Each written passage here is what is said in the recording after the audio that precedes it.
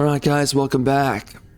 We are in it for the second try at the support unit build. The first time did not go so well. It was an absolute travesty. By the way, we're doing the usual stuff where we're going to be playing on land. We're doing all this other stuff right here. We are on hard, we're doing normal. Oh, let's disable that. Yes. We're doing hero resurgence, as we always do. And we are playing on brutal, major advantage difficulty. Your journey now starts here. I made some changes. Now with this one, I'm maintaining the damage. And we're going to be keeping graceful judge mounts. I think it's going to be okay. And of course, this is going to be using the summoner support units. Outside of that,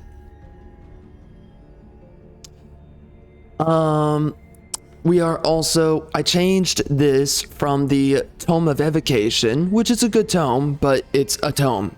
And I actually think that late game, it's going to be better to have Tome of Discipline. Personally, I believe that. So we're going with that instead.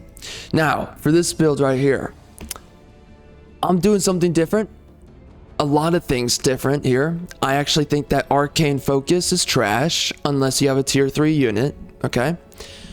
Which is only the support, the only support unit that is tier 3 is the Summoner. So, anyway. We are going to be using Tome of Beasts so that I can use the Wild Speaker. People say that the Wild Speaker is the best of the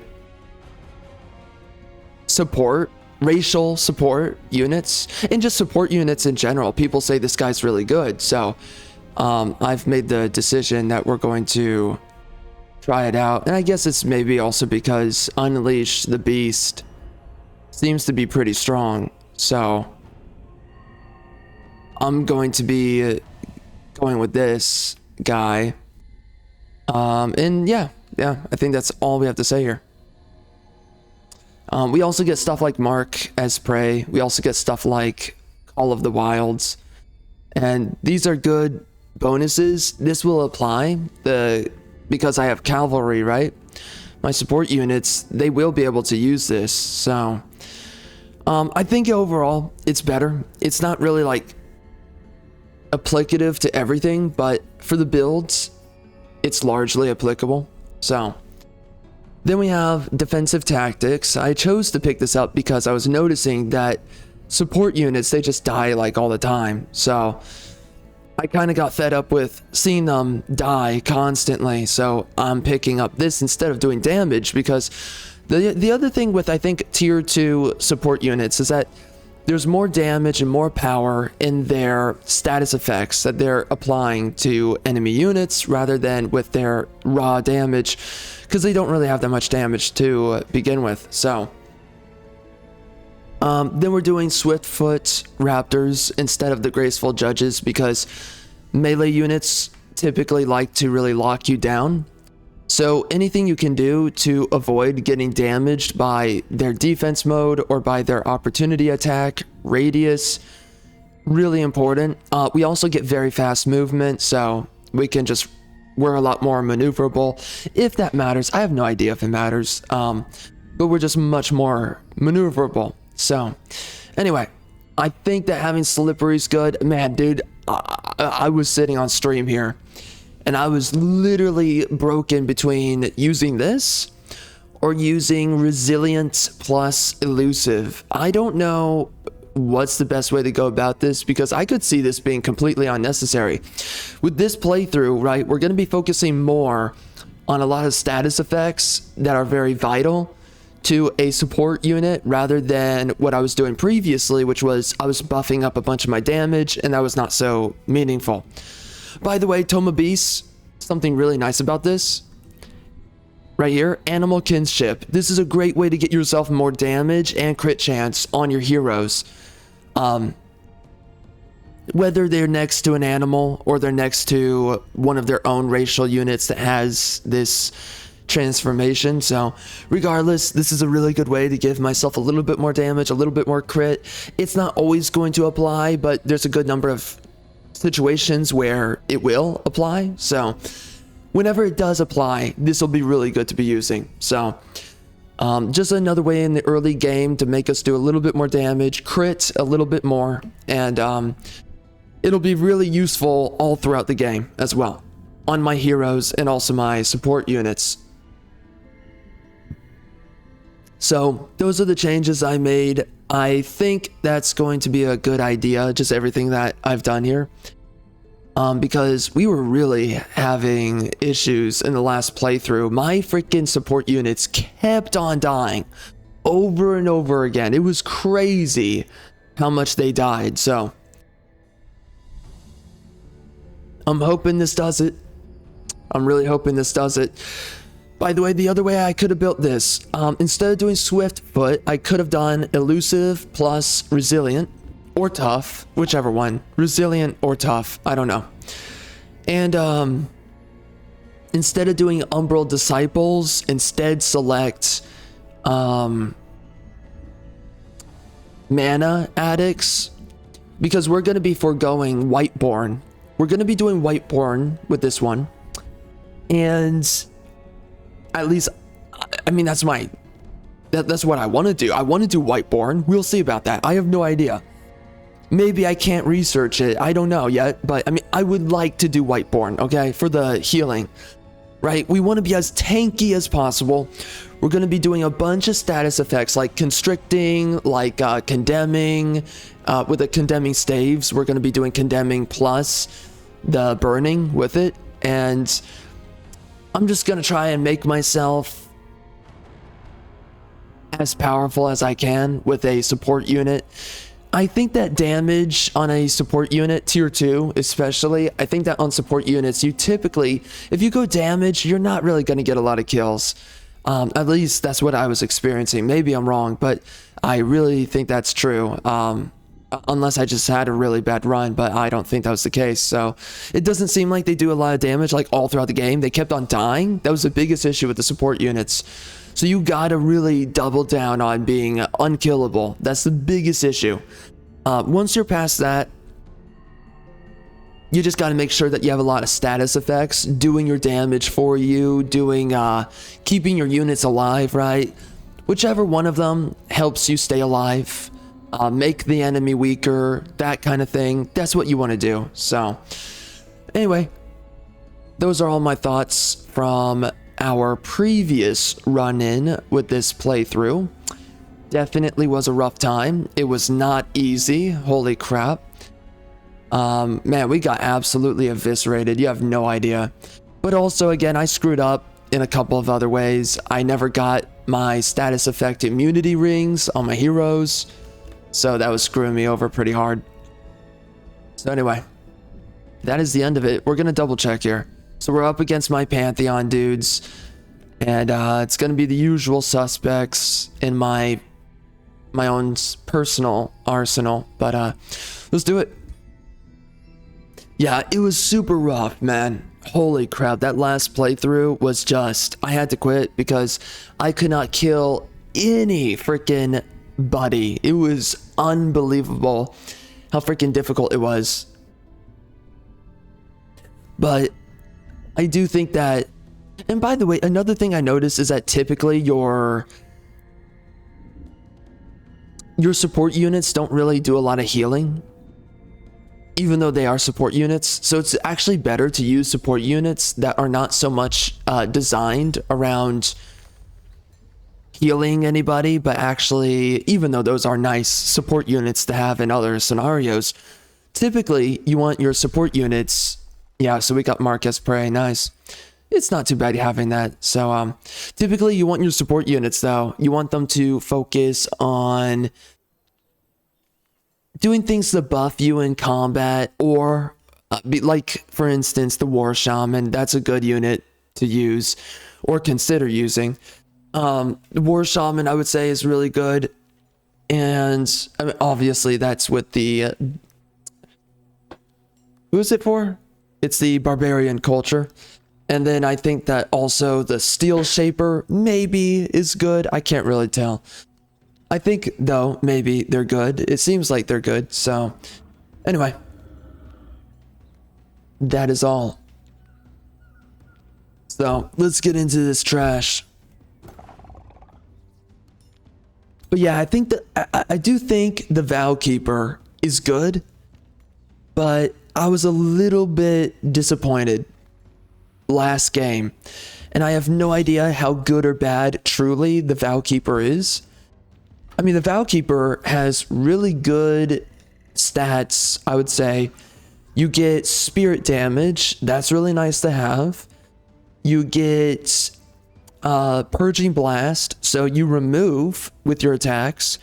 You remove at least one, and I think maybe you have a chance to remove more, but I don't know about that. Anyways, you remove at least one positive status effect, so that's really cool. So I think that the Vow Keeper is good in most regards, but I mean, okay, hold on. The Vow Keeper is like one of the best support units in the game, but there's just certain things about the Vow Keeper that was not working out in the last playthrough, and I think we can make a lot of improvements here to make sure that we don't screw up again. So anyways, let's wreck these fools. Oh wait, oh shoot.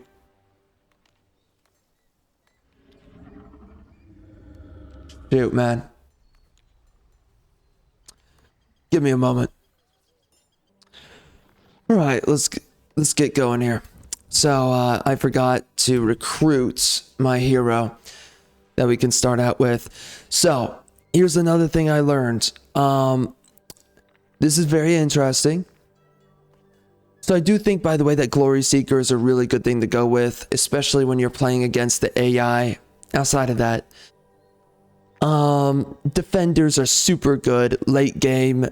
However, not at all though early game. The mage though, really good early game, really good.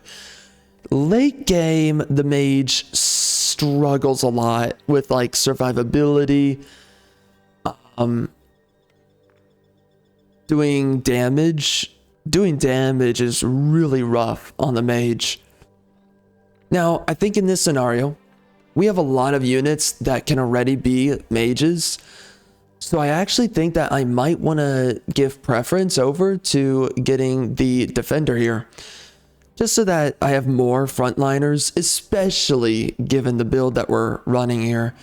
It's really important to have more frontliners than anything. Especially since this guy, oh, well, was like early game getting a mage. But see, we have so many Pantheon leaders that are already mages. It's really not necessary. I do want to do a ranger, by the way, this playthrough, because I want to use the mage lock rifle. I have not used it ever since they nerfed the mage lock pistol. So, and I think they also did a few things to the mage lock rifle, but I think it's still roughly the best weapon in the game. Now the kunai, I think, is the other best ranged weapon in the game. I think it has the most base damage. Then like crossbow, I think is beneath it. And then I think after that, the javelin, for whatever reason, doesn't do a lot of damage. I don't know why. It might be because of what's available, right? Through the...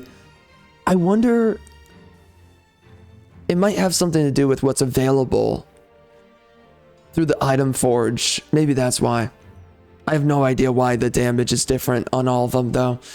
Because they're all just different weapons, but for some reason they have different damage values. I don't get it, but whatever. I never see the blowpipe, by the way. You know that the blowpipe is a weapon in this game? I never see it used, ever. Really weird.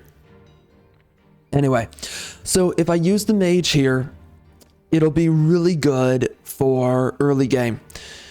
And there's ways to go about the mage that maintains its use.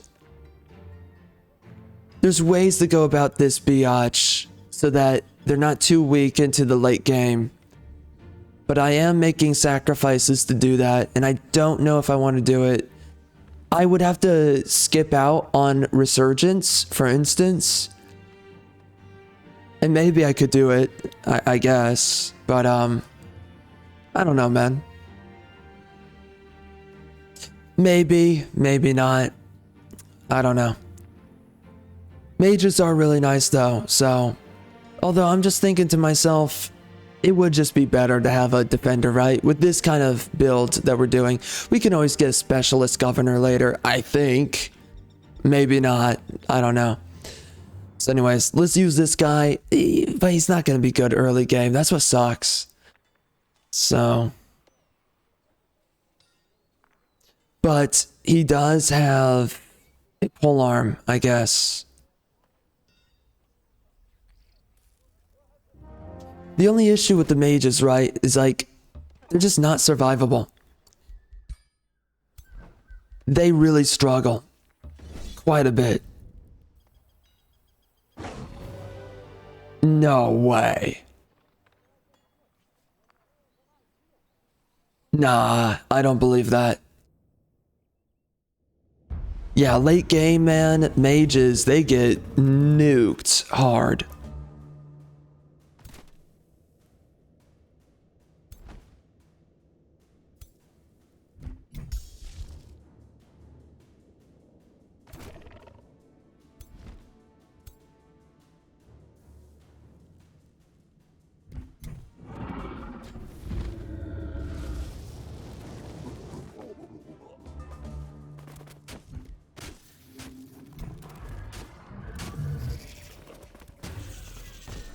Weird. So, how did we lose exactly? How did I lose a unit? Maybe I didn't use this? I don't know. I'm gonna try it. We're doing well so far. So I don't know what went wrong. Nice.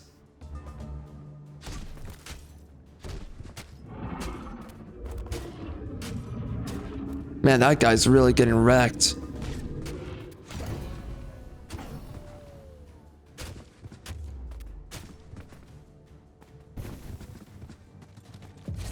Nice. I don't know how we lost my honor blade. That was weird. Alright. Cool. Let's go down here.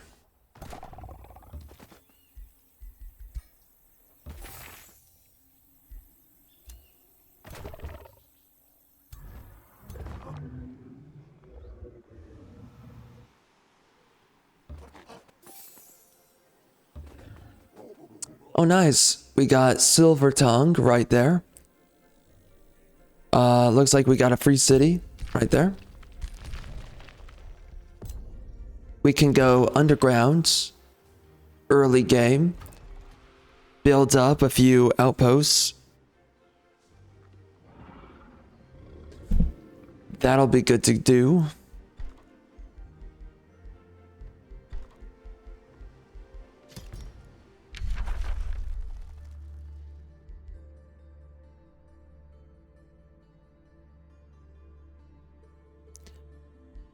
Early game, let's do the animal kinship.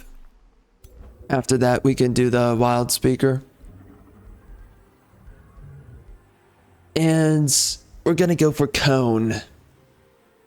It's good to grab this early. Getting that upgrade is really good for doing more damage in the early game.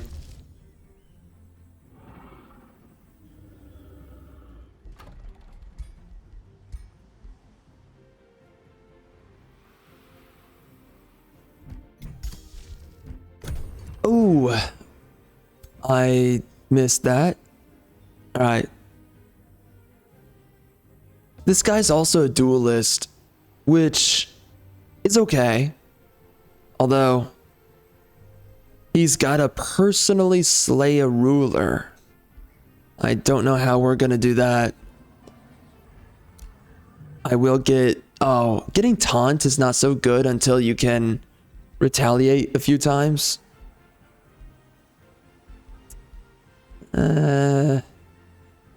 He has a pole arm. We can do it. Whatever.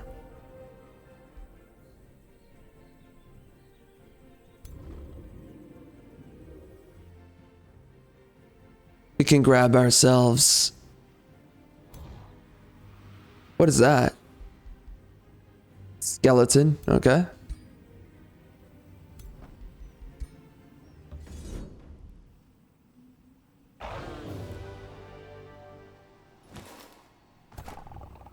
Nice. Wow.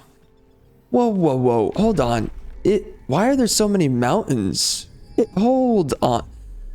I told the game to not put us on highlands. No, what? Bro, it did a mountainous...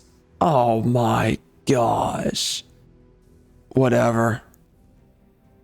I literally told the game don't do that, but did not listen.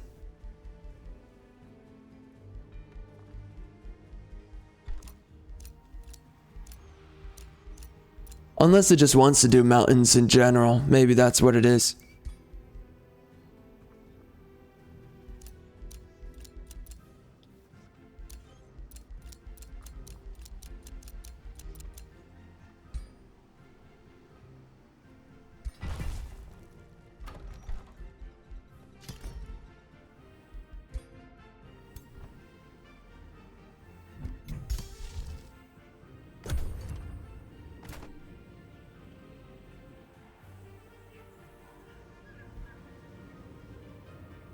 This guy right here is level 1.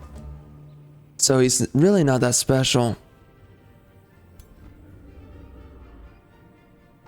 But he's got seal bearers. Those are good units. And a warbound. The warbound's AI can be really broken at times, where it's just a retarded unit. Other times, the warbound can be an absolute beast.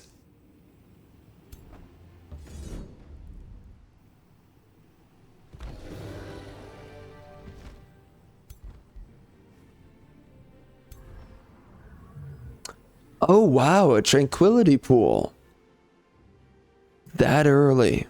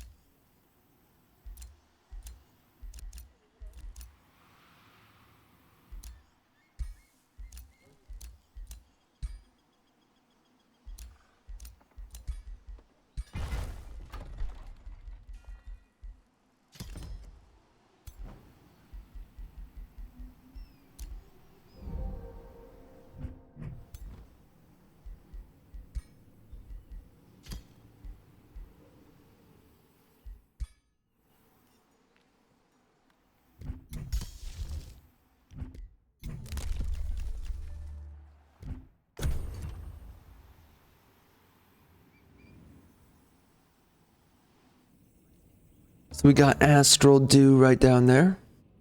Oh wait, where are we on the map? The middle? Oh jeez. That is typically bad.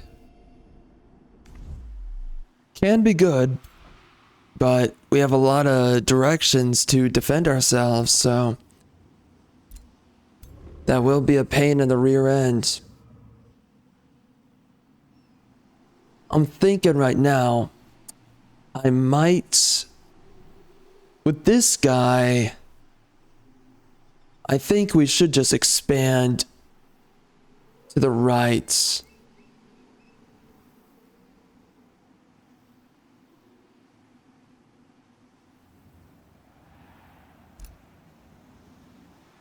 And then I'm thinking I can expand with another city to the left. Looks like there is a crypt. Nice. So yeah, we can do that. We can grab the tranquility pool rather quickly. So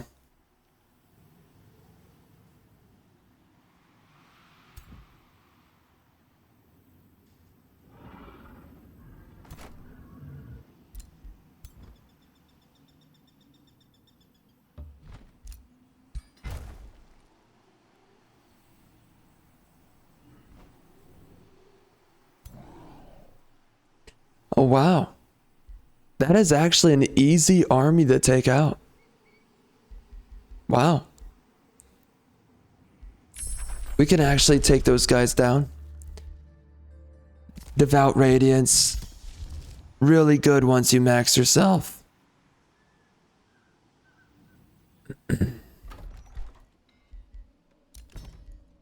Nope. Don't do that. Alright. I think I will do another city up here. Perhaps. What is that? Is that a synergy of... It's 7. I can access 7 provinces there? Okay. Wow. We got a couple of locations. What is this? That is 6. Okay.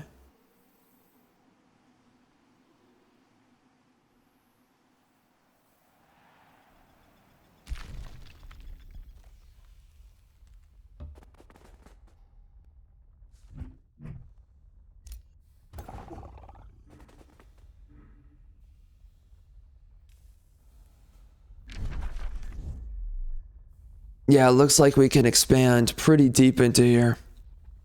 Maybe like really deep. It's kind of looking like it.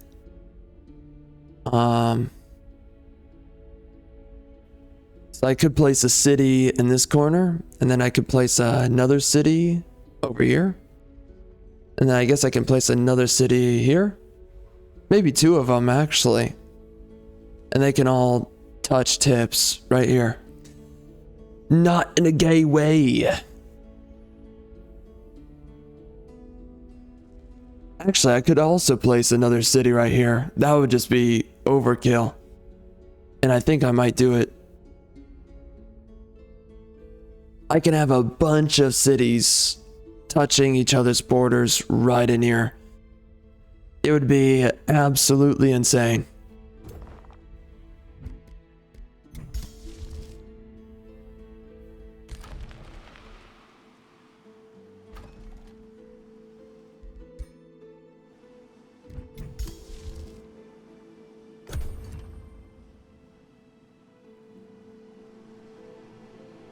There's so many mountains everywhere. My gosh. Jeez, man. If only it were flat. Never has a man spoken such a word. Such a phrase. Flat. What man is looking for flat?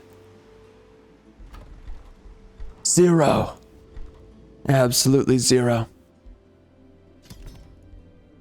You would have to be gay looking for flat.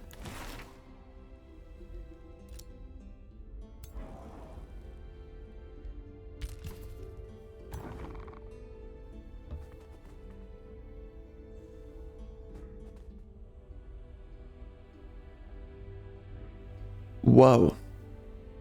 Okay, so we can do a city in here. We can place a city in this corner. We'll do cities in the 3 corners here. That'll be a really good synergy location.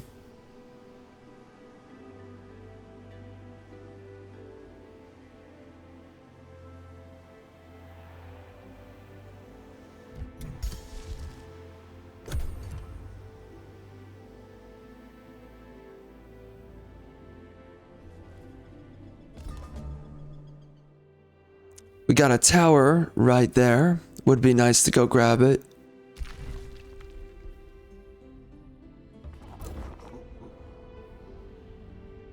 Let's go check out the Umbral Abyss. Oh dear God. Yeah, we got fools on fools in here. Now this looks like a good location to go grab, but I won't be able to do that just yet. I think I'll start a city. I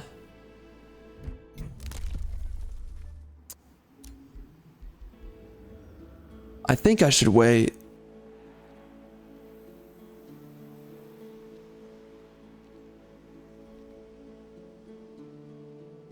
Oh, look at that. This is a 7 spot right here. Dang.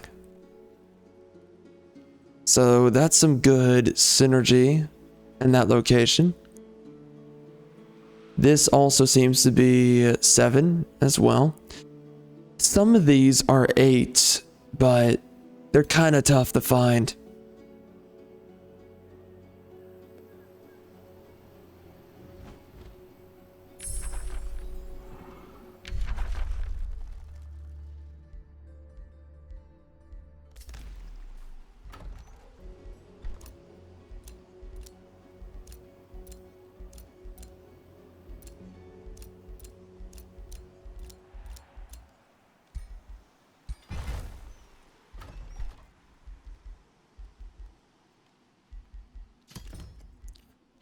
Right, so we can transition into these support units pretty quick.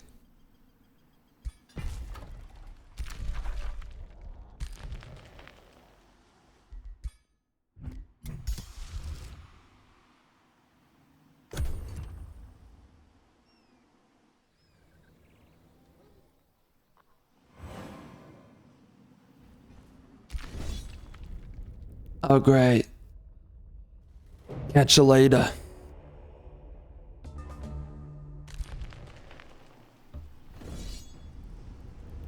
What's this do? Ooh.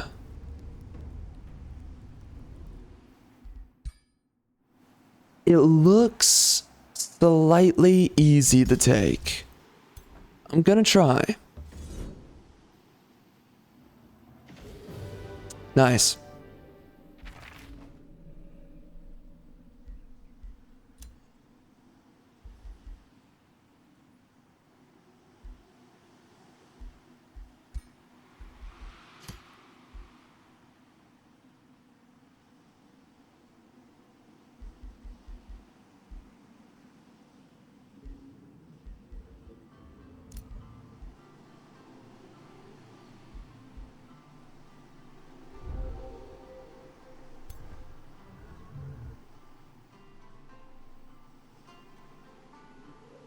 Oh, really? We got Astral Dew sitting right there. Although, yeah, is it sitting within a mountain? There's no way. That would be so weird if it were. I almost doubt it.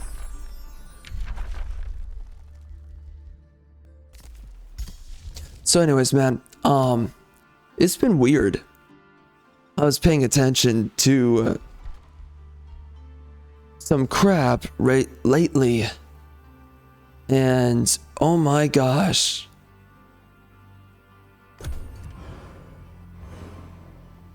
Frickin' chicks in college, they are absolute whores. Now, of course, that does not come at the surprise of almost anyone. But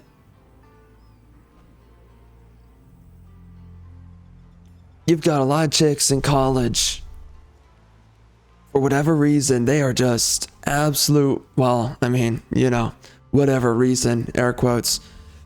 They're just absolute whores. It is absolutely insane.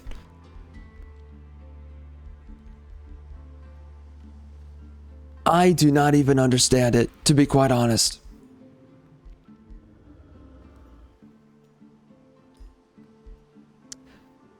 Could say a few things, but nah.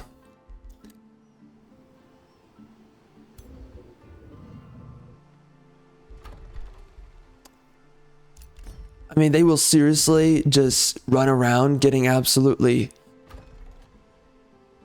slung about by a marathon of dudes.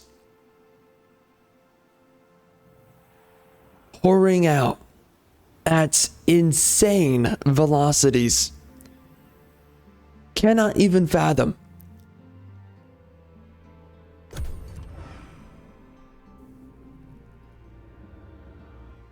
And nowadays, with the current trajectory of America, I guess, increasingly now it's just a way for them to also now get with a bunch of, well, basically every dude from every demographic on planet Earth, right?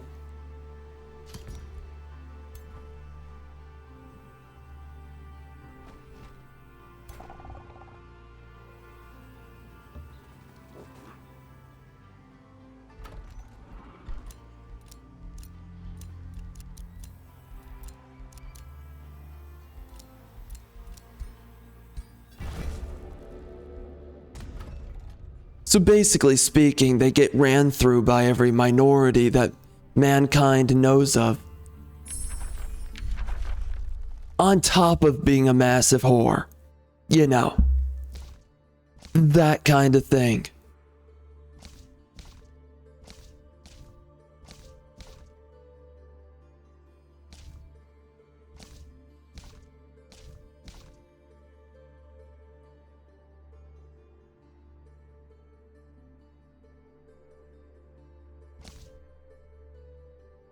A lot of this stuff here is pretty good. So with this build, I've been thinking about what I'm gonna build, and I really want to do the constricting focus, so we're gonna do that. Be inspired by the tentacle, and see how the limits of your flesh are mere self-imposed restrictions. Caress, hold, tighten your grip around your followers and adversaries. Enchant your people with the many-armed blessing so they too can spread your love. Be cradled in the tentacle's embrace and realize that the only limit to your reach is your own imagination. Wow. There's something about hentai and that, and I don't know where it is, but I can see the hentai already.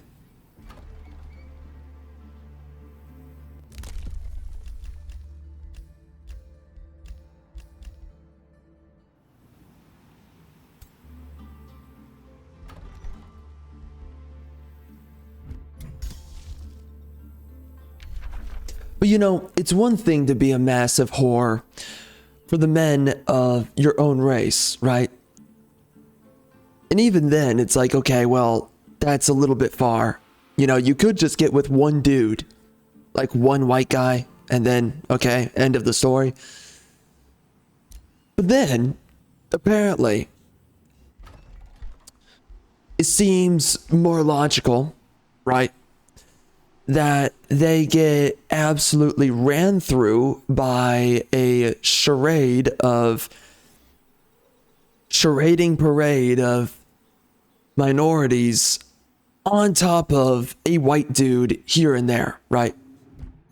So it's interesting paying attention to how these sorts of debaucherous satanic whores that a lot of modern day white women have become, specifically the white ones, where a lot of the propaganda has been most engulfed.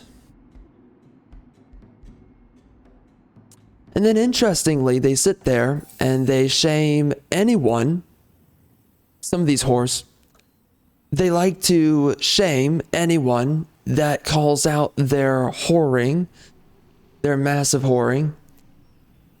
Very interesting to see and notice. Because then they love to do this.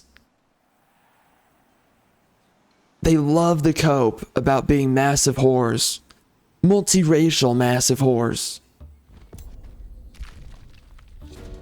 And they will literally be whores despite having a boyfriend, which is like, okay, I mean, it's just another level of crazy where it's like, what the F is going on here?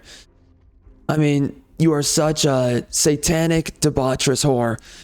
For one, that you're just getting with multiple dudes, but then you got a boyfriend, and then it's got to be with other dudes from other races. Jeez Louise.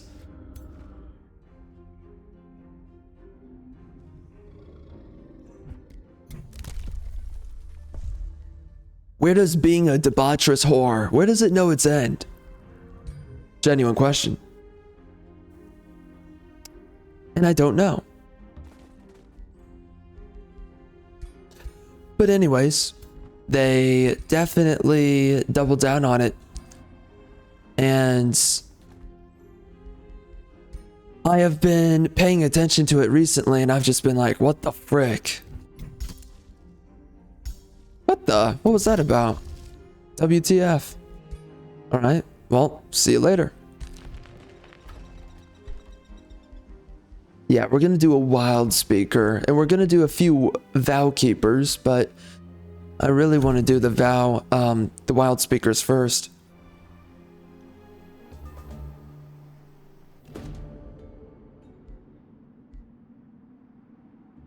So he's a duelist. I think collector is actually going to be better for us.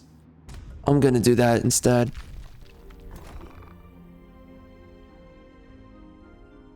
I think I could take this out though. Let's give it a shot. Yeah, anyways, it's just crazy to me. Like,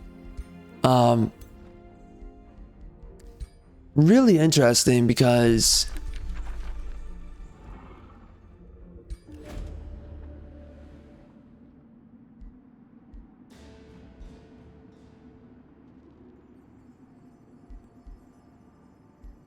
hidden or revealed. Uh-huh. Well, let's see how this goes.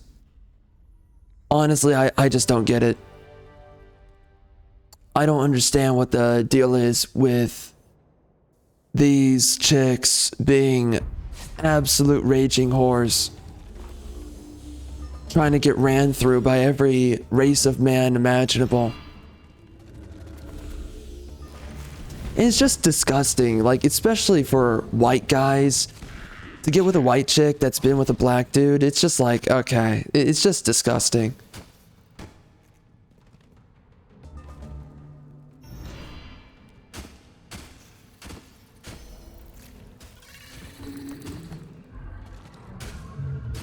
I mean, seriously, there's something really wrong with any white chick that would actually consider getting with a black dude. And of course, you know, a lot of these whores, white whores in college, these chicks, it's just, apparently it's what they...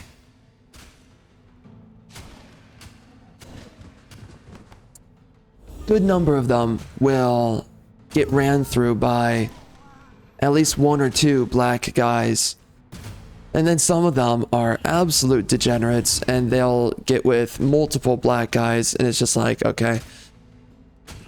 It's one of the highest levels of disgust that you could ever have, is like to become of disgust.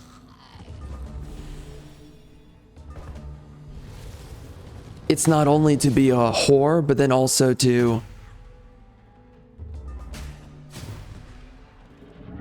betray your own race of people. That goes an extra layer deep on that one.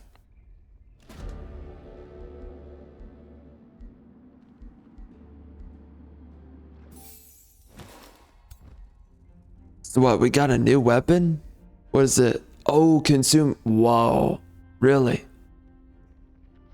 That early in the game?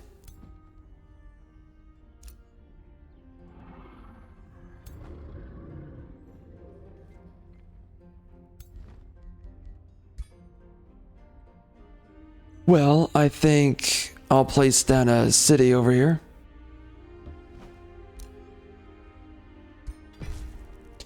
Gotta keep it congested in this area.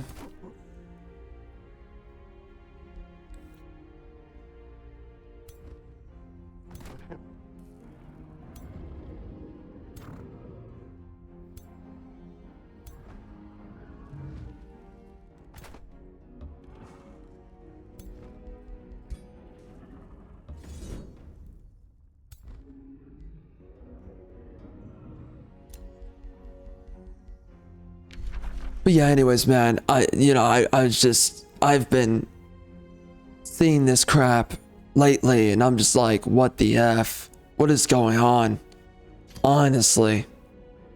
Makes no sense.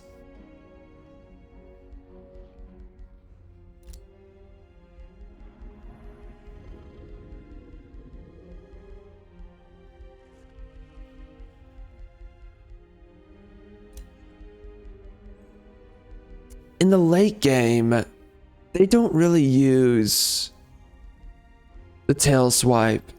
I don't think I ever see them using the tail swipe, the dragon.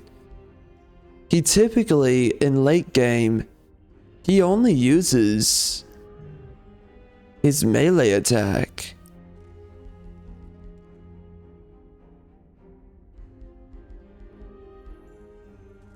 So I think using the tail swipe is a little bit unnecessary, but in the early game, oh, whatever. I guess we'll see if he uses it a lot in the late game.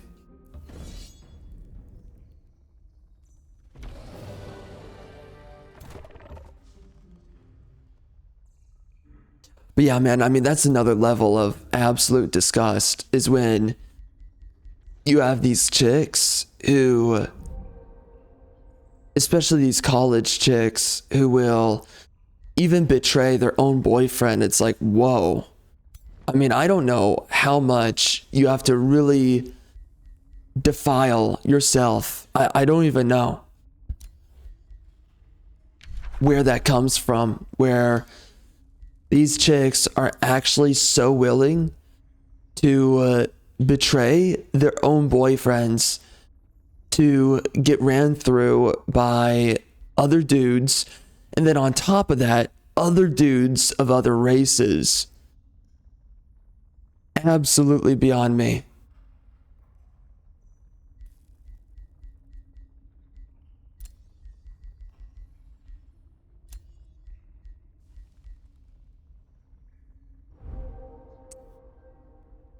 But you know, I mean, that's something that's become happenstance within the fall of Rome. So it's just another day in Rome, watching it crumble away.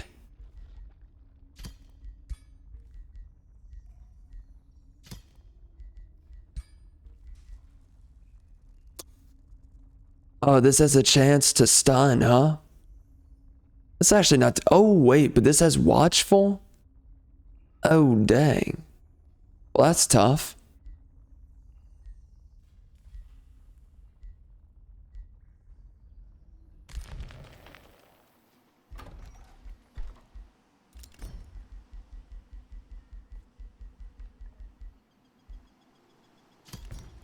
But then, you know what? I mean, this is the other thing, though.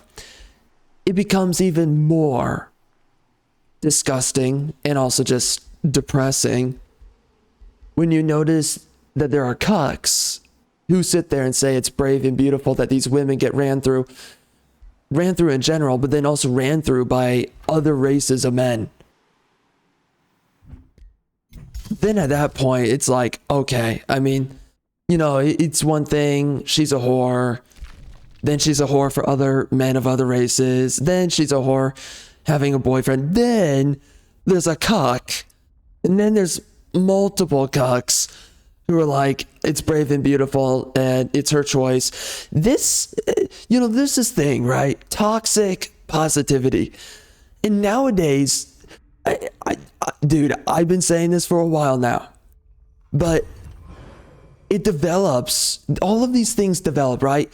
You go from, you know, I don't need no man, says certain black chicks, blah, blah, blah. And then it goes from, I don't need no man to,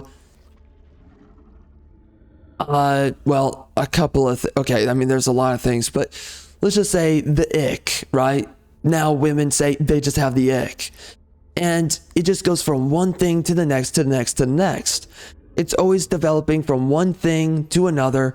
It never just stops. It's always something new, right? And this is the same thing with cuckoldry. I mean, that's a new thing. that is not, this is just a development on the track of where things began. But this is not how things started, right? It took a while to get here. So now cuckoldry is a big thing. A lot of women trying to normalize cuckoldry, also disgusting. And then the cuckoldry men, disgusting. Again, satanic dog crap, but anyway. So, okay. They're a bunch of Satanists. Got it. But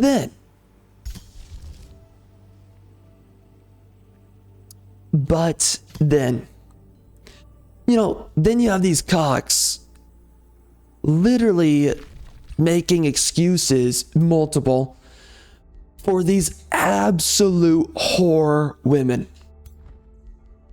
Saying that it's brave and beautiful, it's her choice, whatever that means. You know, it's just,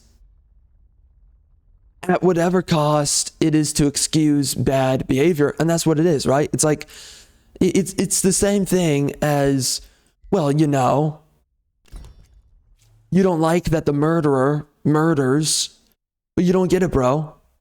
What was he going through? He was probably really distressed, right? And that is how a good number of leftists, that is how they think.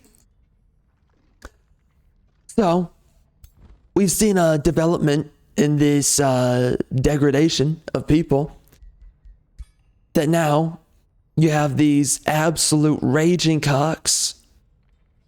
They defend bad behavior, but then also they say that you are nobody to condemn it. Very interesting that they would say that. Absolute losers, these guys. But again, like, there's this toxifying aspect that now many people are pursuing after, which is that your reality must be your choice, no matter the consequences, no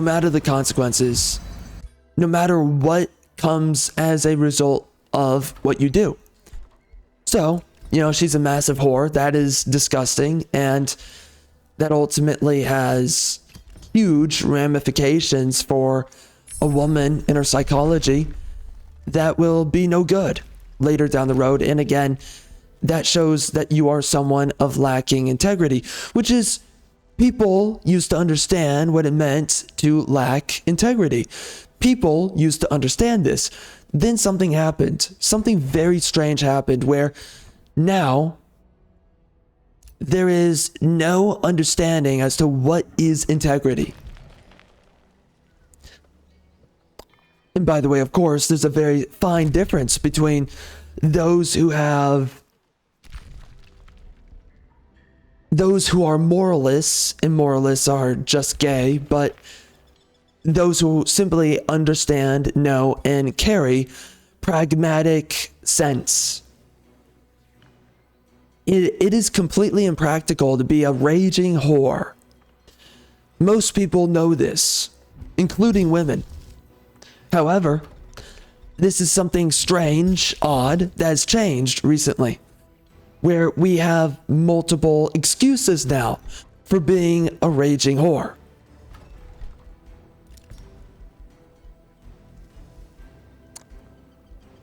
Very strange. Very strange. So,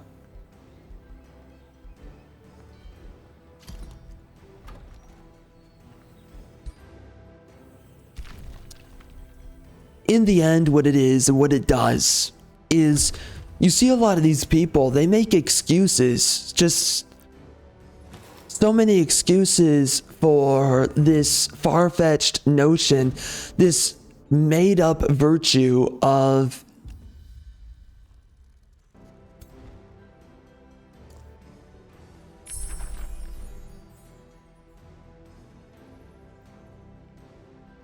there's a word for lacking integrity. I'm forgetting it at the moment. What is the word for lacking integrity?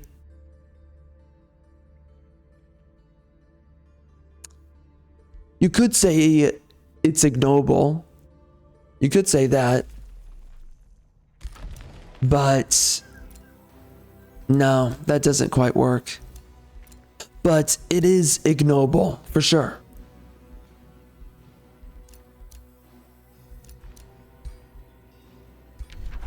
Regardless,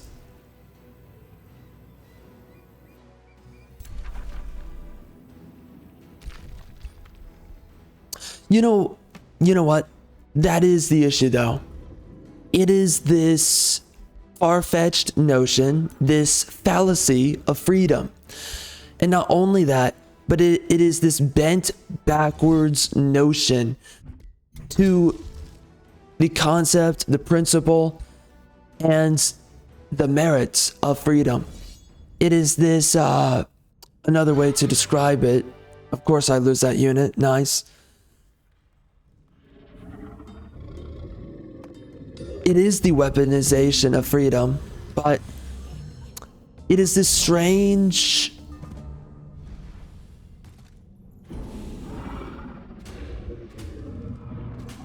deification of freedom.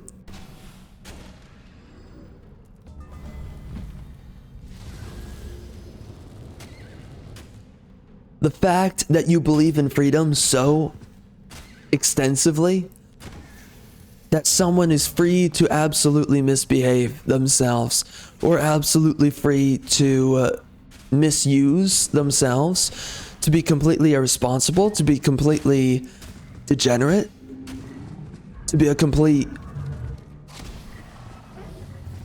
malicious actor.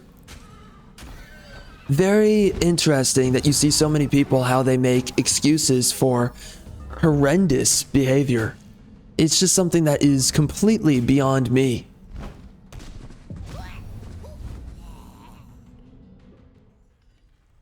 Nice. Whoa, whoa, whoa. Oh. I thought I lost that unit. I was like, okay. That is weird. Anyway, so yeah, I've been thinking about it a little bit recently, and also, of course, because I've been seeing it, and I'm beside myself. I'm like, okay, I mean, it just doesn't make any sense. It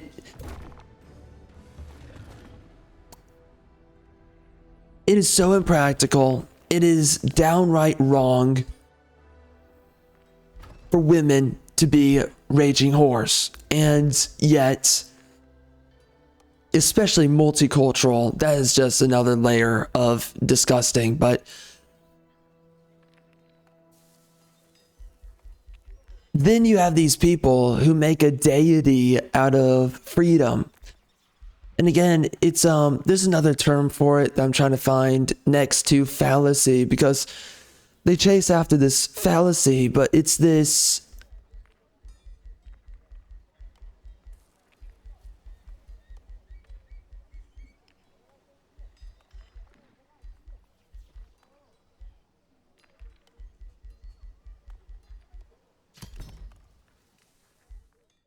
I'm trying to think of it.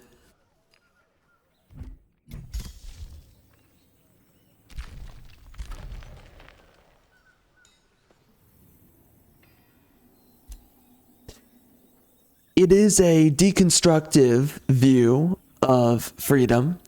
That is one thing. Of course, that's not sufficient to say. It's just one way to put it. One layer of the issue.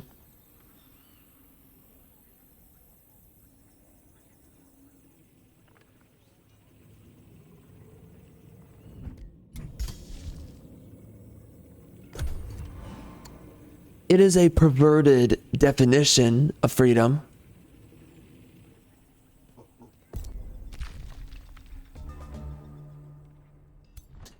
But that's what it is. It is this mentality to which you believe that freedom is entitled.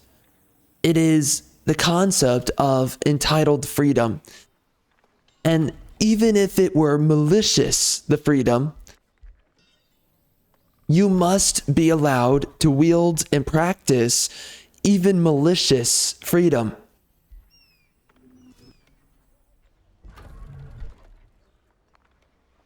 You could also even honestly say it's diabolical in its own sense, but regardless,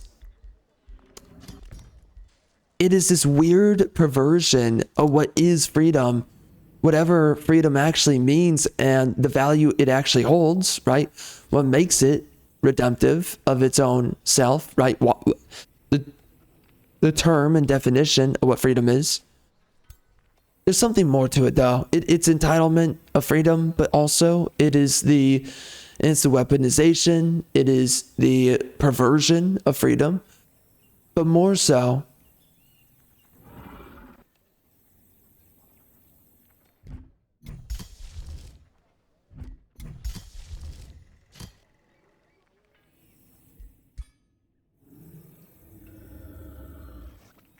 but it's also this unrighteous expression as well as understanding.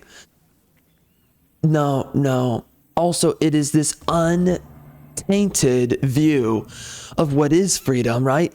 That you believe freedom to be so good that you believe that no matter what freedom is, it is untainted of its own source or of its own being. And of course, that's the problem, is to believe that freedom, no matter what, is untainted and it is absolutely unquestionable. But that's the problem right there. Freedom is not an absolute, and of course, it is not an absolute virtue. To treat it like it's a god, to treat it like it is an untainted qualifier or descriptor, devalues the very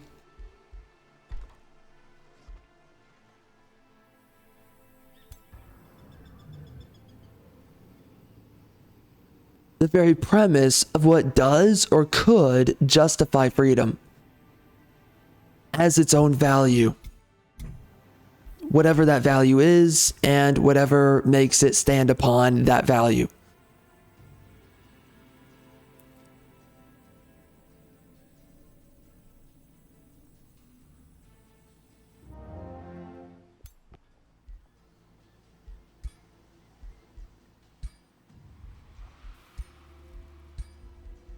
So that's what's interesting, because freedom on its own is not a good thing.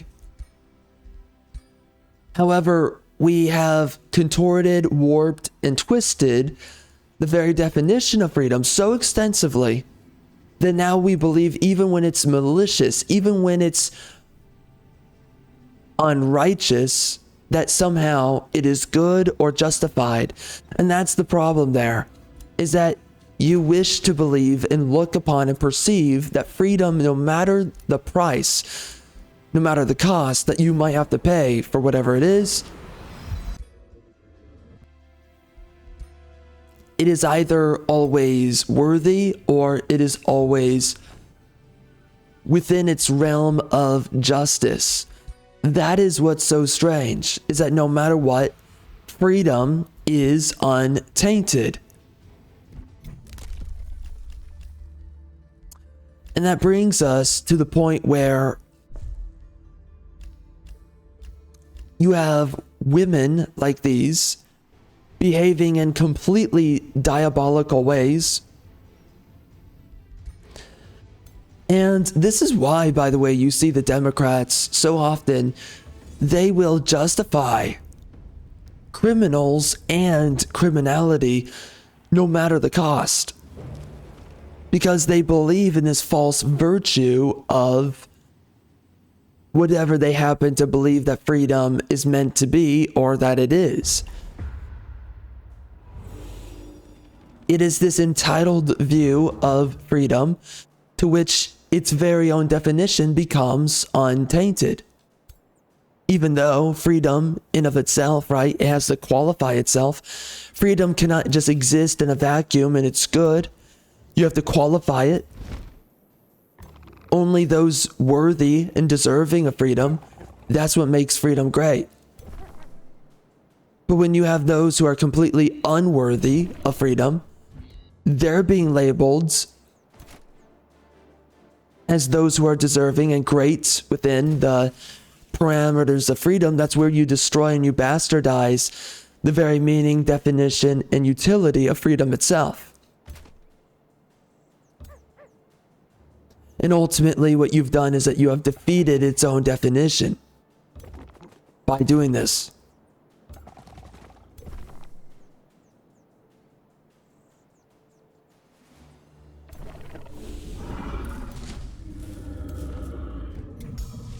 Well, yes, you've defeated the definition, but there is something else to it as well. Goes a little bit deeper than that.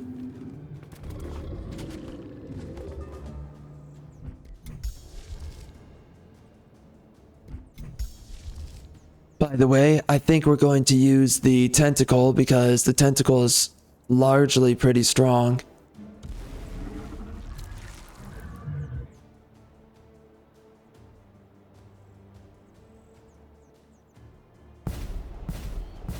Yeah, I take it, loser.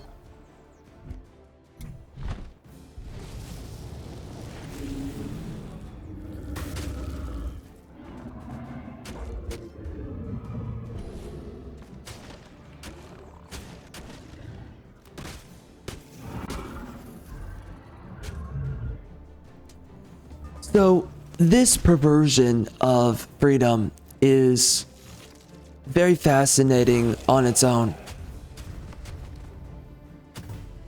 But that's what you see. You have a lot of people, they speak in this way, where they believe freedom to have an absolute untainted value, to the very point that someone can behave poorly for themselves or... Wait. Did he enter defense mode? Interesting. But anyways, someone can be wrong, right? And yet you still justify their actions. Of course he's dead. Of course.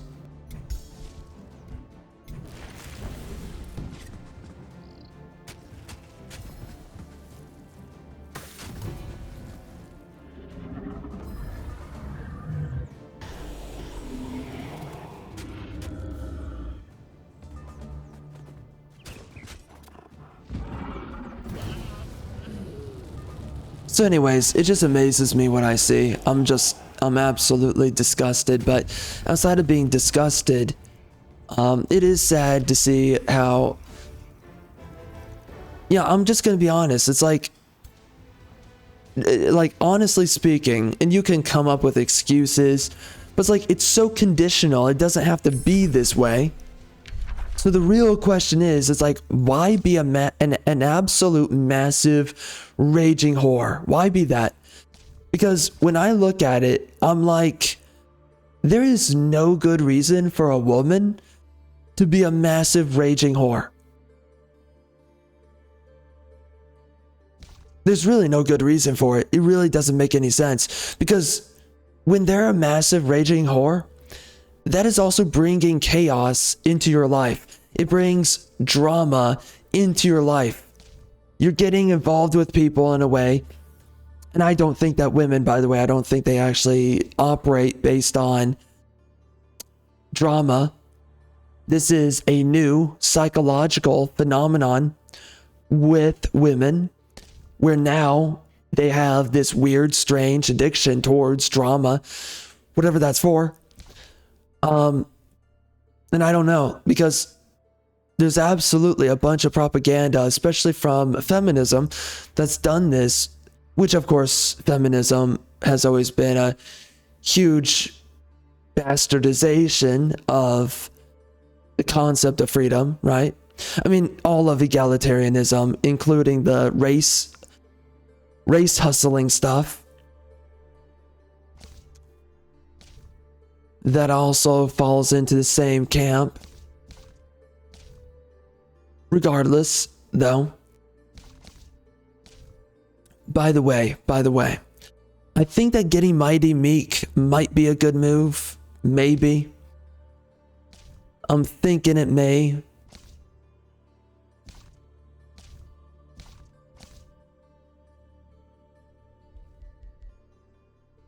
Or maybe I would just pick up the staves of warding. Anything that makes me a little bit tankier here. I don't know. Tome of Alchemy, that's pretty good. But yeah, man, it's just like, there really is nothing to the benefit for a woman in being a massive raging whore. And then on top of this, it's not natural. This is something absolutely new. And it's very strange as it is, being new as it is. It's very strange that it exists in such a way today as it does. Very strange. You know, and so strange too, because you have both sides of the issue, right? You have the feminism where women will never have sex with men, and then they utilize sex as a weapon to hold it over men. Then you have the other side of it where women just, isn't it vagrantly, they vagrantly throw around having sex with dudes for whatever reason. Very strange.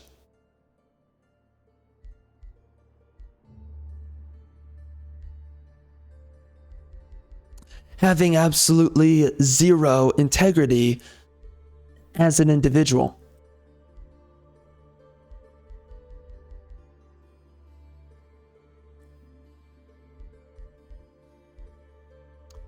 And so again, it makes no sense.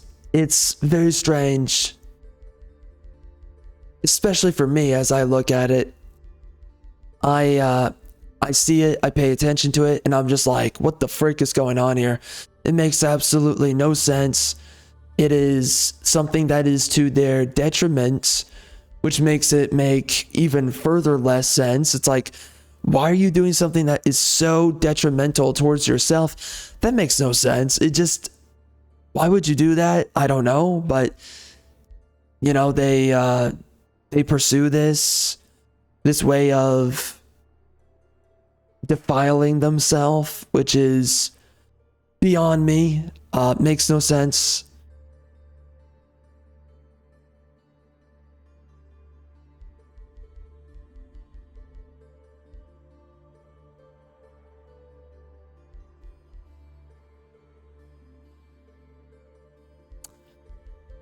Oh, shoot.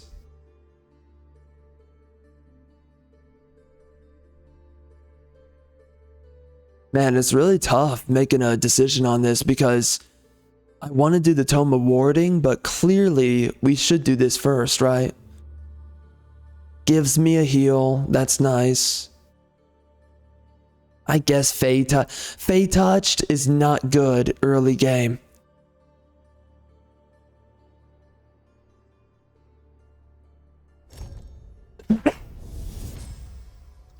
Dear God. The mist conceals all. It obscures vision and confuses the senses.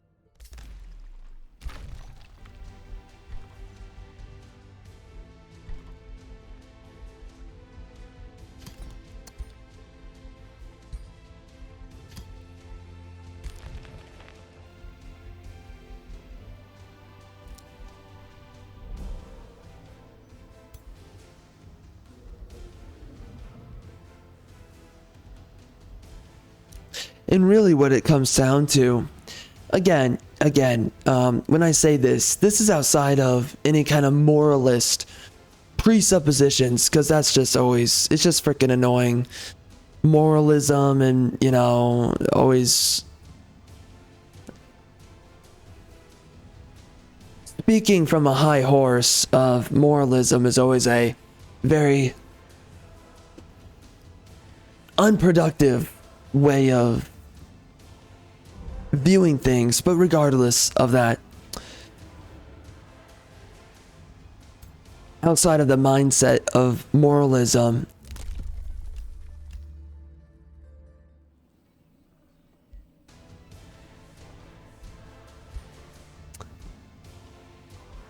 And there is a whole other conversation that can be had around that. I definitely don't want to get into it. There's, it's difficult just to say moralism without actually addressing it, but, you know, just, nah. We don't need to talk about it. Absolutely unnecessary, but anyway.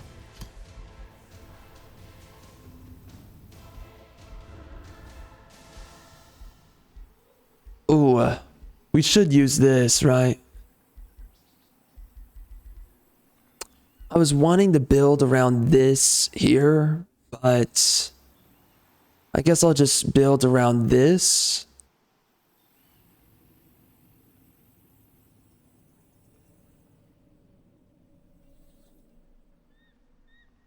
It would be nice though to cover this off. Oh wait, I could actually build a synergy right here.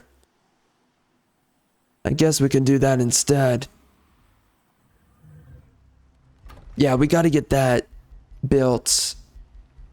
The altar of marching gloom.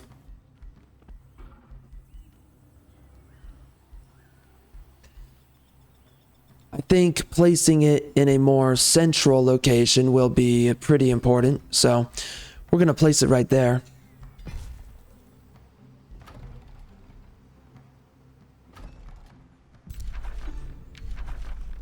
Oh.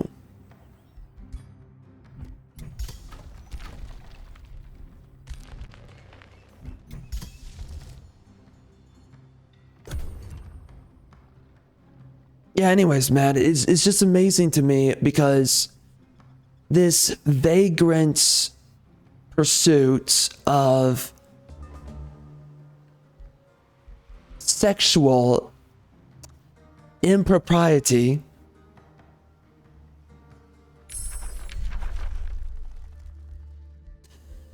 is something that is so deeply defiling to the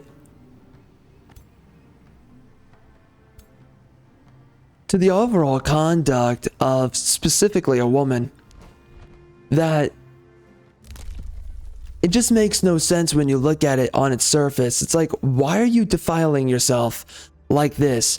Why are you going to such a great extent to do this to yourself? You know, and again, you're bringing all this drama, this chaos, all this noise to your life.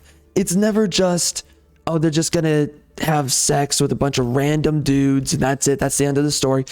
Brings in a bunch of chatter, bunch of drama, a bunch of mess into your life. You know, it gives them, again, it gives them STDs, gives them all kinds of stuff. But then yet, they do this. And you know, it's so strange because it's like,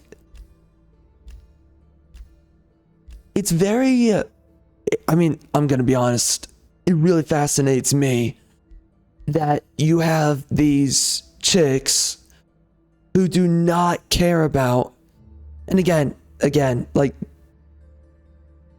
don't really want to address it, but, you know, the issue with all this is like, as you speak about it, people love to assume the opposite position, right? And it's like, yeah, you're right. That's a problem. And that's why women should be nuns, right? And not have anything sexually to do with any dude, right? But I don't know. It's just the retardation on both sides of behavior. But like, seriously though, it makes no sense that these, it is so beyond me that you have these chicks that just do not want intimacy with one person. And instead, they would rather have these crazy acquaintanceships, flings with a bunch of random people, right? A bunch of hit and run relationships. It makes no sense to me. I don't even know what you get out of that. You know, because it's like, you're bringing in all of these random people into your life, right? You're allowing a dude to smash you, some random freaking guy. Because again, with these raging whores, these are not like top shelf dudes or anything. These are just freaking dudes. And these chicks are still being massive raging whores. And it's like, this makes no sense. It's like, why are you doing this? It makes absolutely zero sense. It literally, I don't even get it. So they'll run around, they'll be massive raging whores, and they'll be getting ran through by like every guy and his freaking brother. No intimacy. These are random people getting involved with your life for like a split second of a day or whatever. And then you just move on, which the disassociation of all of this, especially surrounding intimacy, it just makes absolutely no sense.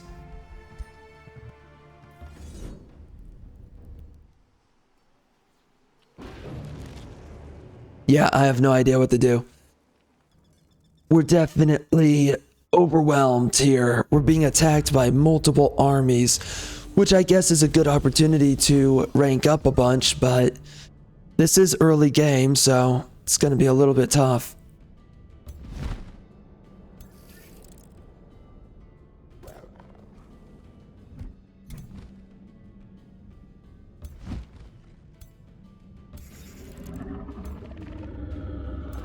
Anyways, I just don't know what's happened to modern women where they don't seem to have a preference for having an intimate relationship with one guy, right?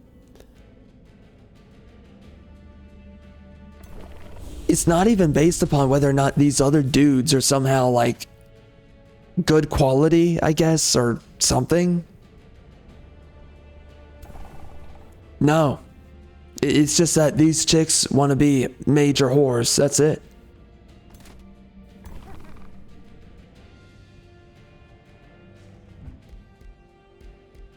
There's nothing redeeming about these dudes.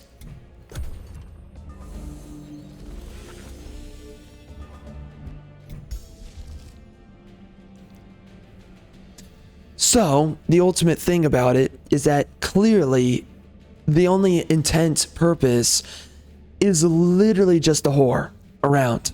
That's all it is.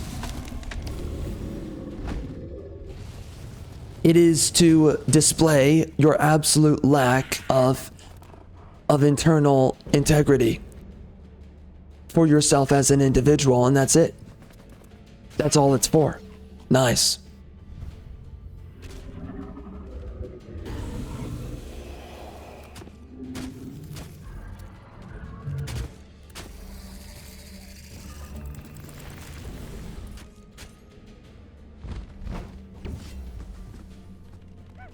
$55 damage, not too bad.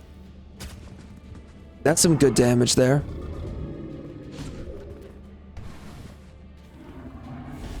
You know, that's what's so nice about the Wild Speaker, right? Is that he is spawning in a frontliner for the rest of your army.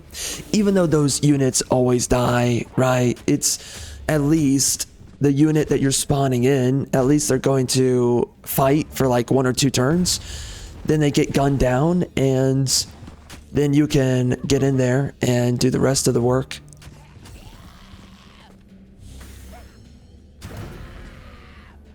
But yeah, anyways, Matt, so I've just been paying attention to it recently. It's something that's come across my attention, and you know, it's just like, and the other issue with these chicks is that they don't even think twice about it. They just do it.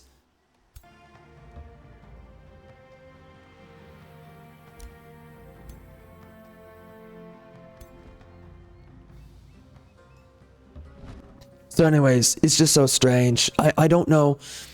The number one question in my mind is just like, why are they not trying to have sex with one dude? Just one dude.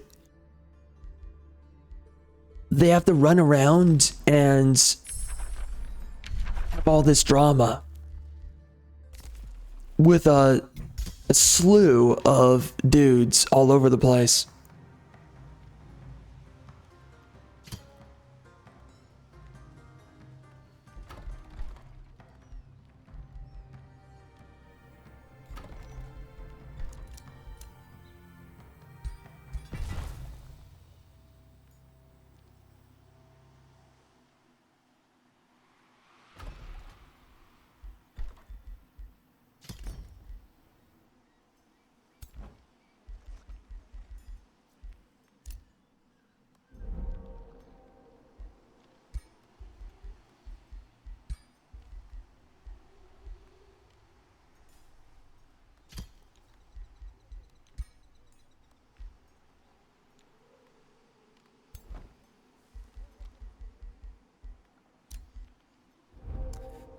But you know, it does amaze me though. Like, as I speak and say all this, I also know that there's the flip side of the retardation, where you have people that think that women they should absolutely zip it all up and have absolutely no sexual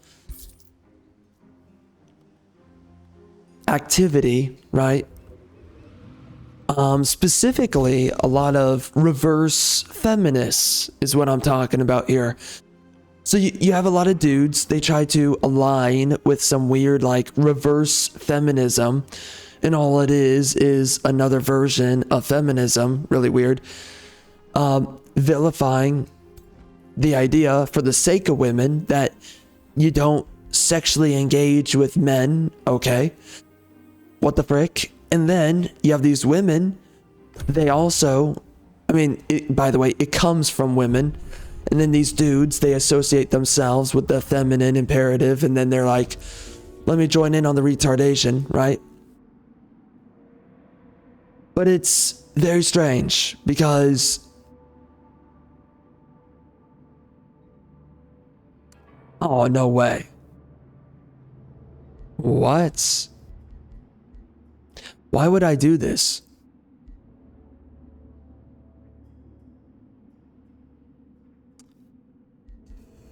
Nah.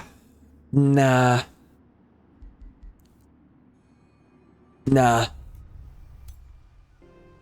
Anyways, when you're paying attention to it though, you have this issue with the feminists, but then you have the reverse problem with the reverse feminists, where you have these dudes and these chicks trying to moralize these problems of lacking integrity. So then they cope with it and they're like, well, that's why a woman should completely zip it up and have nothing to do with dudes in general, right? And that's really what it becomes, even though that's not what it is at the start. That is what it turns into. And anyways, it's just so that they can police their sexuality.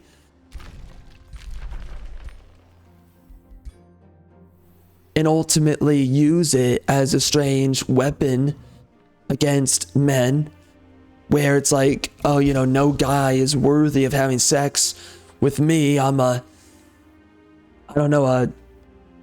golden calf prima donna or whatever. Makes no sense. And in the end, they just they become absolute nuns for the sake of really just defying men in general.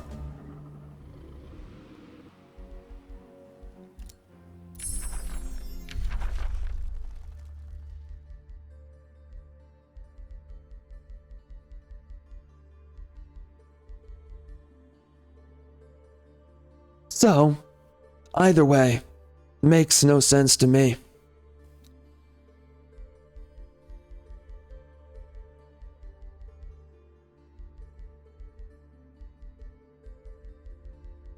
This is an absolute degradation, though, of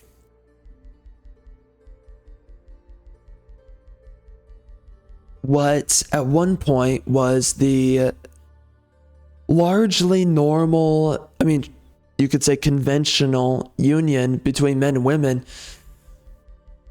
where it was just boy meets girl world, and a dude meets a chick, they have a romance, they bang at some point, somewhere, whenever that is.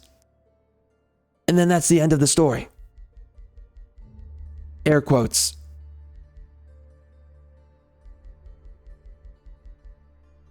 Now, it's got to be messy, it's got to be noisy, right? You've either got to have so much contempt for men as a woman that you don't have sex with them, or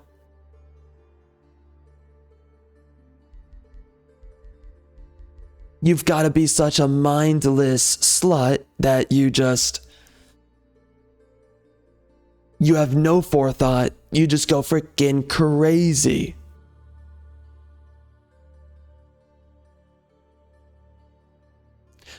without a care in the world.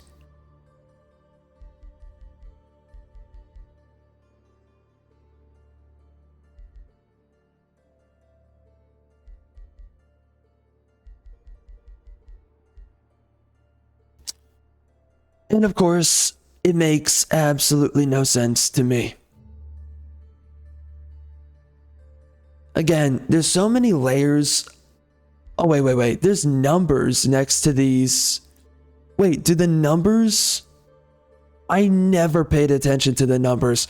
Are these numbers indicating? Oh, so intermediate, and then there's...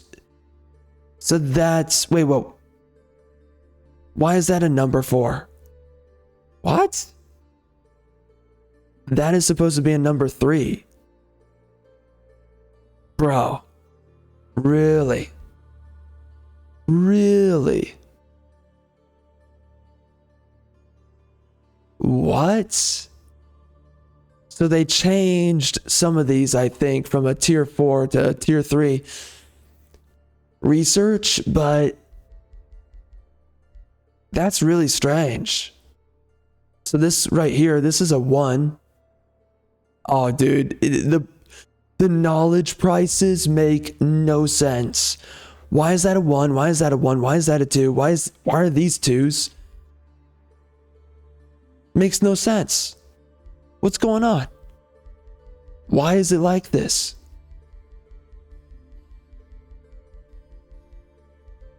Bruh.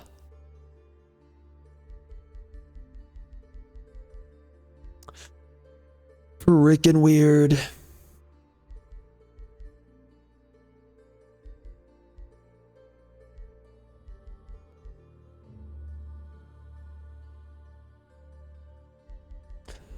All right, well, what are we grabbing?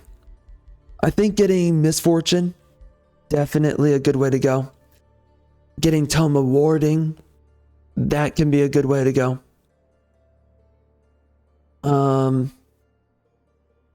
Getting Magical Wards, that's a good buff. I think I would like to grab something like that. This right here would give me Living Shadows, and that would give us more evasion.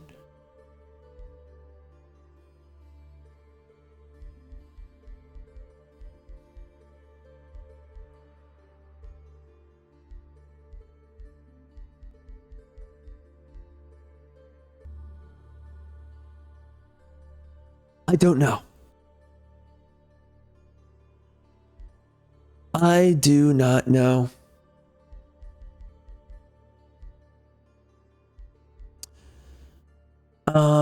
Mighty Meek, that would be a good one for sure. For damage, of course, I don't know about right now, but maybe at some point. All right. I'm not going to be doing anything with research right away. I actually think that getting the Shade Network might be a waste right now. Unless I am wrong.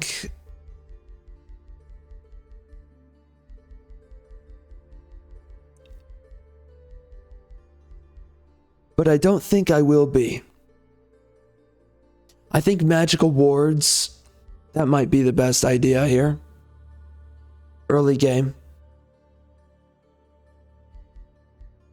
Although guided projectiles, that does matter, but it's weird because I don't think it matters right away. I think I might actually want to do this. Get myself a little bit extra defense. Obsidian weapons would apply to a lot of units, but it would only apply to my summons, nothing else.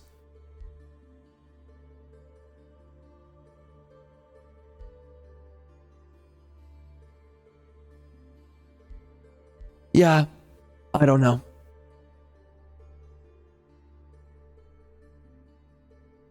I think we're just gonna grab this.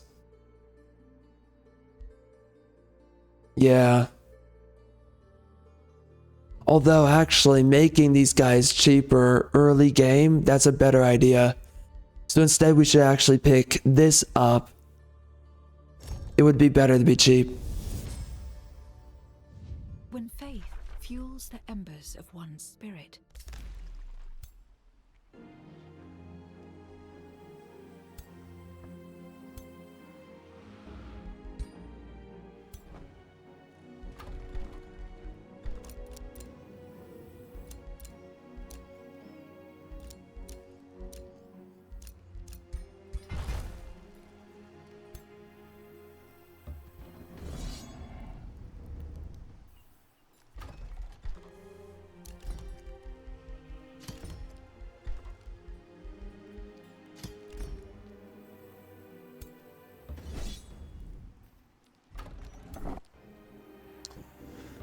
All right, let's do this.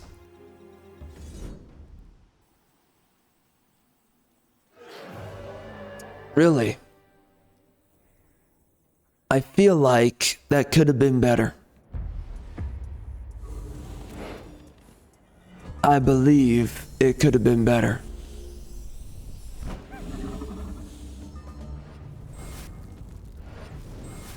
Why would they not just summon a unit in? Okay. Yeah, they should have done that earlier, right?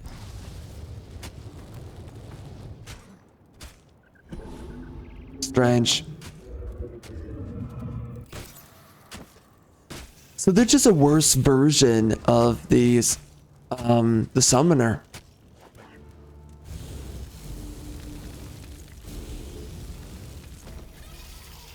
Ow.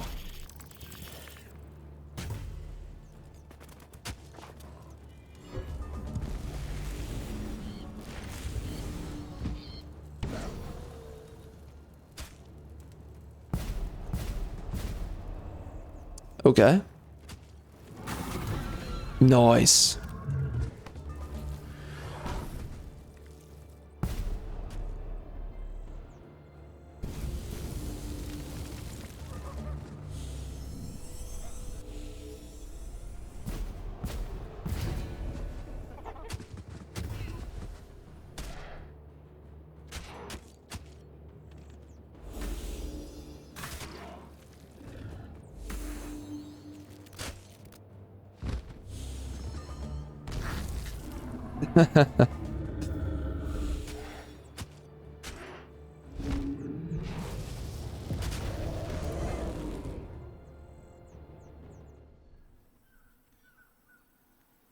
Yeah, the AI was not doing that the right way.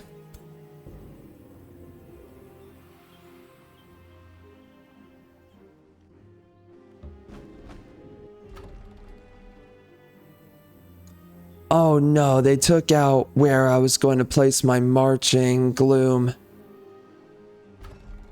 Unfortunate. Screw you too. Right, fine. I will... I don't know. Maybe right here.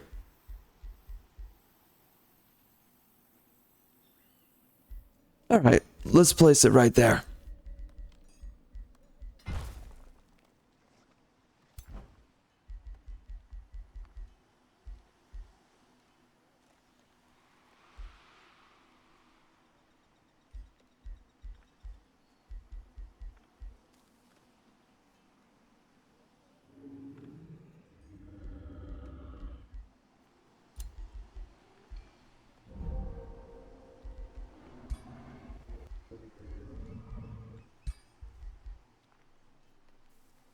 Bolstering defense. That would be nice to have right now.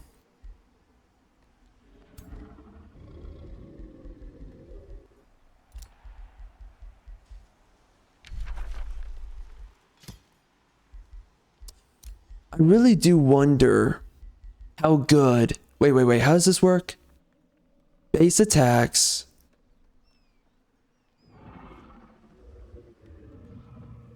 Okay.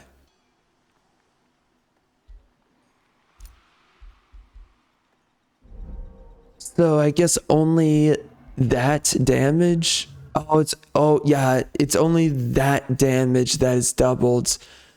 It does not include the I don't think it includes any spirit damage from your weapon. I'm pretty sure.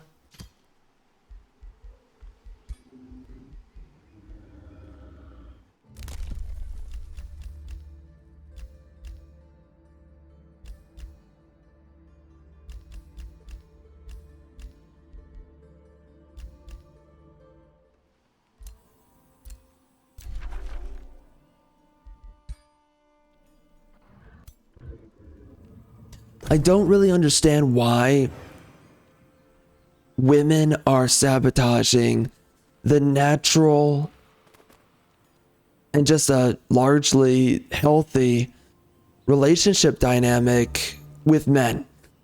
That's my main concern, or my main question. Well, you know, it's concern, but you could say that it's just that that's my main question. They could go for a rather common sense approach to having a relationship, but instead it's either being an absolute wanton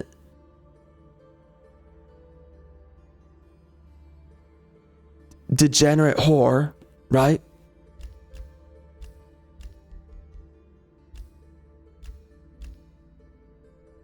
Or it's just being absolutely condescending and downright insulting with their insane expectations. It's one or the other.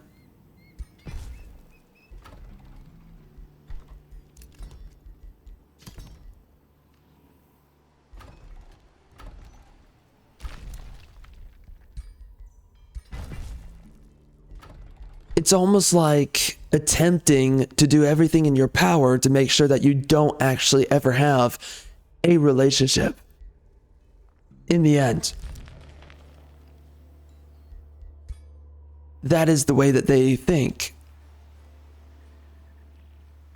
It is to apply your mind in whichever way imaginable that ultimately sabotages any chance that you would have otherwise had having a relationship. Where did those guys go? Oh, they're down here now? Beautiful.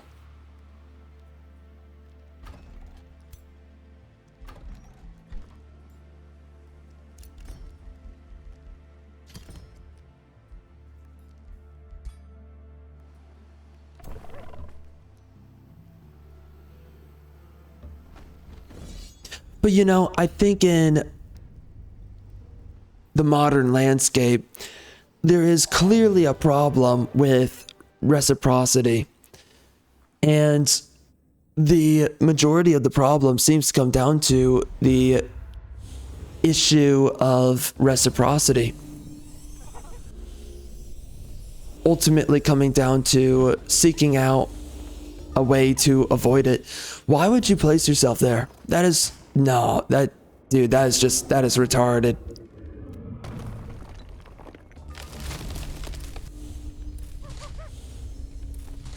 Because ultimately, if you pay attention to it, it does appear that a lot of these women, they're trying to escape having a relationship of reciprocity with really anyone, but especially a man.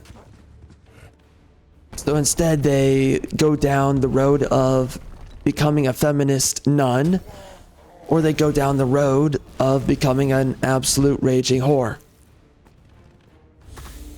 Whatever it takes to avoid reciprocity with a man.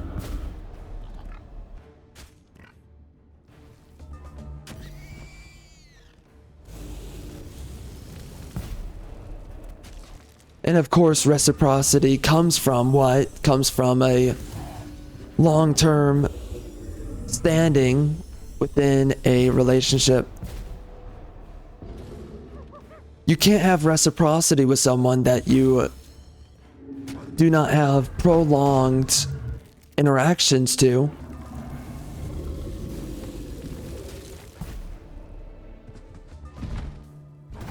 So in the end, the desire appears to be to escape reciprocity with anyone and live an existence without reciprocity.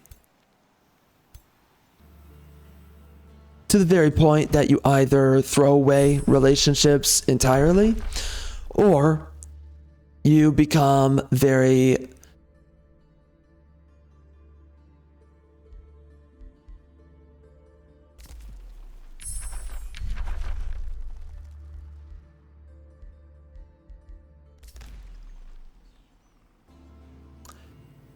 careless.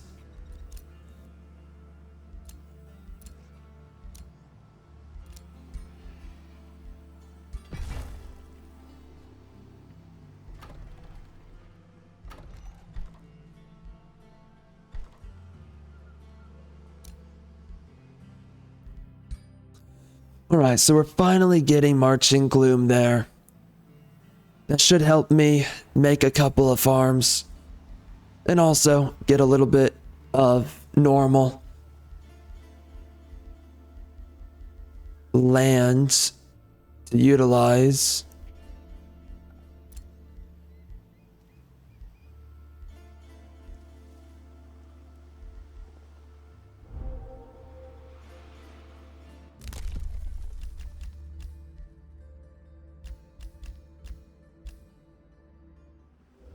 So of course, by the way, you know, everything I'm talking about, you just need to go check it out for yourself.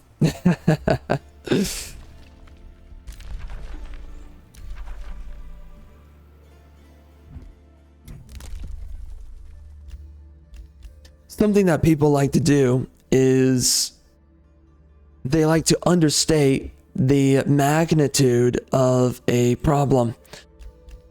Mostly because they're not paying attention to the actual viscerality of the issue, right?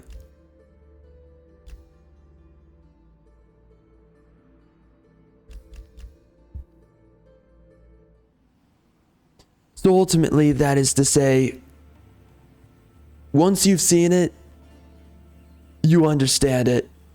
Once you see a raging whore, you're like, oh. Once you see the disgusting filth that they engage in, you're like, oh.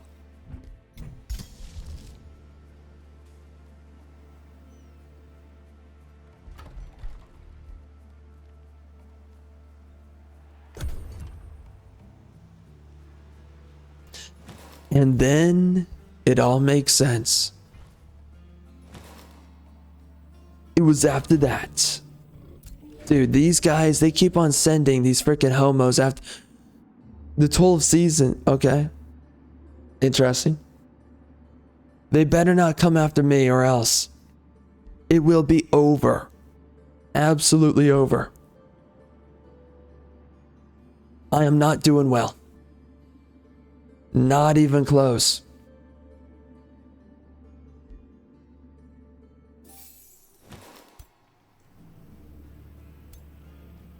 Oh, love of God.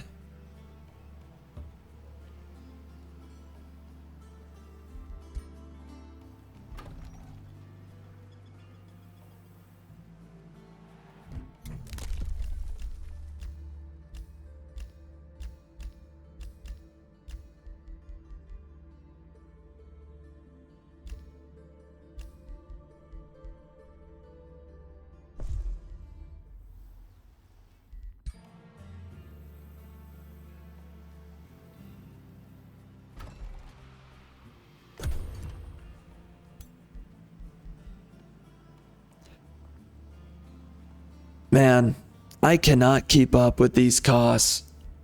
It is absolutely crazy. And of course, we're getting raided yet again. Beautiful. Doofy Bookie.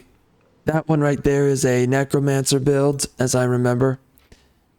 The Necromancer build, which I did quite a while ago. That was quite a while. Many moons ago. Of course you're dead.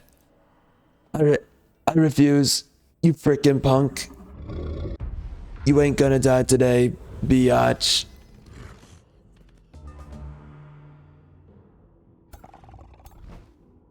Yeah, I think I know how it happens. Alright, let's spawn in the loser here. Let's do this.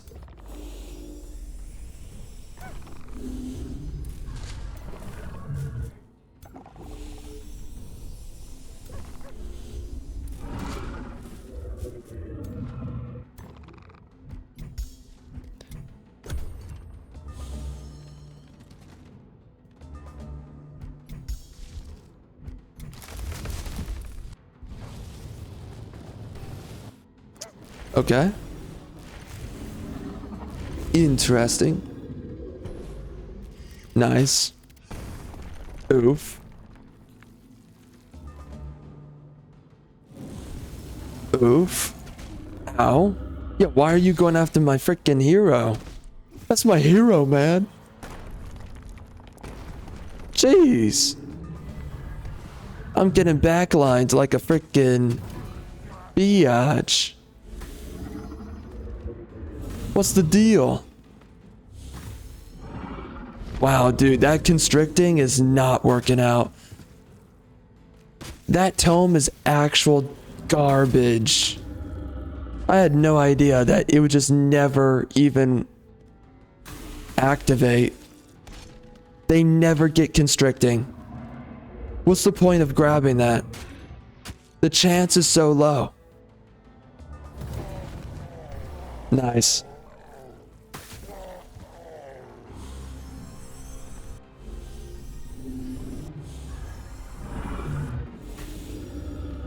Look at that. It's never even working. What the heck? Why did I get Tome of the Tentacle? What was that good for? Jeez. Might as well just ignore it. I thought it was going to activate a lot more often. Oh, there you go. Good for you. Yeah, whatever. Pathetic.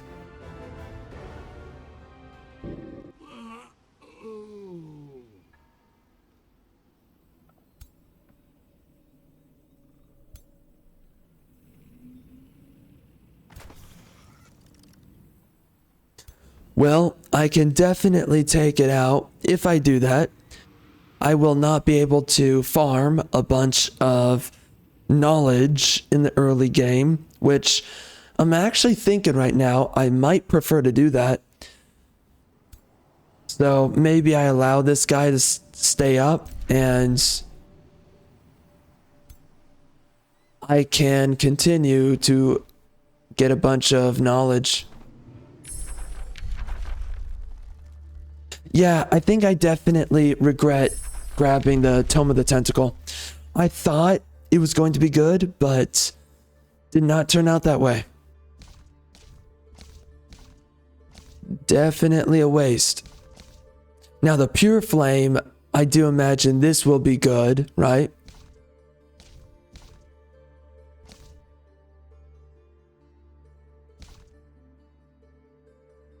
I am going to do the Projectiles of Decay. Adaptive Armor will be nice. Havoc Magic is huge. I think this is always a good one to go with first. Getting the Astral Blood and all that.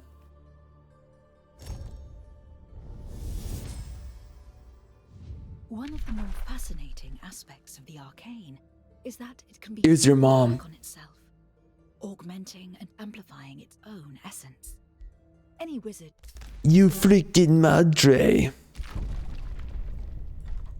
Oh, good. I'm so glad that he can camp out on us. Thank you, sir. Thank you very much. Come again. You absolute douchebag. How dare you?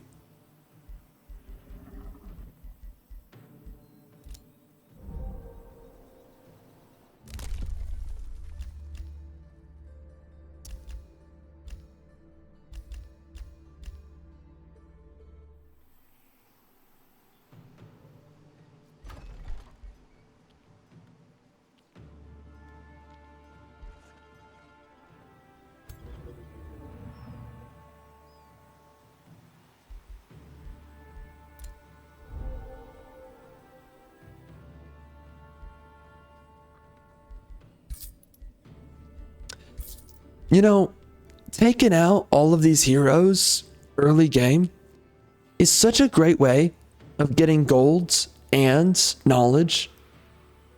Now, of course, right, I am suffering on mana, but at least everything else is going pretty well. Would be nice, though, to grab a little bit more territory, which I should do very soon. I am going to rush this, though, and then after that, I can do, I guess, a town hall. That'll give me access to the, what is this? Silver Tongue?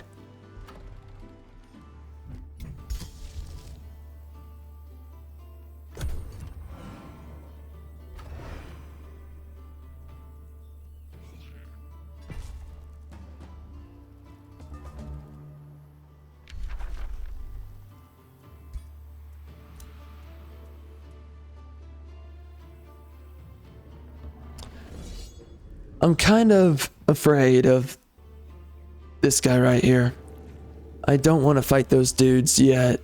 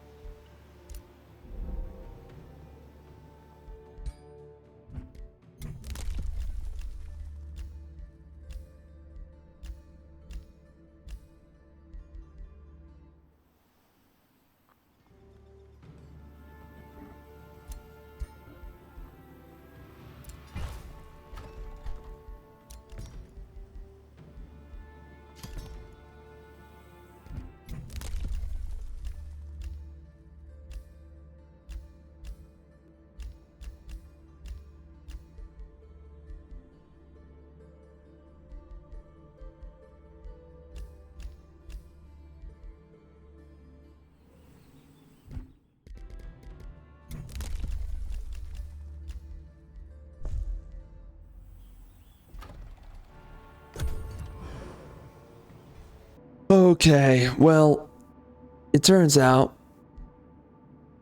that these losers here are going to fight me. So, that is not good. I have to fight them in one turn.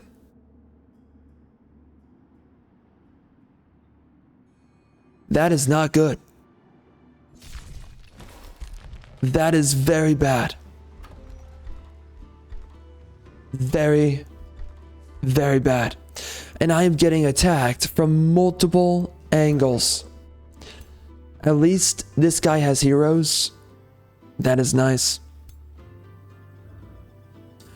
Alright, so it looks like we're gonna have a gauntlet around here. Getting attacked on multiple angles here. We can fight these guys first.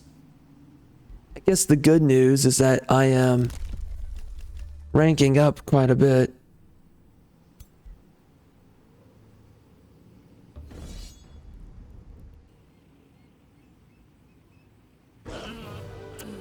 Nice. I want to see how the AI is doing this. It looks like they seem to summon those animals a little bit slow.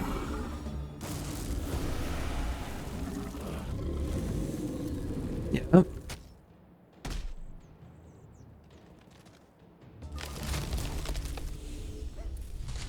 Yeah, see, they should do it on the first turn.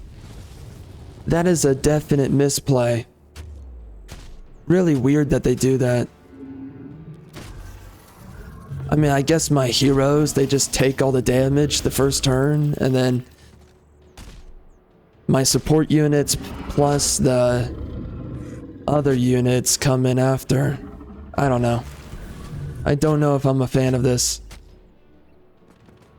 I guess in mid game, maybe also late game, it's perfectly fine.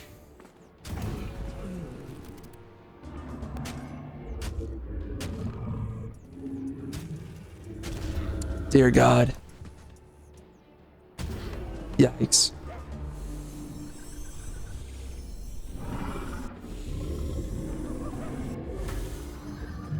Oh, nice.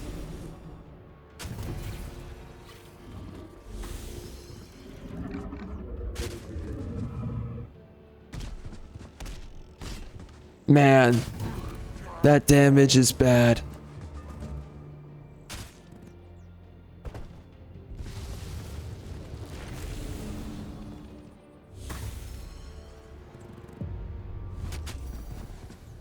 You know, it is really cool though that we're storming the enemy with a bunch of crappy tier 1s. It feels interesting.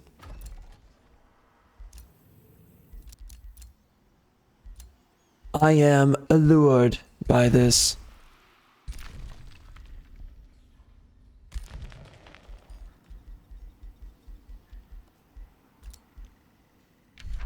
And we got level 8 right before we get attacked.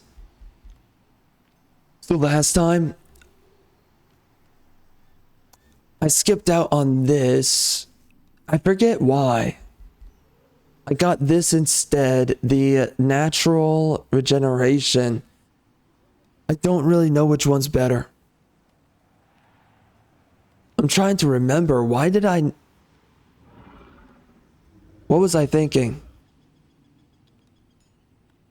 Oh, that's right. Yeah, because we already have regeneration. Yeah. Okay. That works. I do really enjoy going with the nature transformation.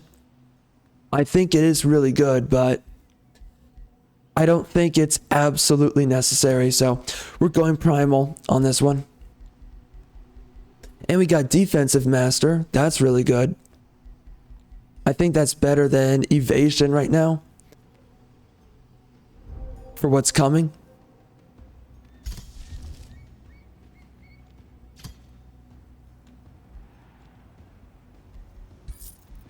And we can sell those guys. Cool.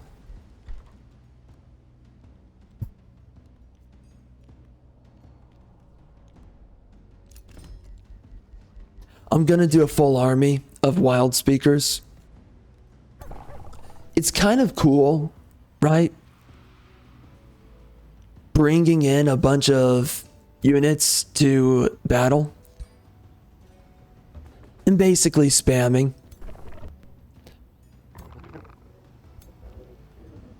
It seems to be working. I'm not exactly losing any support units yet. So they make for a good front line.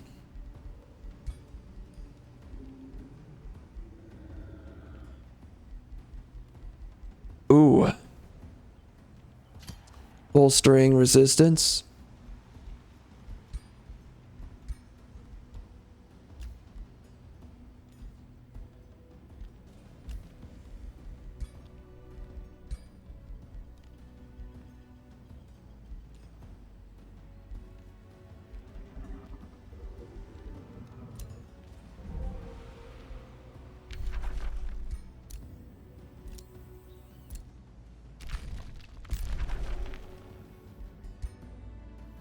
All right, let's do it.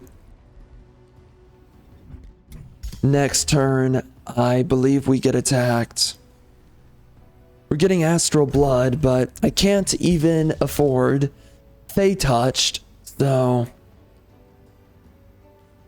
I have 2 minor transformations that I'm holding on to. What's going on?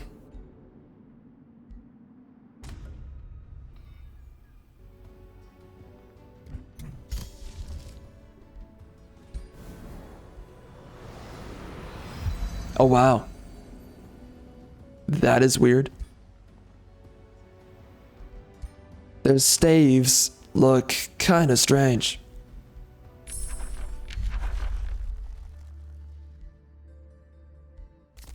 Getting Fey Embrace.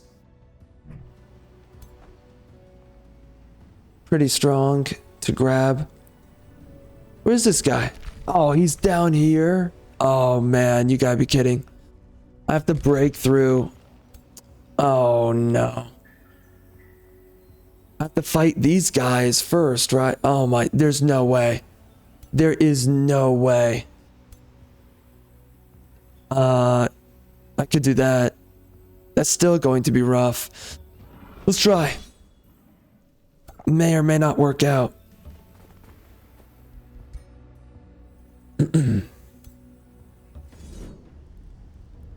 Oh, dude, there's 2 poison dragons. The hero is not the most of my concerns. Oh, of course. Of course I somehow lose my wild speakers.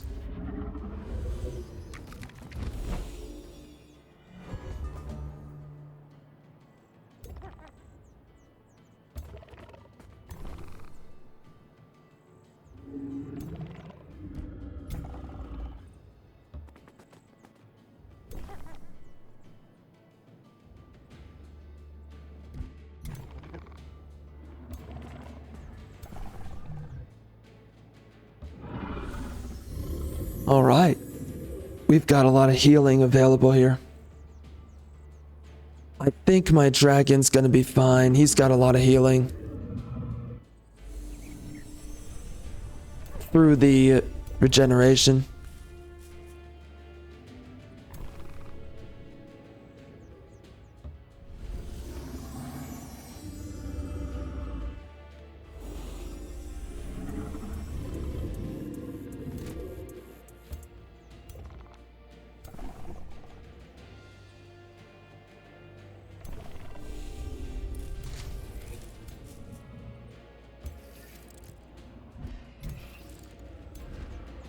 Okay.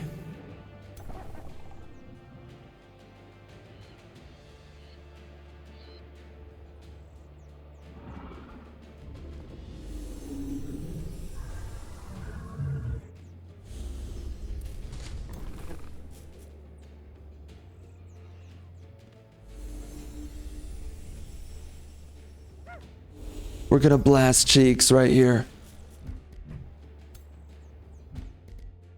On the next turn. Ow. Nice. All right.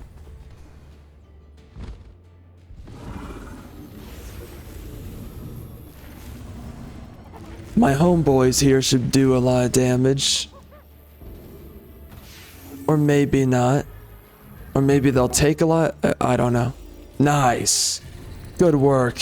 Getting one shot for a freaking living out here. Good work. Very good. Impressive. You know, it's better that those guys get killed rather than my heroes. So that is pretty cool. Man, this is making the support unit build a lot easier using the wild speakers. The Vow Keepers, they would have died many times over by now. But these guys are definitely doing well. See, I mean, they're just tanking all the damage for me. And then there's that.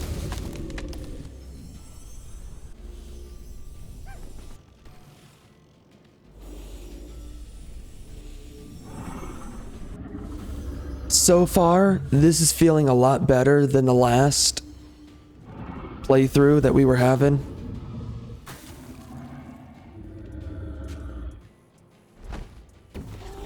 It feels really good to have this many units on the field. You know, I do hate the fact that your summons just die. It's really annoying. Really.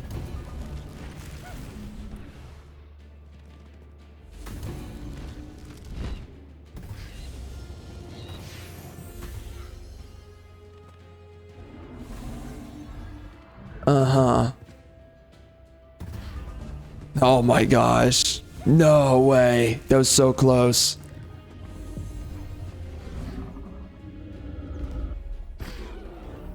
Dear God.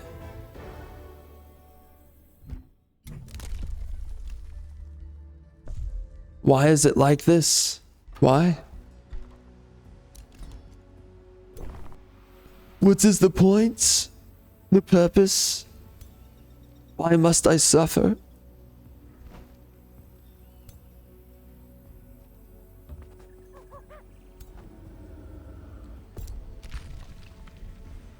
Yeah, we can definitely go below by next turn. Now, fighting... Oh, it's a Scourge of Spring. What is that one again? It's not Autumn, thank God. I've not fought Spring in a while.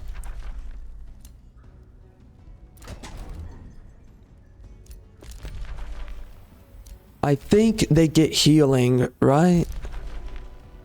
I think it's like 10 hit points or whatever. I'm hoping it's not regeneration.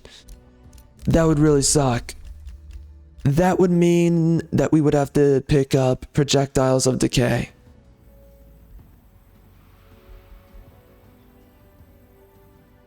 Which of course we don't have yet, so that would suck.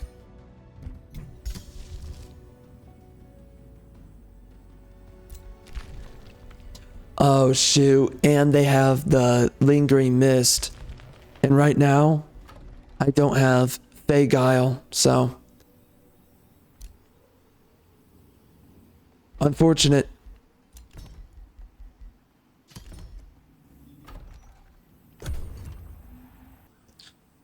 Alright, let's do this. I guess. I think we've got it. What the... What did he do? Alright. I really want to fight these guys, but... I cannot do that right now. These dudes are... running. Oh, they're chasing me down. Oh, nice. All right, I'm gonna save right here, and then we're going to run in. Let's see how this works out.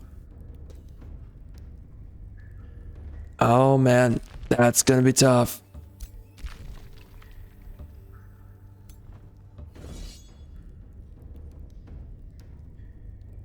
That is going to be so tough.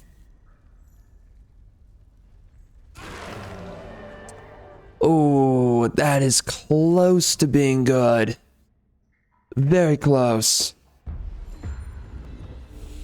But not close enough.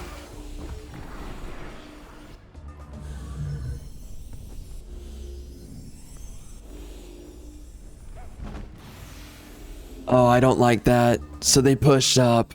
Yeah, that was a stupid decision. What? Why would you do that? Yeah, that's stupid. No. Why would you do that? I mean, that was not the worst way it could have gone, but they didn't spawn anything. Watch this. Now they... The AI is stupid. No. No. No. You know, in the late game, I don't think it's going to be a big issue, but right now, it is a big issue. So... I'm gonna do it the right way.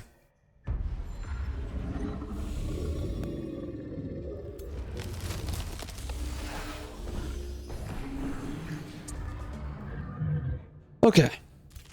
So, we can push up a little bit like this.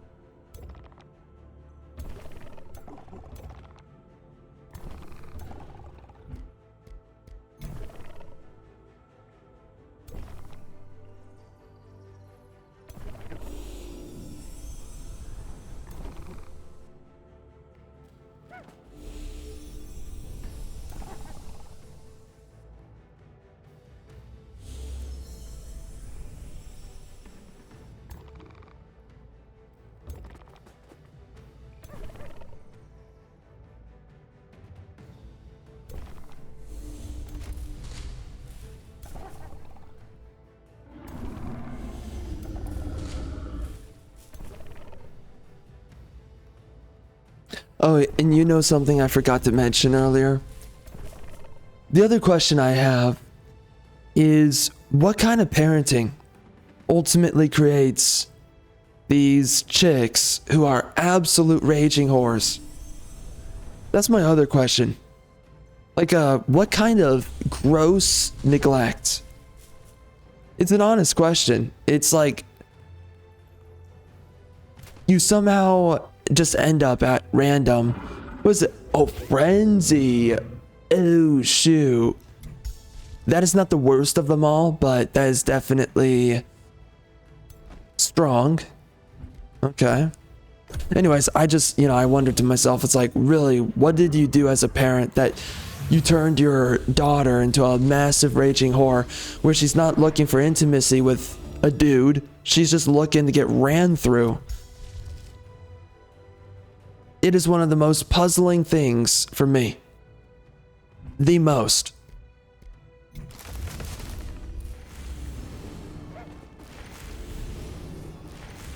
I mean, you seriously had to screw up. Wait, that's how far you go up. That's weird.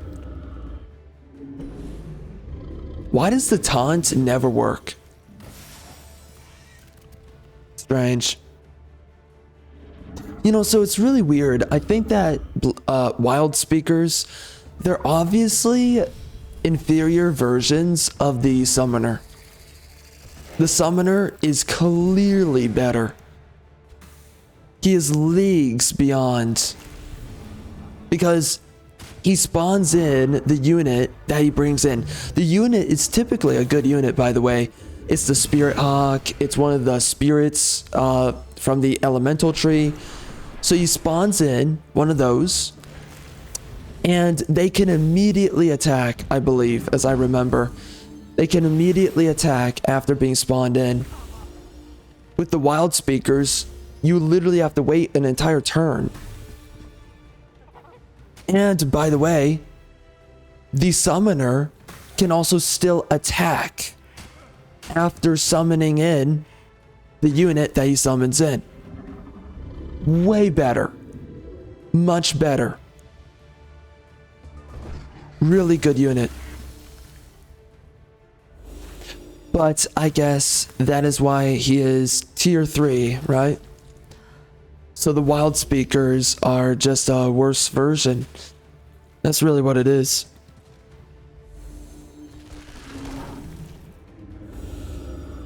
And he also gets astral bond, right? Which is just better than the whatever you call it, the awakened animal or whatever. Wow, we are missing like crazy. And also, he has a refresh on his summon. So when his summon dies, for the summoner, when his summon dies, you can bring it back within 3 turns.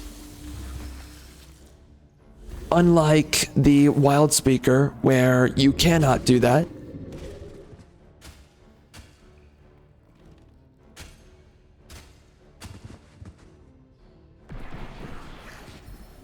Oh man, this is rough.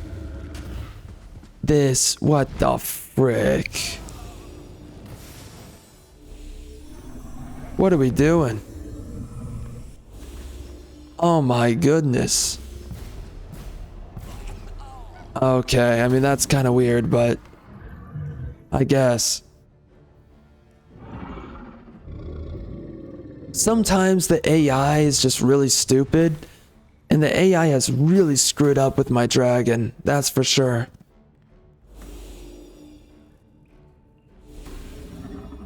Well, I guess I'm gonna get the distribute tonic next. And then after that we can do the tome of warding.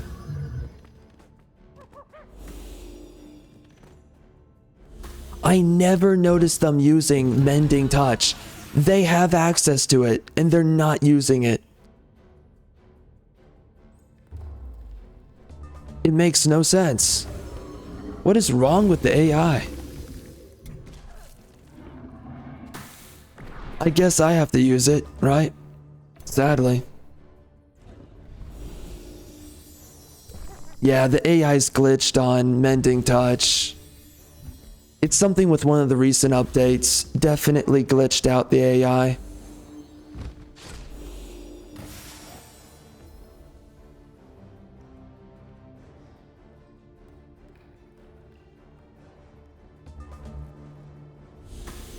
Ow. Ow.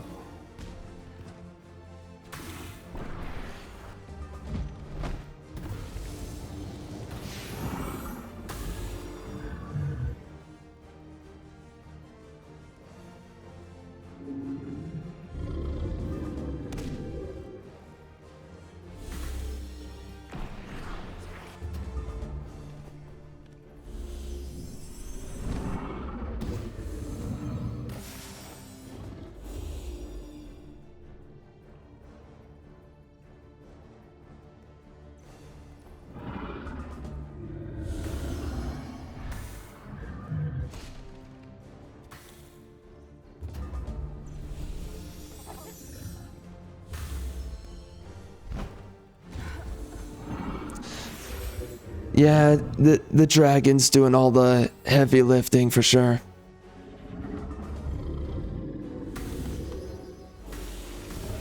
Man, they never miss. Dear God.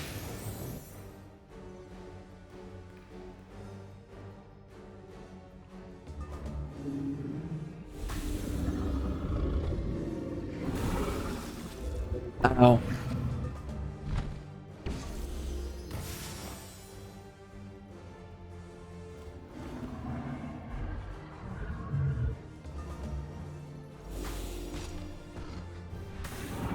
This is comical. You're running away. You are running away. Why are you running away? Clown worlds. Absolute clown worlds. No way. No way. You are a piece of filth. You are rot of the frickin' planet. Piece of trash. Absolute piece of trash. How dare you? Running away from combat.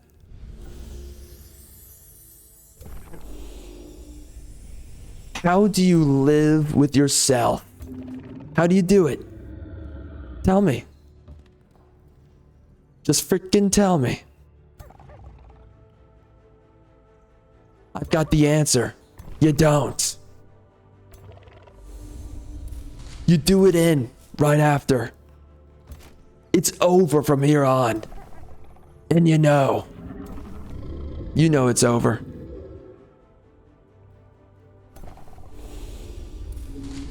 You just freaking give up.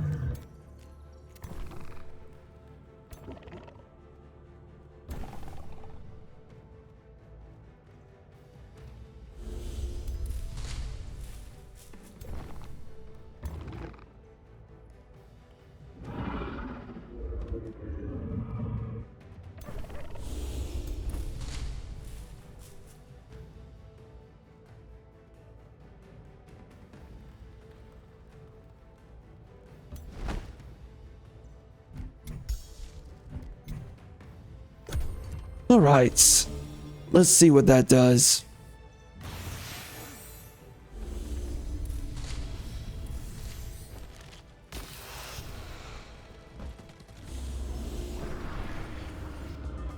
Is this a better start?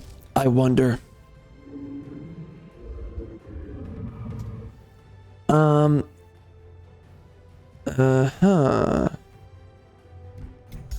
I think I'm going to spawn the tentacle and he can go touch up some people. Just like in the movies. Yeah, whack him. Yeah, how you like that, you piece of filth. You like it, you freaking degenerate.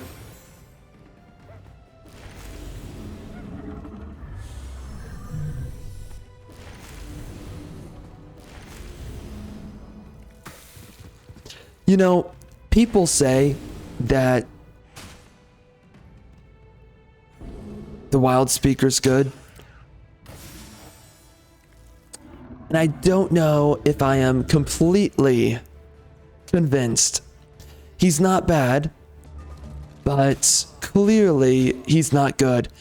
The summoner is just an amazing unit.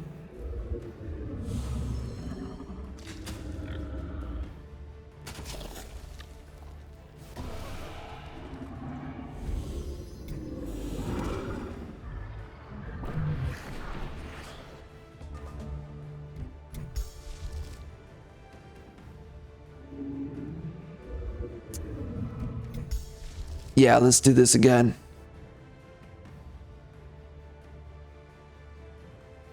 Wait, did they take that guy?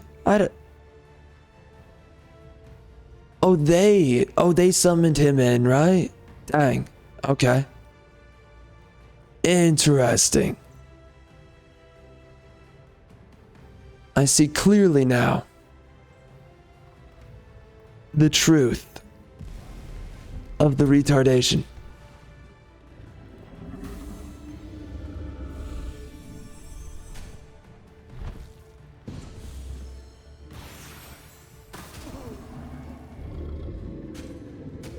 Blast in those cheeks. In the worst way.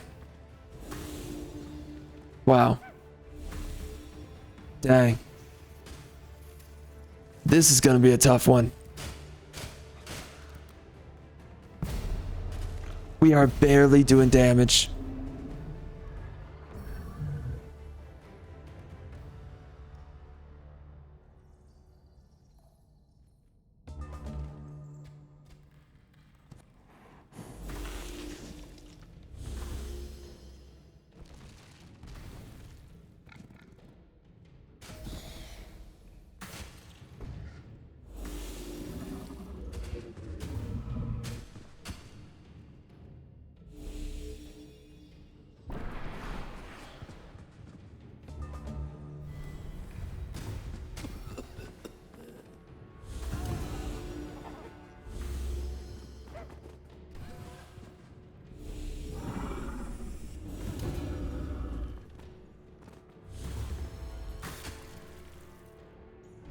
The charge unit does a lot of good damage. Uh-oh.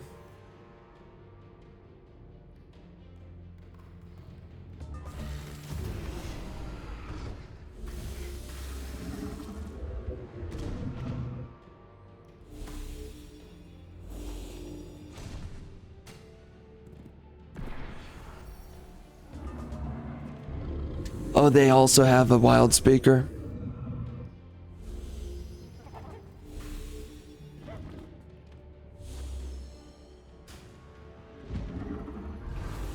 You know, I wonder why they never went out of their way to improve the wild speaker after releasing the summoner.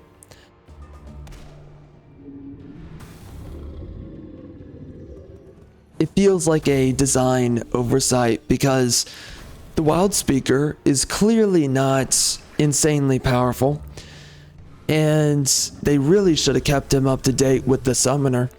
Once they made the summoner the way that that unit is, they should have really just made the wild speaker the tier 2 version of it.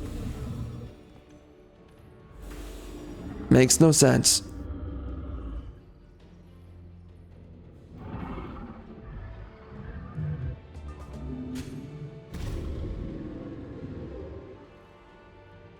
Man, doing a support unit build is just rough. It really is just rough. Now, this is the best chance I have, is using the wild speakers, but they're not good.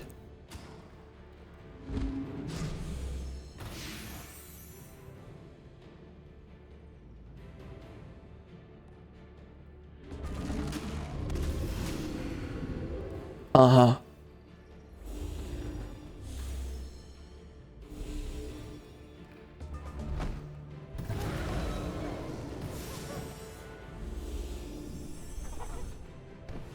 Oh, bro. The wild speaker could literally just heal himself. And he's running away like a freaking cock. What are you doing?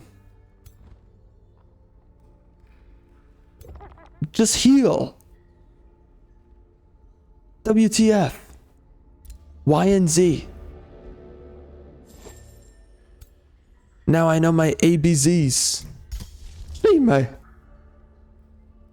See, brother.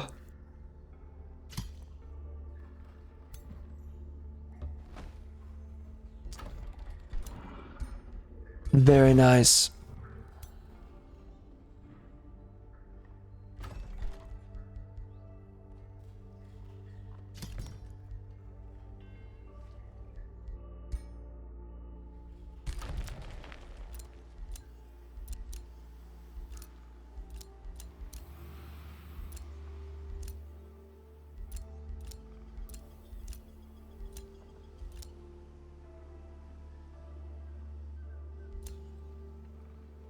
Alright, so we have a queer through this tunnel. Just camping. What is this filth? Oh, of course you get a kill. You know, early game though, like, let's keep this in mind. Early game, this is really impressive. My wild speakers are not dying. The vow keepers, those guys die. These dudes, they're staying alive. So, I gotta give it that. Really impressive. I'm actually pretty happy with the wild speakers on that note. So, it gives me hope that into the later game, they will not absolutely roll over and die.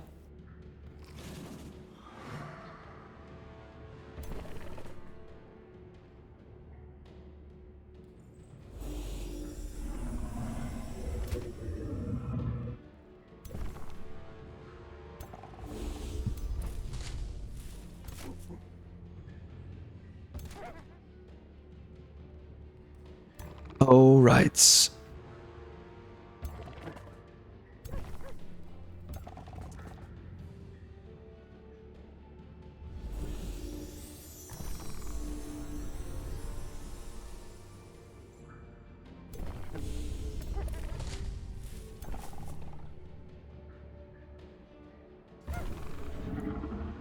We've got everyone in position. Everyone's healed up, and I wish the AI was actually intelligent with these summons, but something tells me that the wild speaker was not really kept up to date with the other units. Because it just seems like the AI is a little bit retarded on the wild speaker. I mean, there's a reason why they made it so that the summon unit has 4 turns instead of 3. But it is still wonky for whatever reason. They barely did much to fix it.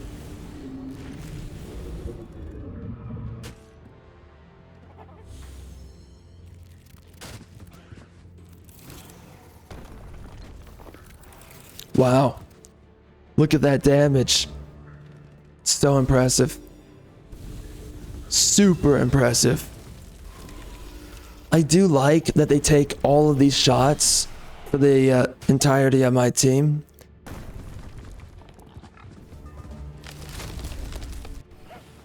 They make for really good throwaway units.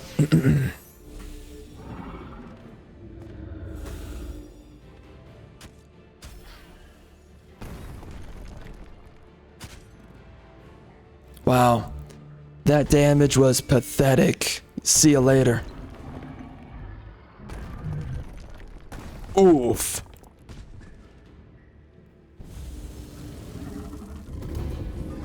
Oof. Bro, you guys have mending touch. Please use it. Yo, he actually used it? Really? So wait, so the AI does know to use it at times. They just decide to be stupid. Interesting. Interesting.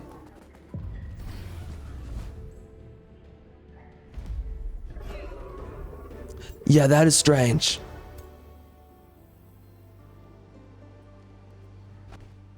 Well, this is a really good early game compared to last time. Last time was just terrible. I cannot even fathom what the frick last time was. Literally, we were stuck with my heroes.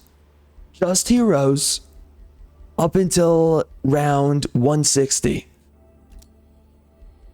This is way better, even if it's not perfect.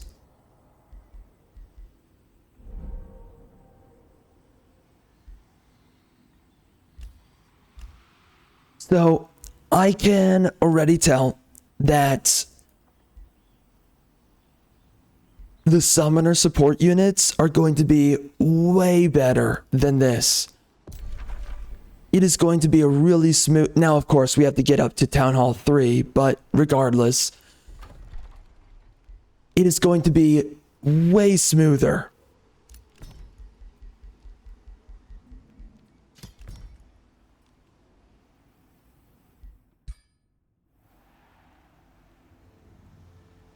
And look at this. I literally have a champion support unit by round 39. That is crazy. I mean, that is just crazy. We're doing so well. Uh-oh.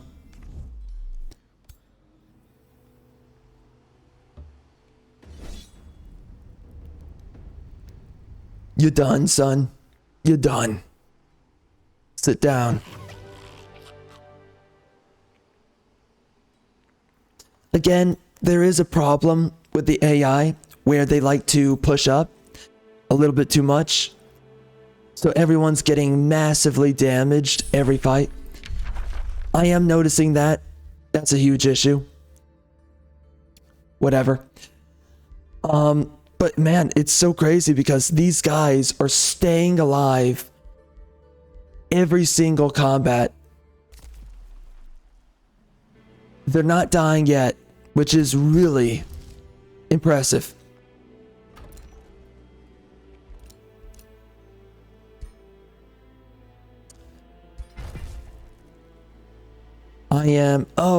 I'm getting attacked. Of course.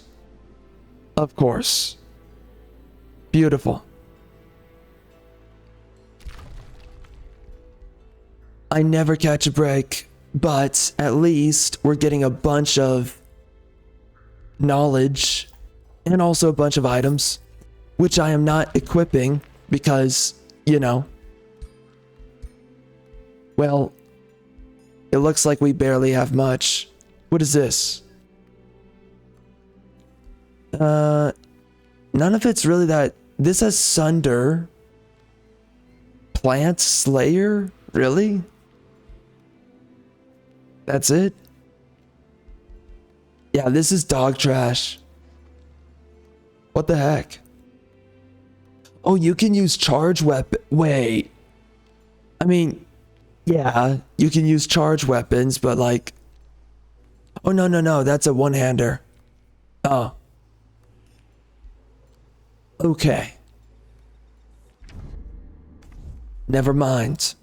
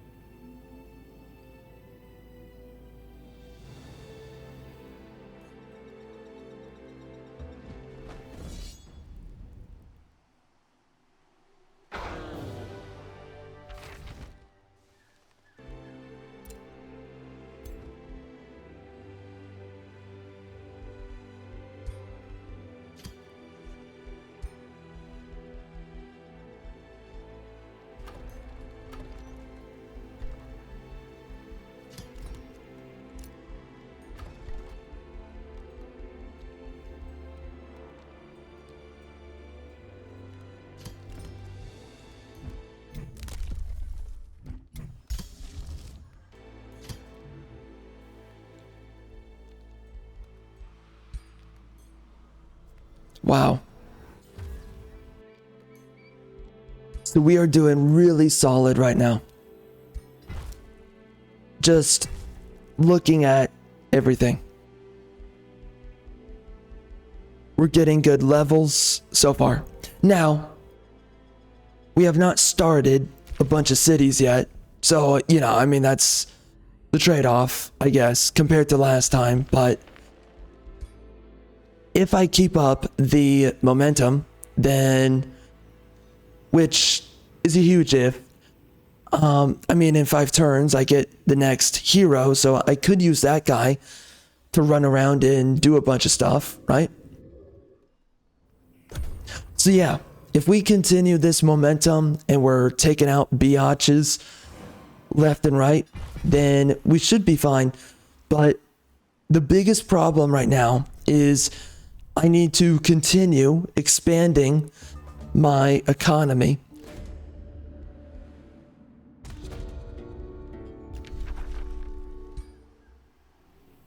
So I gotta find ways to do that. And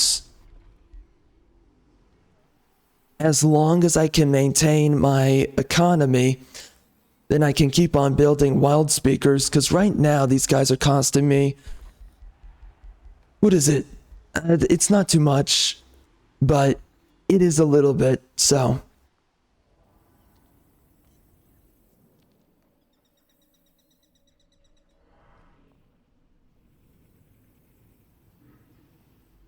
So let's run around.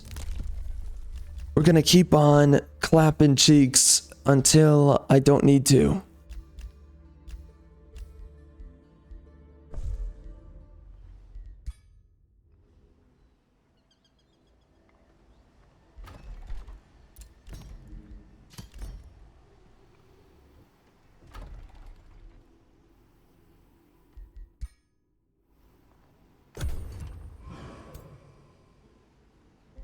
Yeah, man. The wild speakers, it's insane how good they are so far.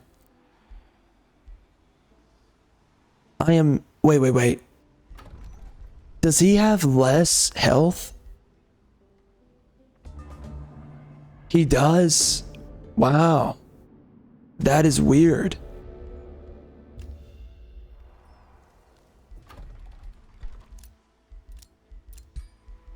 We can go get the silver tongue. That is nice to see. Wow, this guy's just spawning a bunch of armies. But this is giving me so much knowledge. Wow.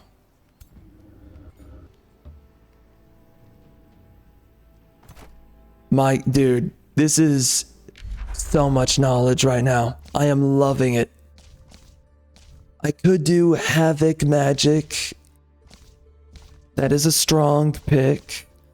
The Pure Flame is also really strong. Now, early game, I think I would prefer to go get myself the status effect immunity rings. The sooner I build those, the better.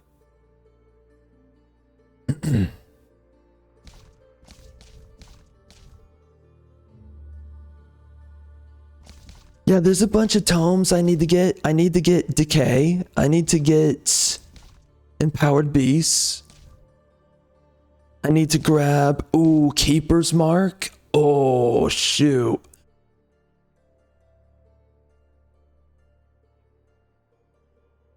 That would be so annoying with this build.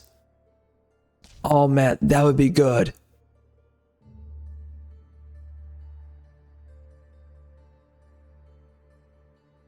Oh man, there's some good stuff we can do here.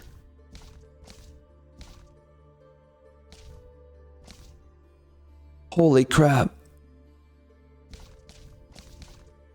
Well, obviously, we want to do this first. Once mastery of the mineral realm has been achieved, one may And also adaptive armor. That's going to be really good to grab as well.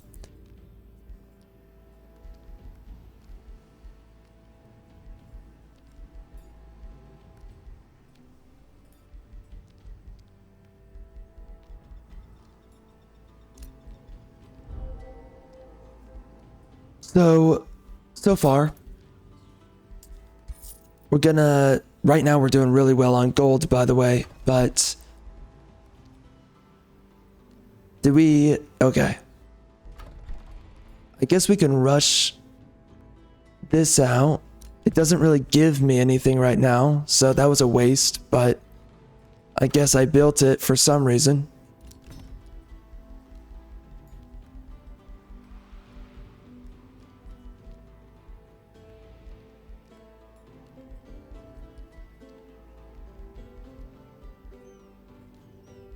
Wow. Can I do an altar? What's a good location for one? This is not really... Oh wait, that is 6 right here. I don't know. I guess I could do a worker construct. I guess. I don't know. It's not really a great location. I don't really want to place anything here. Looks like we got some trash this way.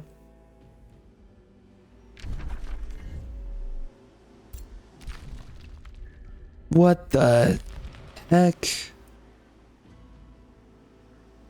This looks like a good location.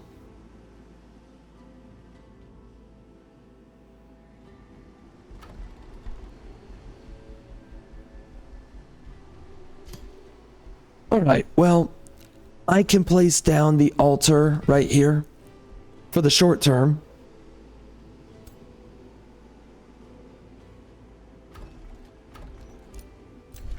Just so that we can get a little bit more of the gloom everywhere. And then I would like to go make it into the umbral abyss pretty soon. I think once I can grab myself Whiteborn, maybe. If I can manage it.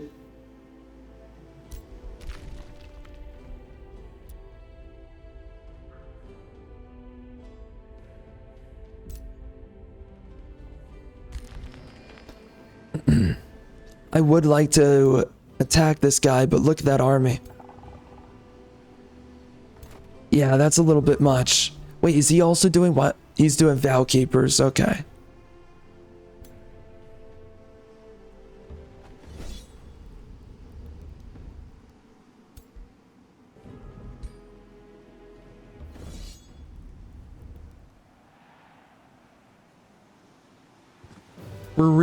What? Bruh. What the F? Unbelievable.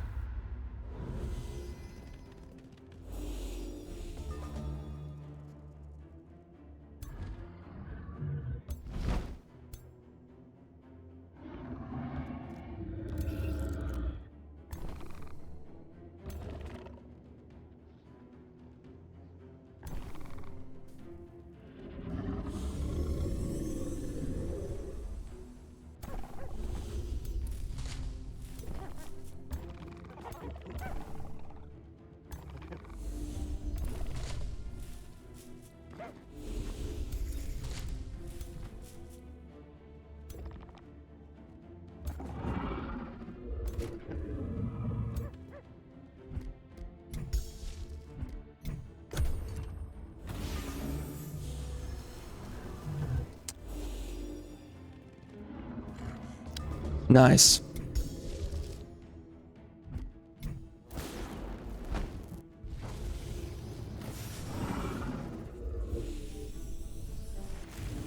I think that getting the pure flame staves, it might be the better way to go pretty soon here.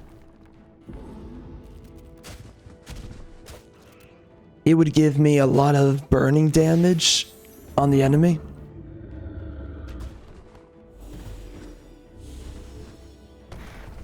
Ouch. I love that they focus those guys. It's not always, but it's the biggest reason why my wild speakers are still alive is because of that front line. Out of all these tier 1s.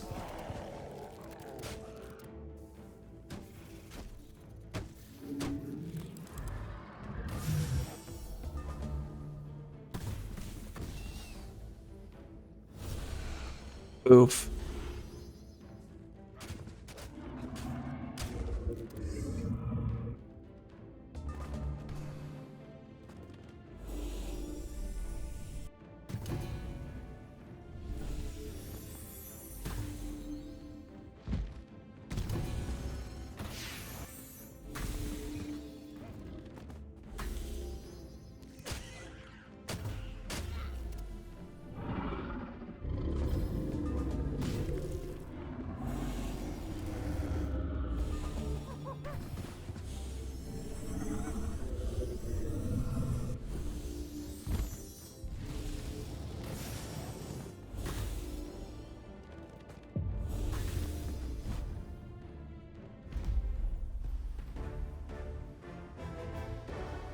Man.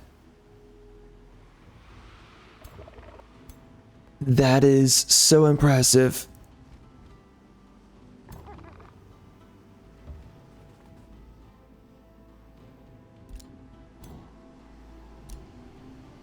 Dang.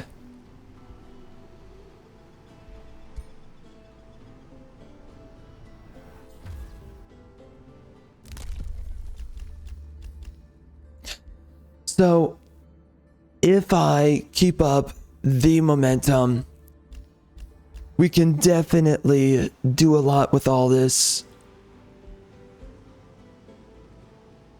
Right now, we have a bunch of golds, a bunch of knowledge. Obviously, my knowledge income is not actually that good, but taking out all of these heroes is doing me a whole lot.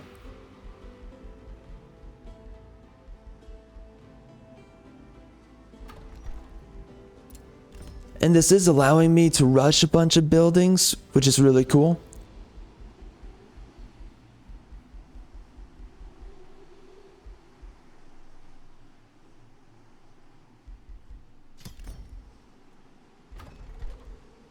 So we are able to make quite a bit out of this economically.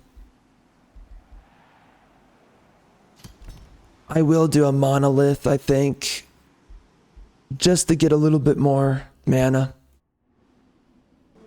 Alright, so check this out. We've got another tranquility right there. I did not realize it was sitting right in front of us, but that is really cool to see.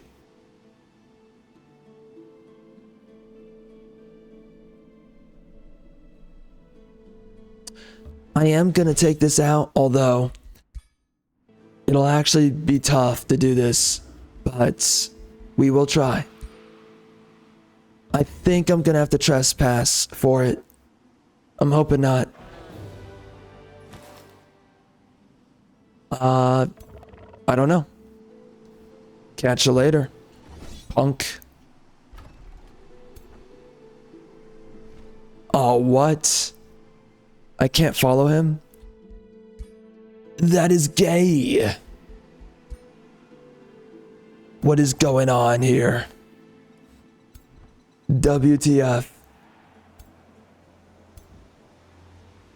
I think I should wait one turn, right? Well, they can heal me, actually, so I think we're fine. Let's do it. Nice.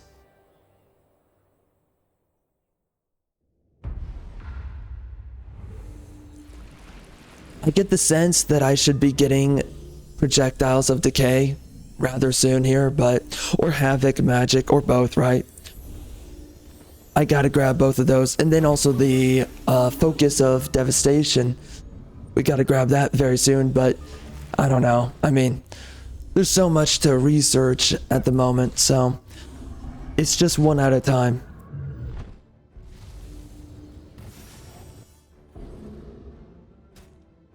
But so far, I think that we are definitely selecting our best options.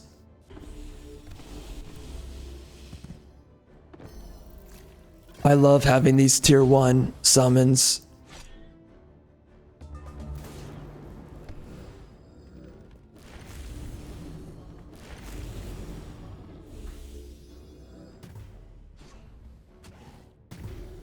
Nice.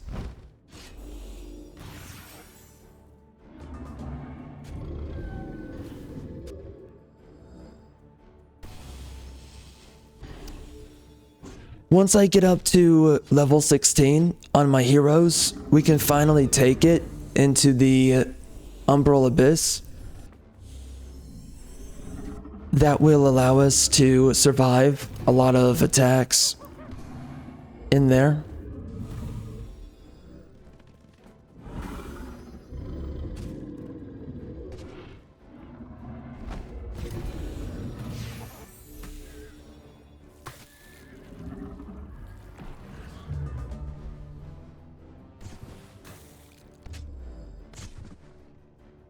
Nice. Rangers, dude, man, they do so much damage. It's so crazy how much they do.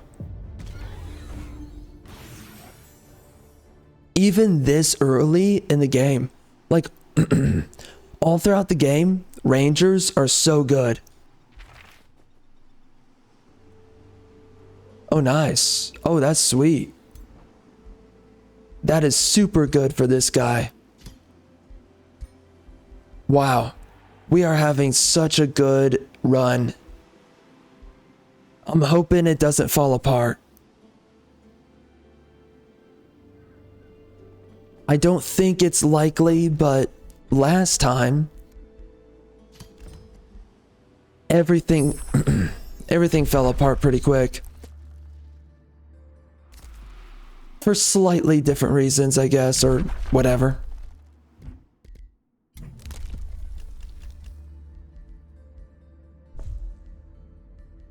Should I do the mana? Why not? I don't know. I'm just gonna do it. Get that steel skin so that we're a little bit tankier on these guys. We're gonna have a little bit more defense.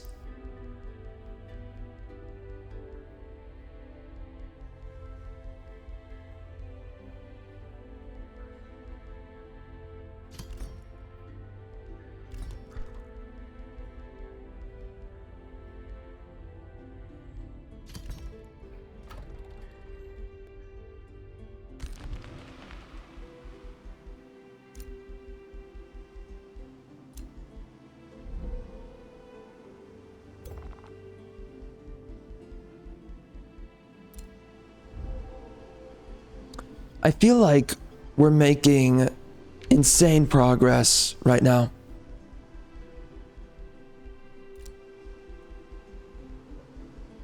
I'm getting a lot of levels on my heroes. Very soon we're gonna grab the rest of these magical materials. I'm hoping as soon as possible here. 3 turns on this and 3 turns on that, so we're gonna get a lot very soon. I think I'm gonna do frontline fighter, just so that I am a lot tankier.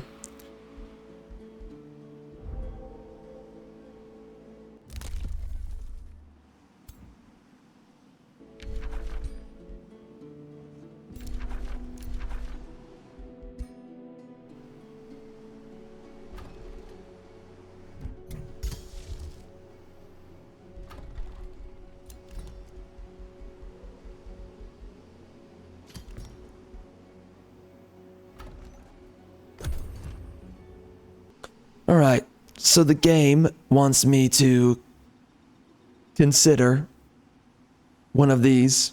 It would be hilarious to do a ritualist. It would actually be hilarious, because that just gives me so many more summons. I mean, like, that would just be so stupid to do, but, you know, we have not done a ritualist in so long. Should I just bother with it? It's a little bit tempting. I could definitely do it.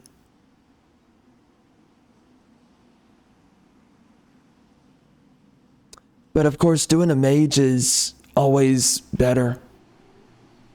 And I want to try to maybe do a late game mage.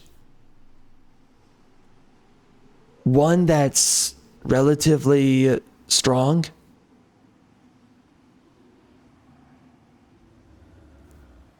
I don't know, man. I'm trying to think like the best way to do this.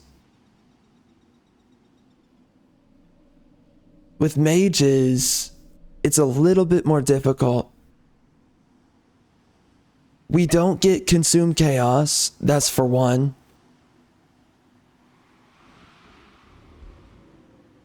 Oh man, I don't know. Should I just find... Nah. I feel like I gotta do a mage. And of course we don't have any other option. I could shuffle. And we do have a lot of golds. Let's just shuffle. Whatever. Prospector, that's a good one. Doing a Spellblade would be nice, but defenders are really good late game. And also Prospector is just good in general.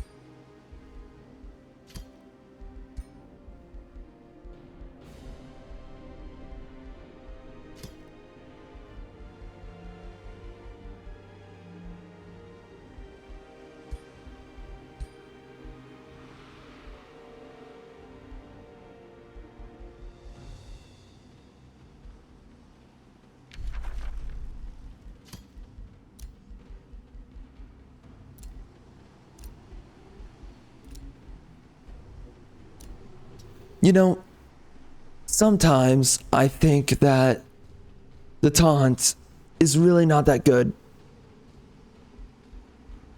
And it's only because it never works. Ever.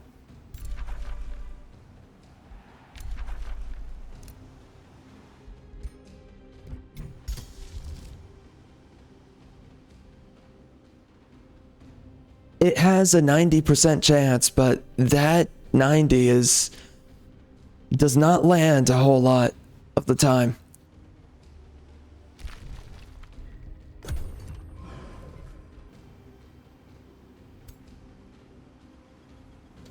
Oh dang. Looks like we got a lot of armies to fight. You know, I think I'm getting strong enough that I might be able to actually start duking out with the armies that this guy spawns on his turf. So I might try to instigate it.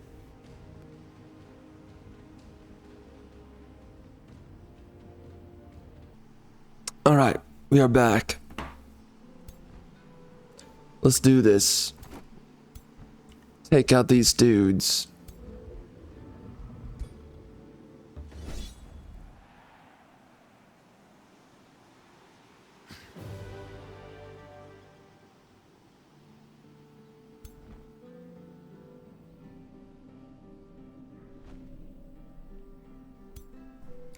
It would be nice to get a couple more armies going. I would definitely prefer that.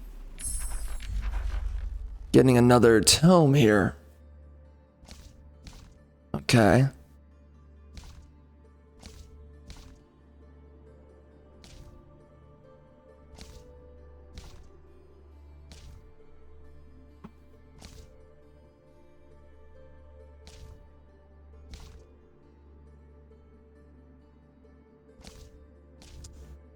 Inner Grace. That would be pretty nice to have.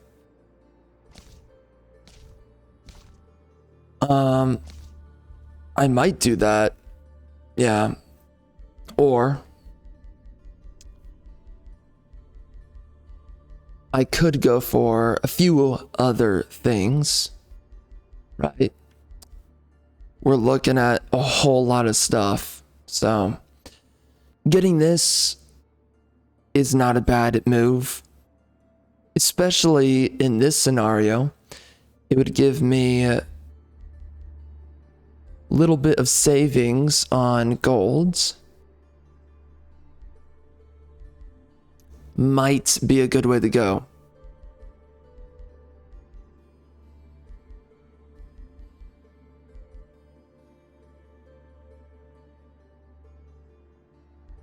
Man, so many options in here.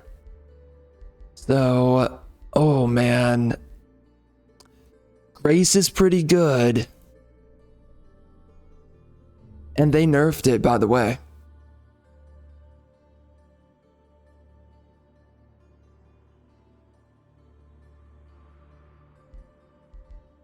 So maybe do that. Or, I don't know. I mean, that gives you a lot of healing, but maybe let's just do this first, right? Get gold touched. Round off my defense. The king and queen of minerals.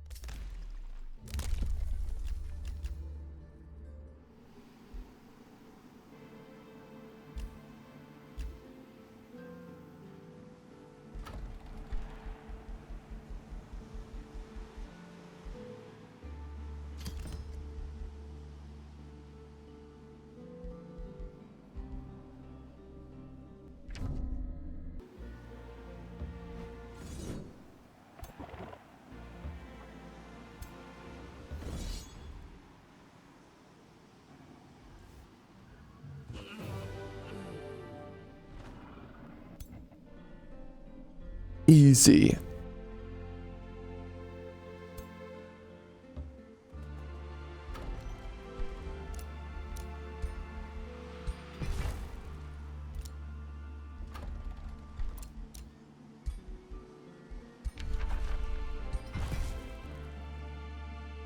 Ooh, we can go get that tower. Dang. I will definitely do that.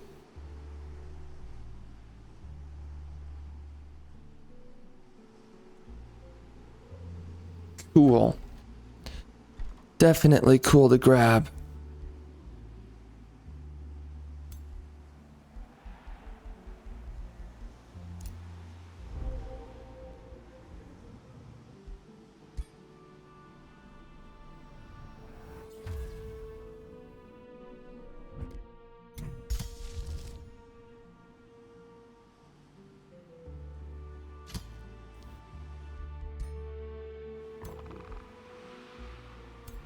Well, you know, since these guys are surviving longer in combat, which is really weird given that they have less health than the Vowkeeper. It's only 10 health, but whatever. I guess in combat, these guys are gonna get a lot more damage, right? Through Frenzy.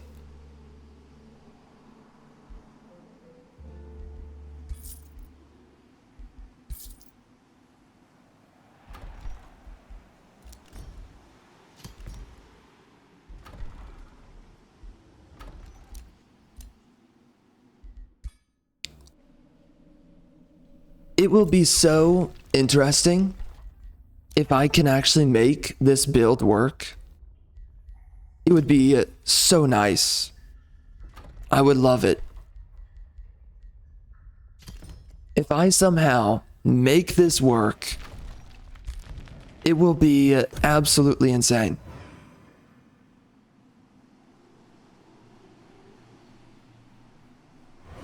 But right now, we gotta keep on leveling up. You know, we have a really good situation here, right? Because I can keep on using these enemies as a way to farm out a lot of XP So I'm able to kind of turbo level in a way.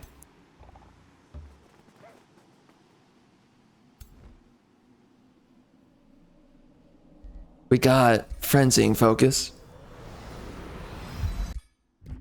And then we can go grab... Where's gold touched? Oh, we don't have it yet. Okay. Let's rush out this homo.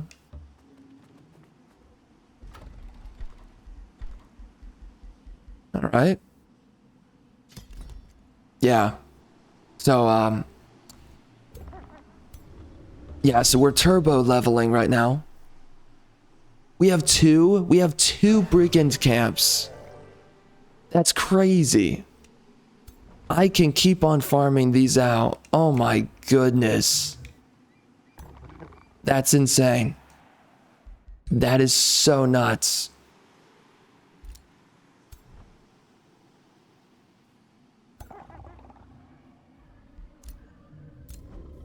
That right there is so good.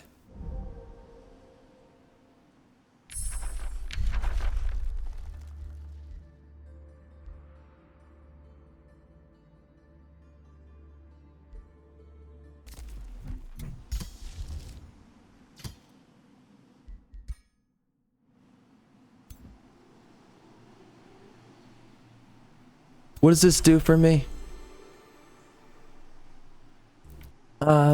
I think we can wait at least one turn, right? Just so that I can get that XP for everybody.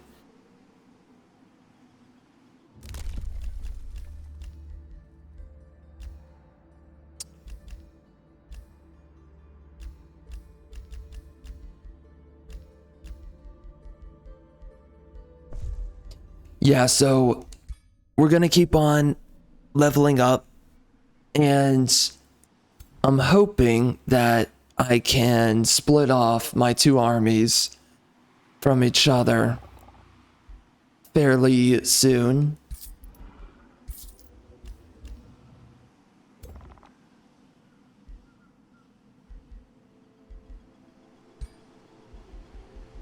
Is this better? I don't know. One applies blind. Oh, wow.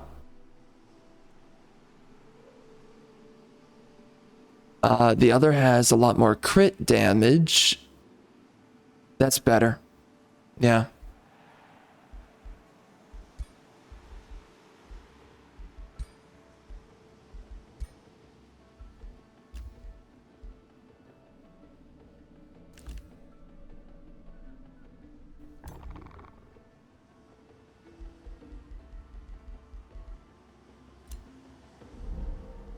Nice.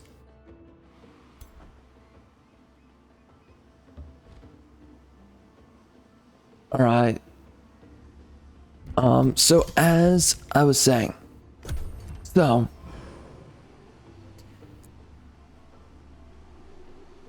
I want to be able to split up my armies. You know, it's really weird. I wonder if I could solo with these armies right now. I wonder if I can do it. I might be able to, because it feels like they're strong enough. But right now, I cannot tell for certain. But they do feel really strong so far. Yeah, we just got up to legendary. That is crazy. But right now, we gotta start gearing up for running across the map. I gotta go into the Umbral, and I gotta pick up all kinds of stuff there.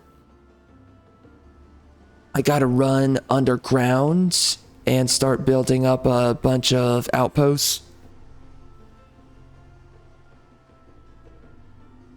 So, I don't know how much I'm going to split everyone up here.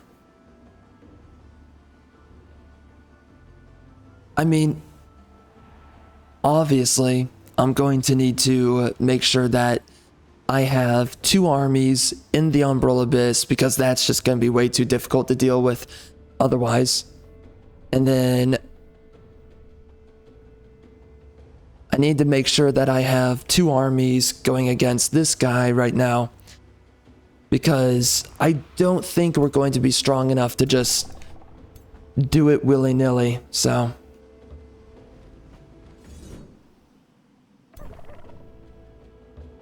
we'll see.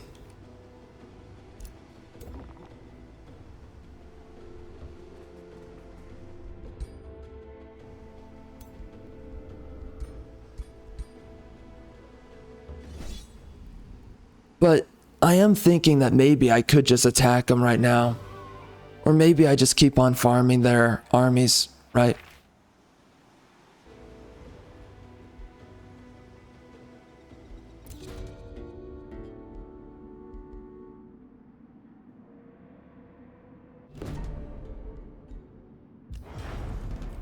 Alright, so an early war. Oh my. I am definitely riding the thunder here. My gosh. Freak, son.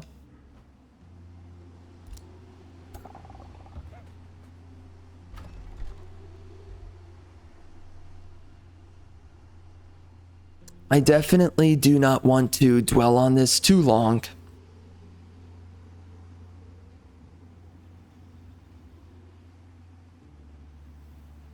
I wonder where my next city should be, though. It would help out my economy a whole lot.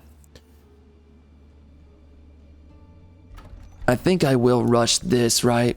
And then we should do the Scholars Guild very soon, but first, I'm gonna do a transmutation circle somewhere over the rainbow.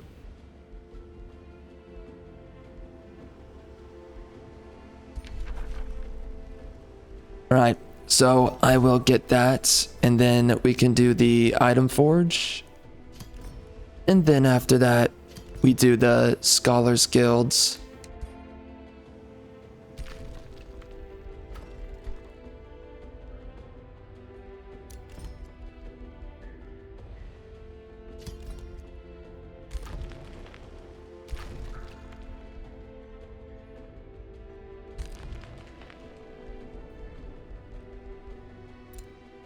So we have 3 defenders, right?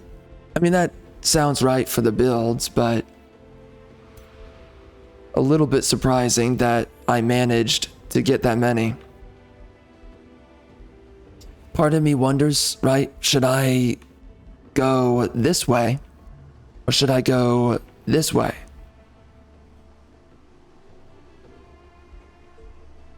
This gives me a way of healing, but this gives me evasion and also some defense and resistance, and because of that,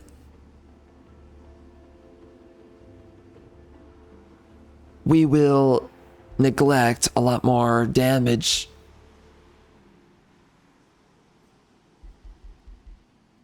So, I kind of find that more desirable.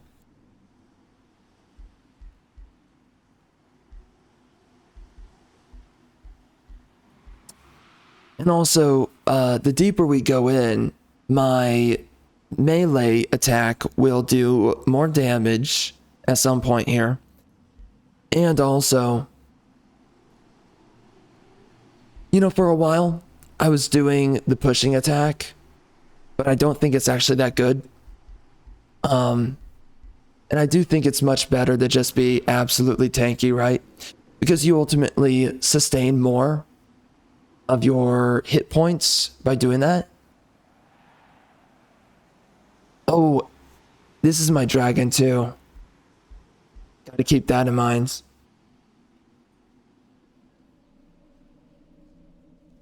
Yeah, being really tanky is so important, so I'm just gonna do that.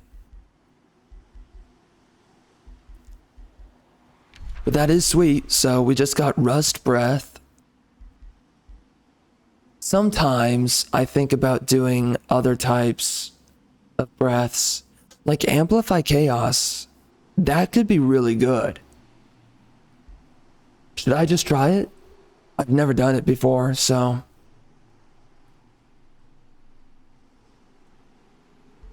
maybe.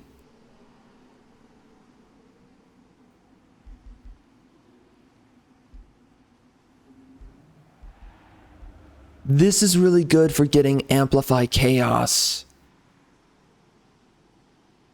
And having on a kind of cycle, right? Doing Amplify Chaos and then doing... oh, you know what?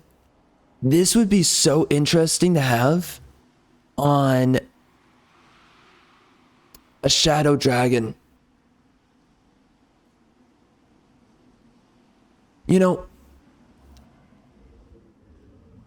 Rust Breath is good, but I don't know if it's actually that good, you know?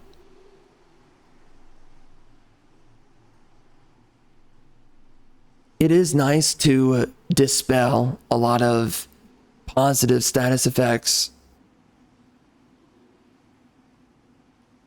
But if you did the Shadow Dragon, that gives all of your attacks lifesteal, which means that you can use Amplify Chaos and you can easily heal off of this.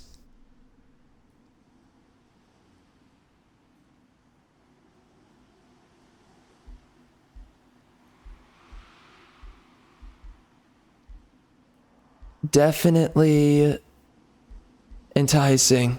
I might do this though for my mage dragon.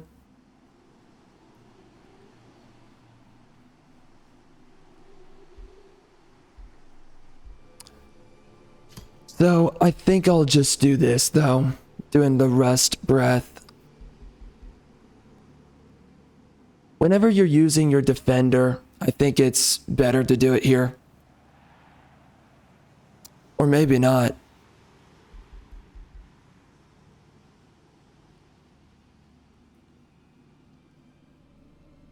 It's kind of interesting because you could just use, right, on and off. You can use Consume Chaos and then use Amplify Chaos. And you could alternate between the two.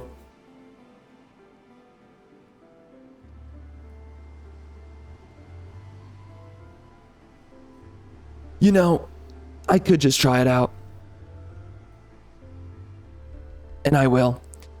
I can always reset everything. So.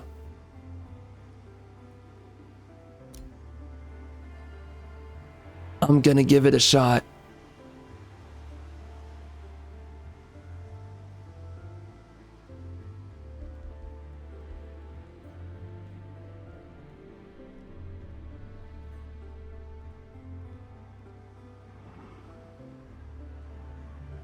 That should be really interesting. I don't know how it's going to exactly go, but I am definitely interested.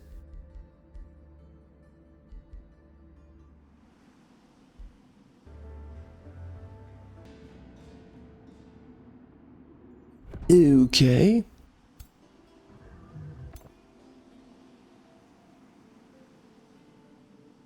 Alright, so I want to provoke this guy.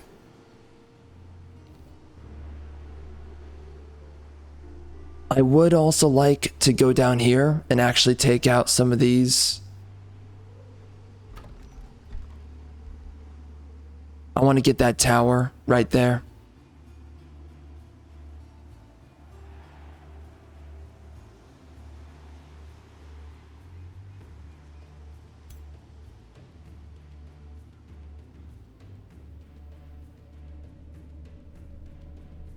This guy is going to attack me. So we should be ready for that, but I really want to get this guy to attack me so bad. Can I get... oh, I can't get golds yet. Okay. So right now we are leveling up quite a bit. Once we've gotten up to level 16, I think I can start doing other things. But yeah, let's do this. It's a good opportunity to pillage. So we might as well.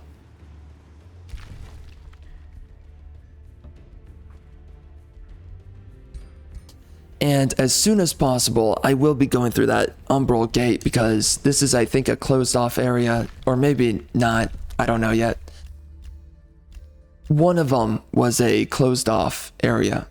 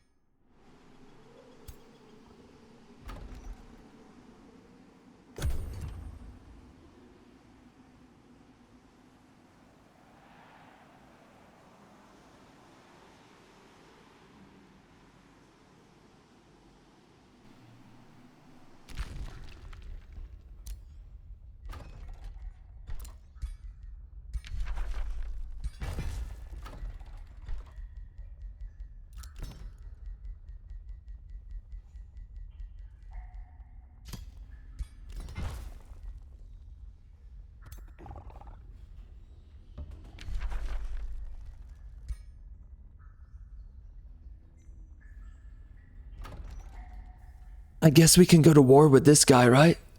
Oh, Masters of Corruption? Oh no. Does he have access to the Reaper? Please tell me now. Okay, we're good. Now, he has a lot of other good stuff, but we can deal with that. It's nothing too crazy, so... How boxed in is this guy? It looks like he's completely boxed in, unless I can dig on the other side, but let's see. What can I do?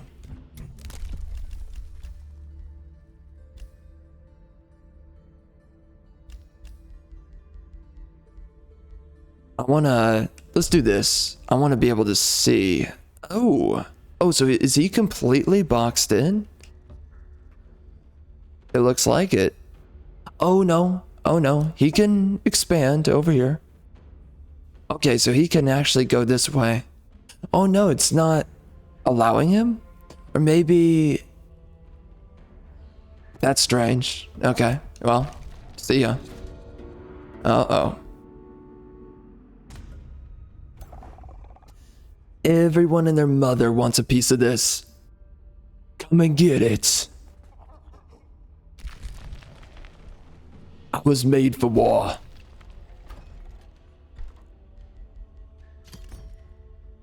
I'm a real man.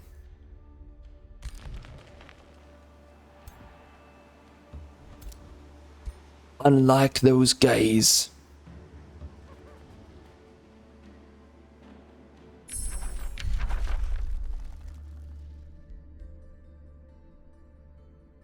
Okay.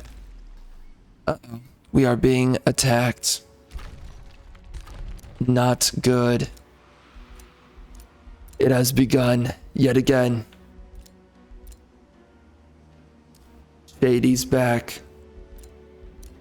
Tell a queer friend.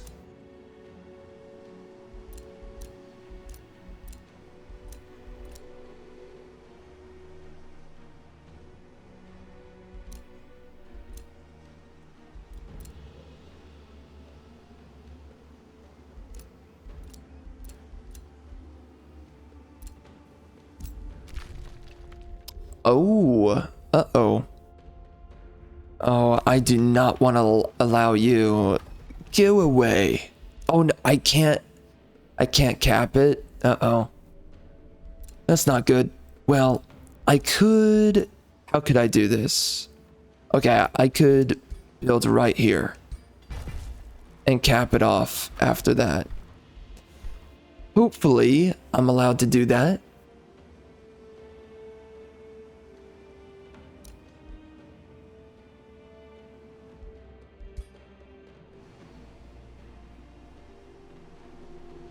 What's going on here? Don't know. We're getting gold touched next turn, so that'll give us more gold, more resistance. I think we're definitely at the phase where wow, everyone's going to war with me. I'm gonna have to play defensively here. This is gonna get tough, actually. Yeah, everyone's attacking me, that's for sure. Uh-oh. I just met Squeamus. He's going to go to war with me too. I know that for a fact. So it would be nice to go into the Umbral Abyss, but of course, everyone and their mother is attacking me, so I should run back to defend myself.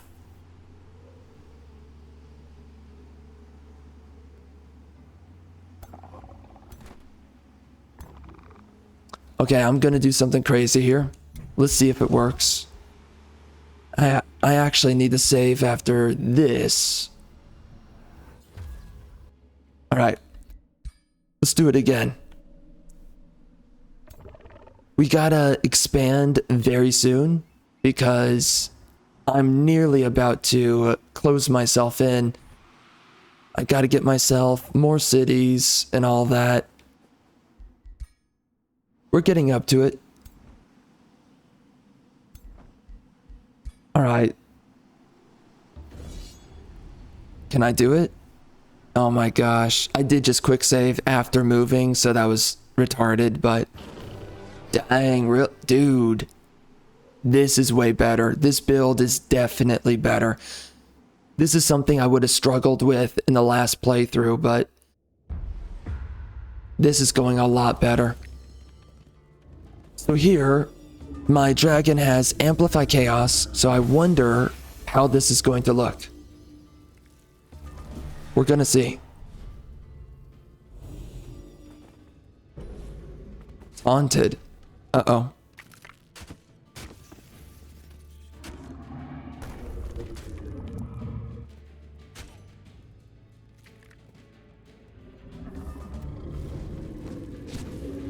Ouch. Not good.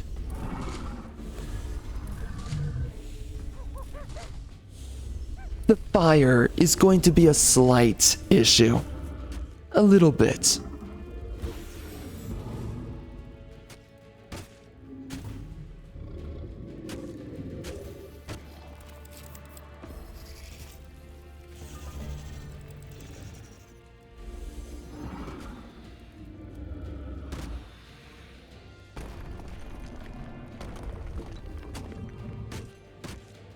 Yeah, the Warbound is not really a great unit.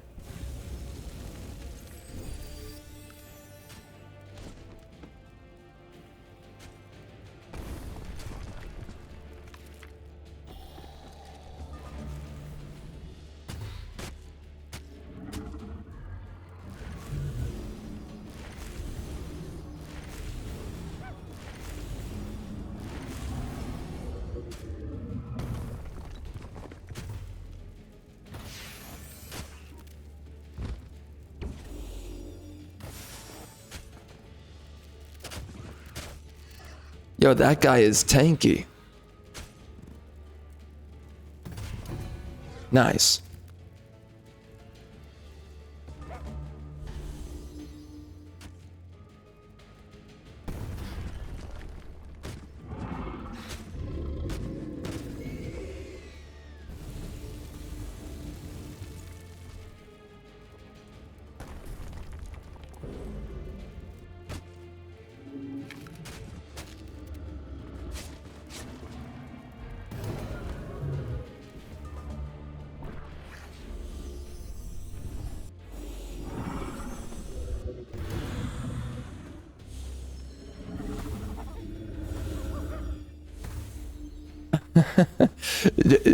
No chance at constricting?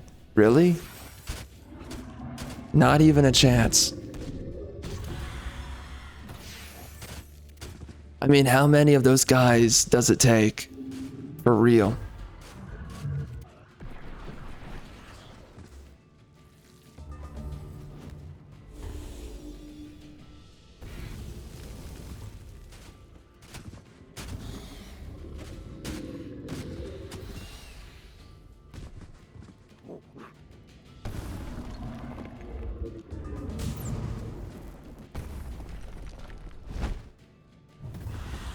Nice.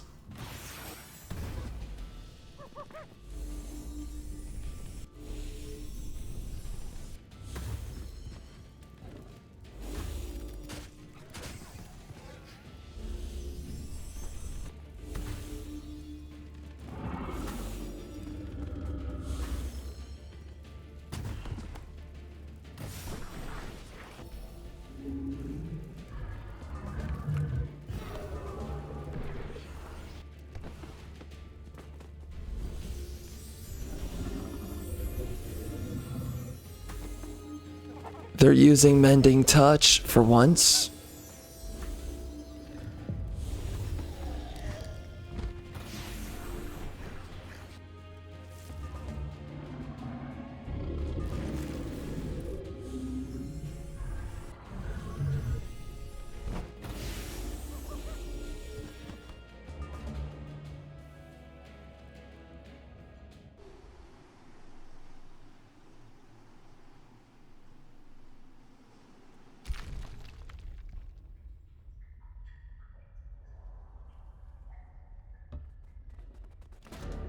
Oh, that's why.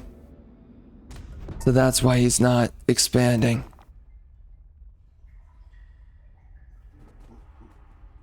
I see.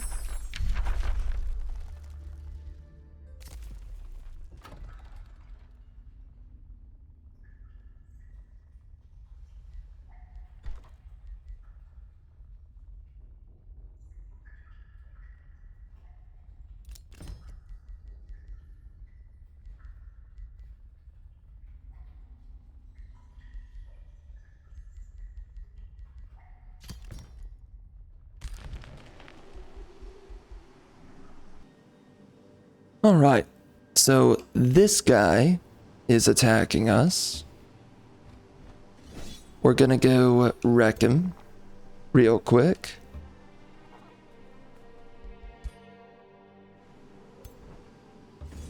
Kablam, biatch.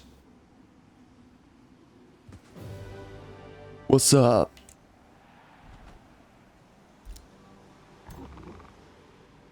You done, bigot?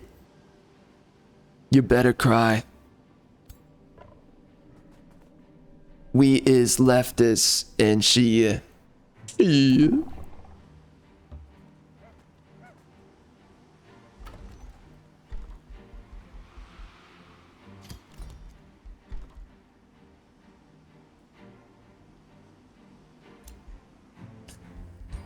Alright, so we can finally get those status effect immunity rings.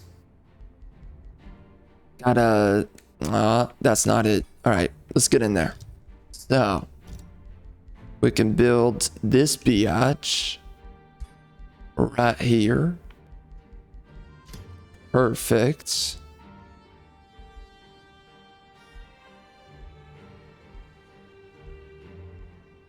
I'm gonna get rid of all this dog trash.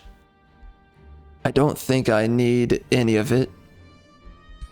Pretty certain. So now we gotta get ourselves the Fireforge, which is technically not too difficult to get, so.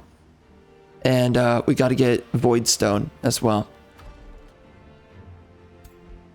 At least, I think so.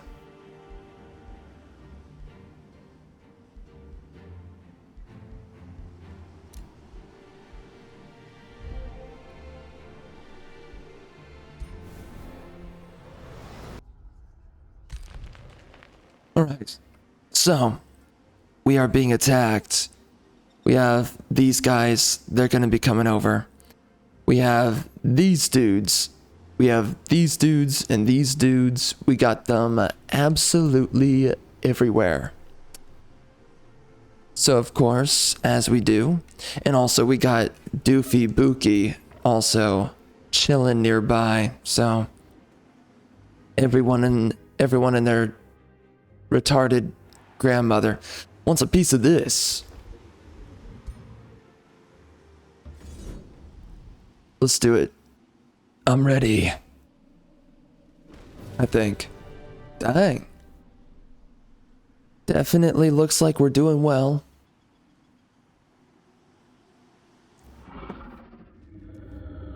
I can't help but want to watch, so... The wild speakers, man, they're not as good as summoners, but they're actually pretty solid. Regardless. I'm a little bit surprised by it.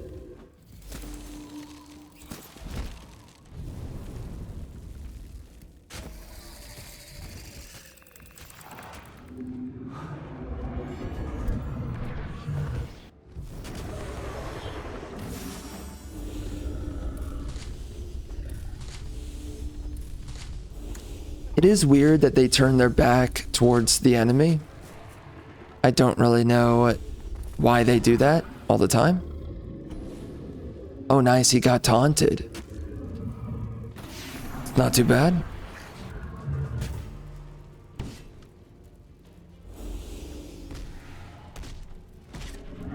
Ouch.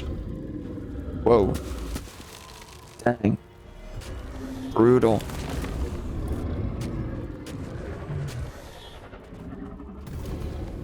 Nice.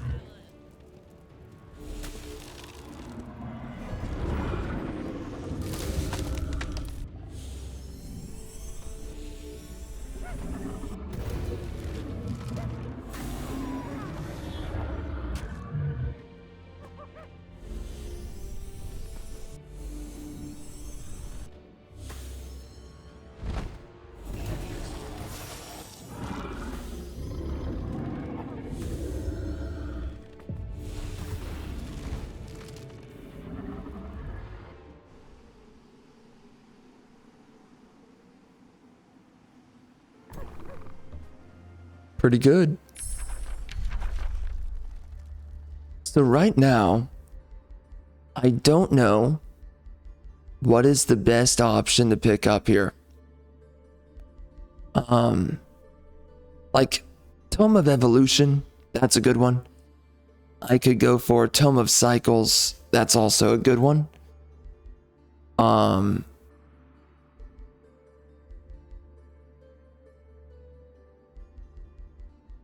Tome of the Cleansing Flame. That's another good one. Very tempting to pick up. I really want to grab it. However,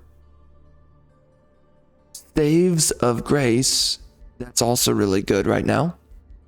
I could pick it up.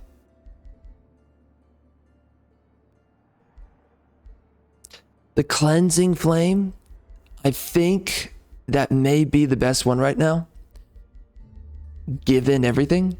When it comes down to Chaos, we do have a lot of options.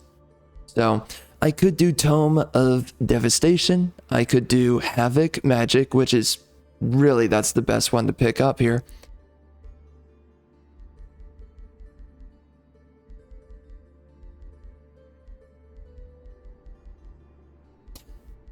There's really so many options. It's kind of crazy. So maybe I should just do whatever gives me more research. But Tome of the Cleansing Flame. I already have Faithful on a lot of my units here. So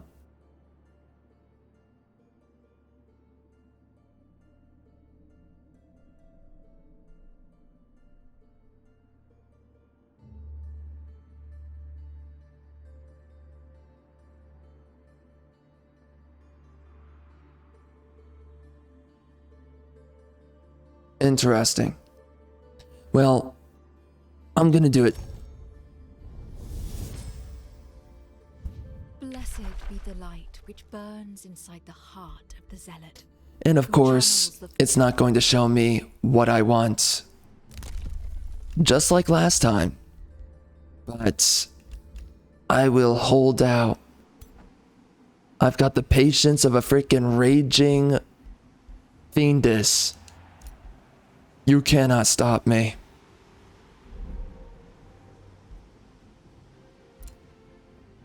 Ever. Ever, ever.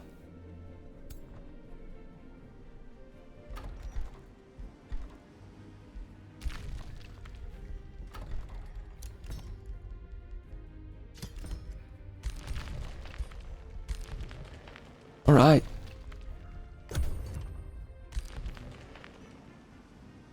So, even though there's a bunch of things that are not really like going crazy right now, my wild speakers are not dying, which is a really good start to all of this.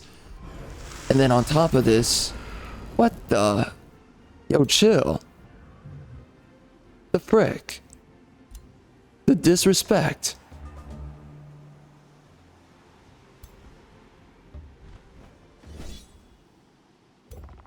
I'm actually gonna go take out the crypt over here.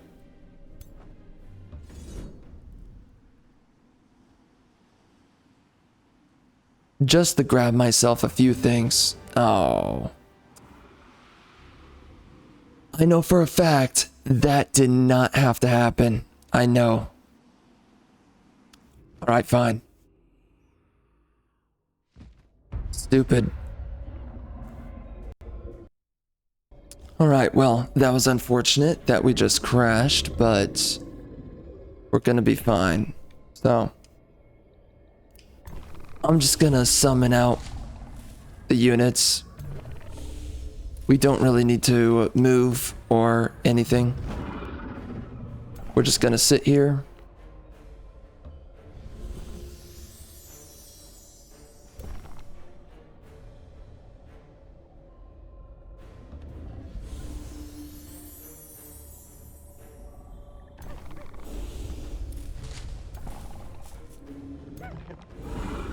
I really don't know why the AI starting out in combat doesn't just spawn these guys in, you know? That's really what you're supposed to do. The second you touch down into the fight, you just spawn them all in. Nothing else to do. See ya.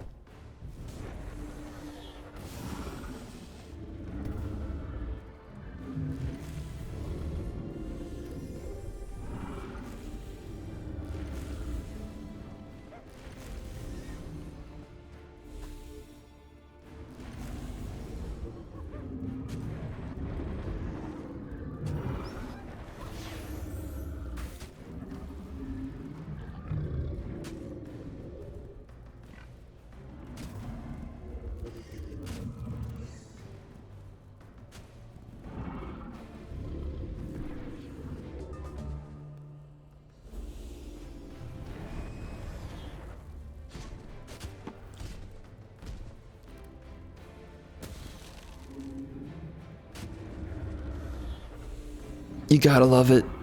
They're all focusing the tier 1s.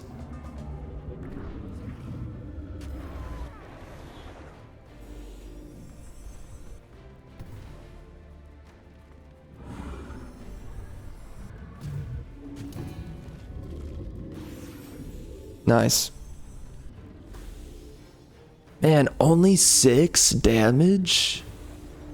Is it really that bad? He might be in defense mode, that's probably the reason why.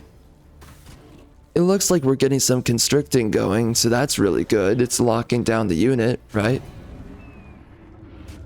Yeah, wow, this build is really doing work. I'm happy with it.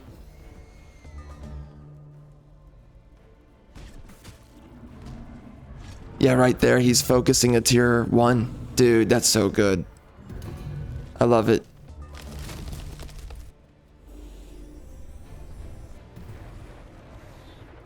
Nice.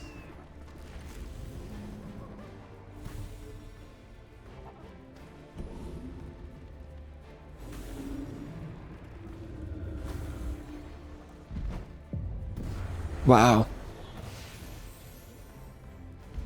Really impressive, for sure. Wow.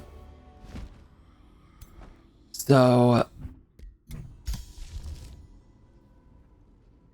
let's give it a shot. Where are we getting attacked? Not really that extensively right now.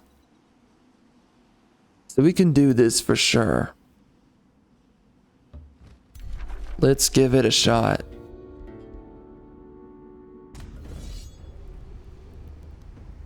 So that right there is a Reaper. That will be difficult to... oh, wow. Dude. This is so good. Holy crap.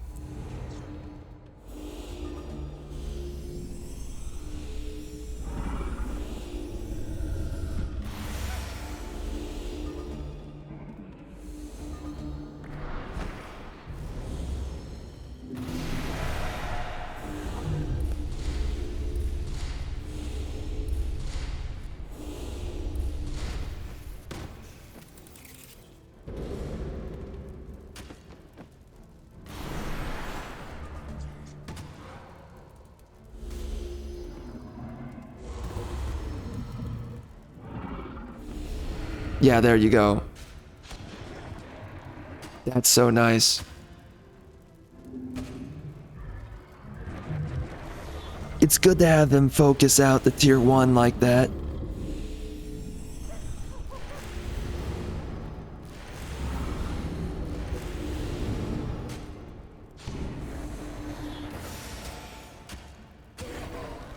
Cool.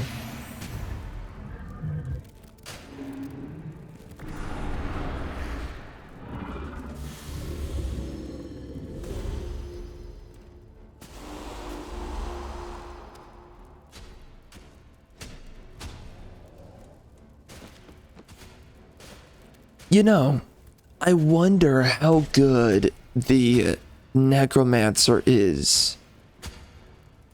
Because the Necromancer is very similar to the Wild Speaker. The only difference is that you need to get kills with the Necromancer, unlike with the Wild Speaker, but it would be interesting to see the difference between the two.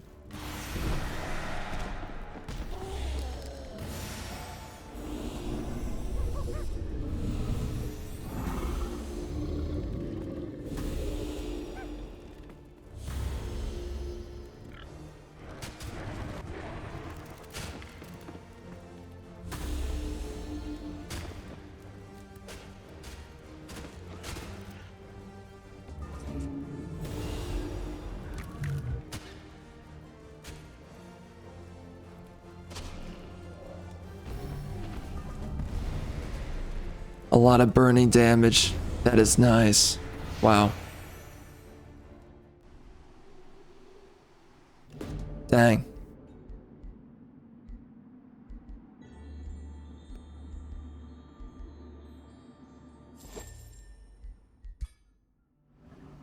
Oh, what is that? What is that? Archon blood. Nice. I will be grabbing that. For sure.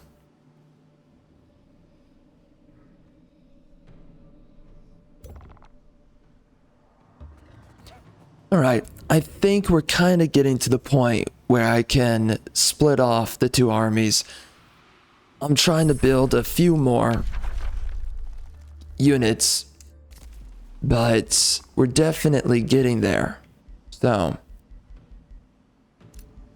I am looking forward to it.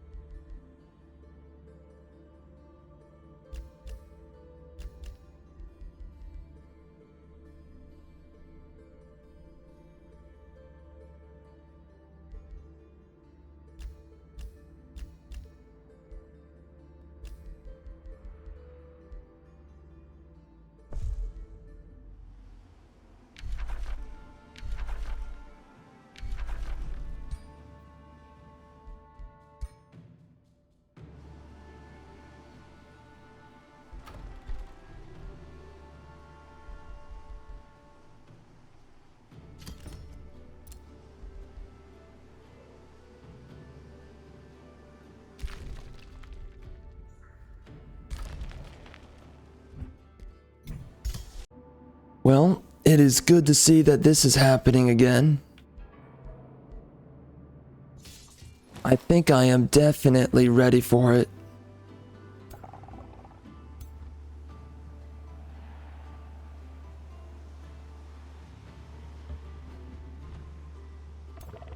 So, after we deal with this trash, I think I can definitely focus on some other things.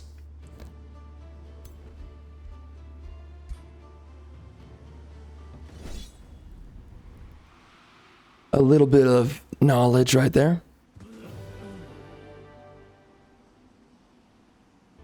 Looks like this guy is attacking me from... The name is Vectory? That's kind of gay. Whatever. Trying to be trendy when you're not. That's weird. Nice try though.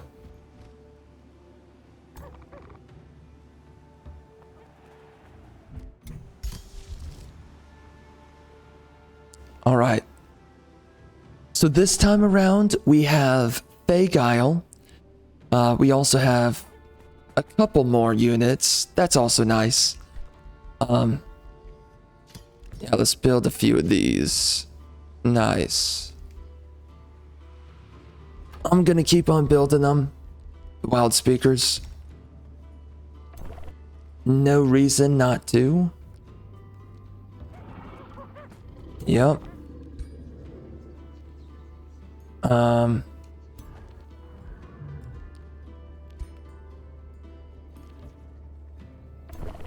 We can do that. Move these guys around.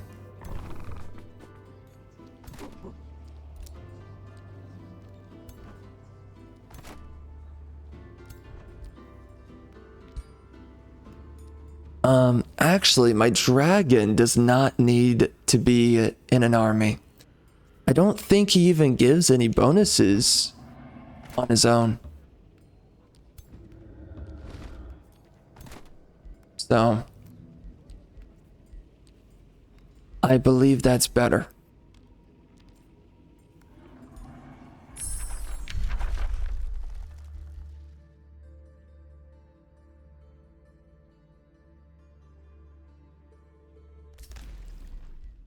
Okay.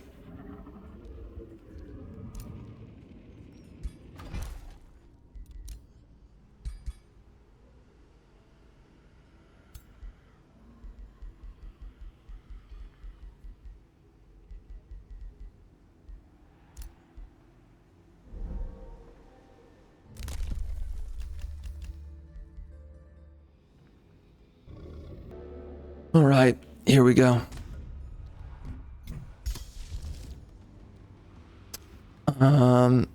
So I did grab myself Amplify Minds.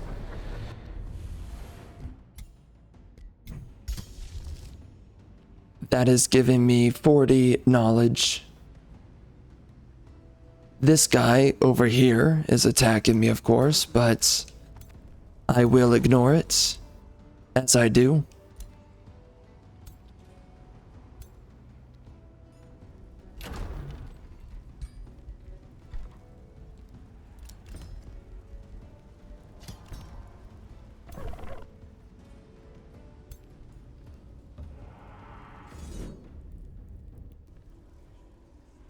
So I think I do want to fight him on the Lingering Mist, since I have Fagile.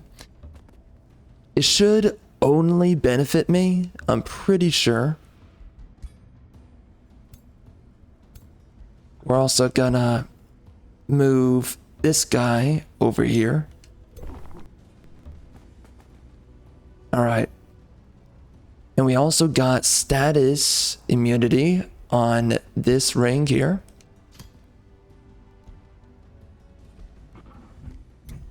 So my dragon's not going to try and attack any of my dudes. He's also going to be really hard to kill due to that.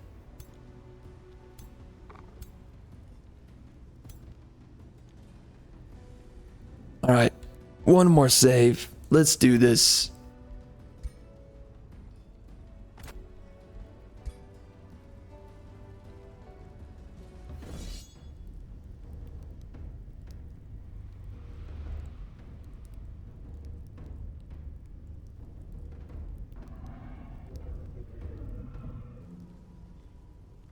This may or may not be difficult.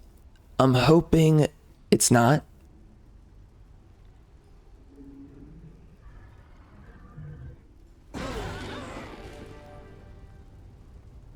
Man, that is so impressive. That is insanely impressive.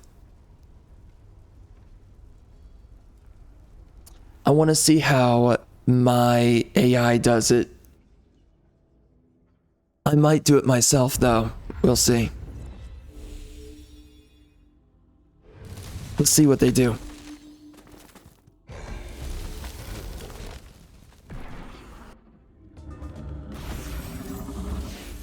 Oh yeah, that was a misplay. So we misplayed and we still did all right. That is crazy. That is insane.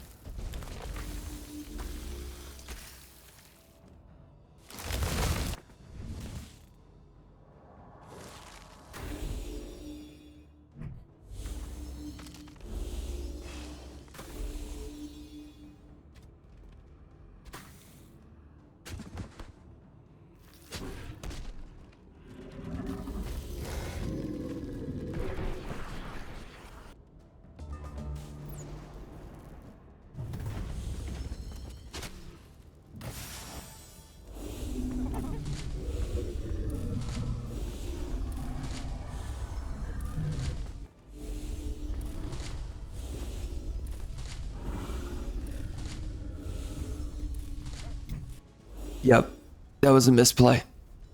So we misplayed and we still won. That is crazy. I now understand what people mean when they say that the wild speaker is good, right? I totally get it.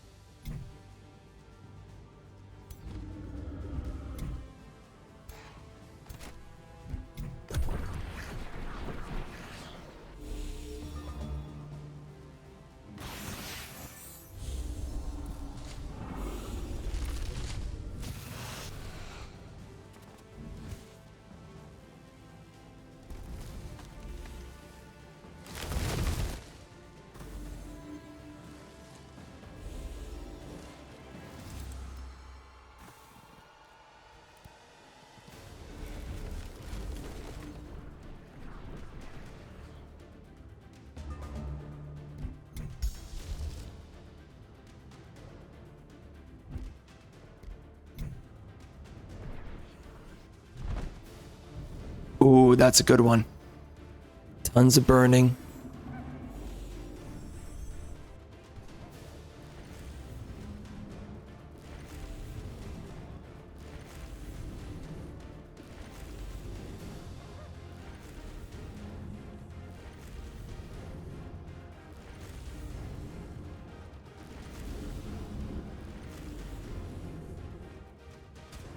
They should be healing, and they're not, sadly.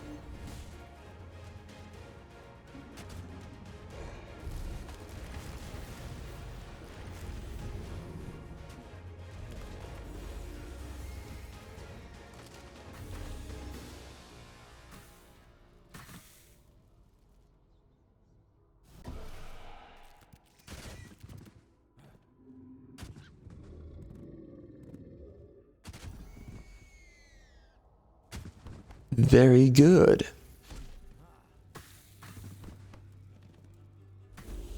And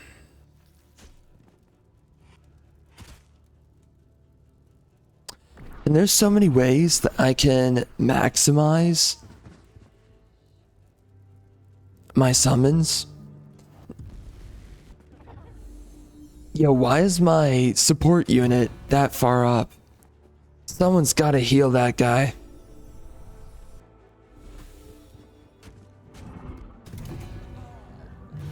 Okay. I guess it's up to me.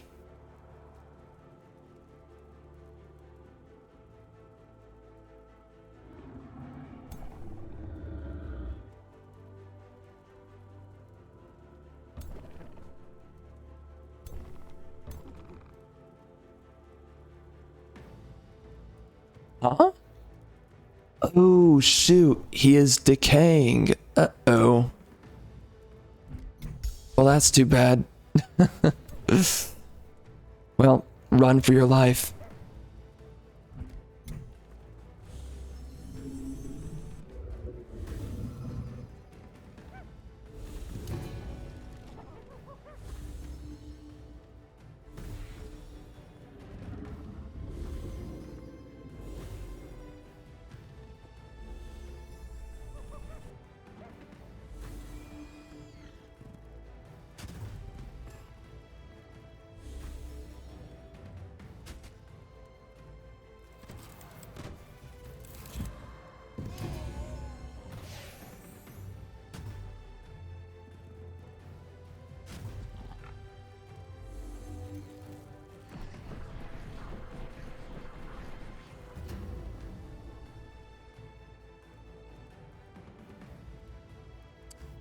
Unfortunate.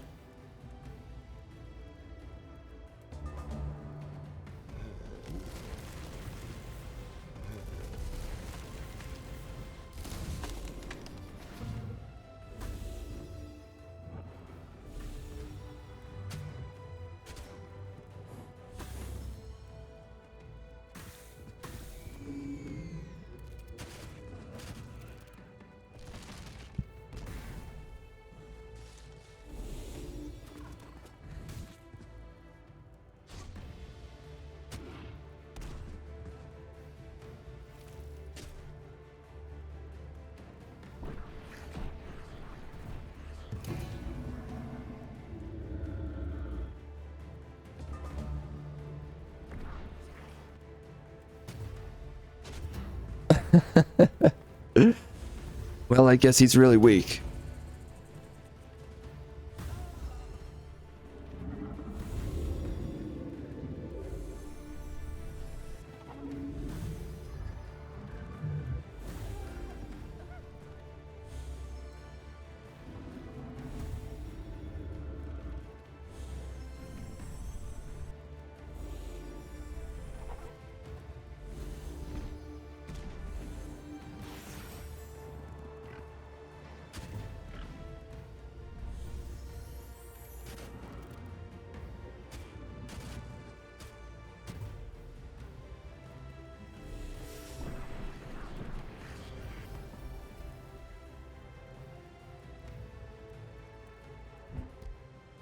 Well, it's just us now.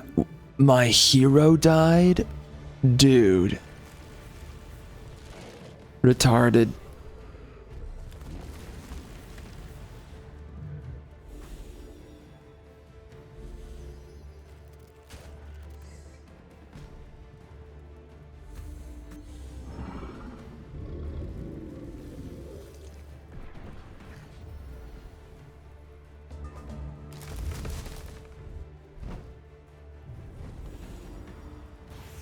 Jeez.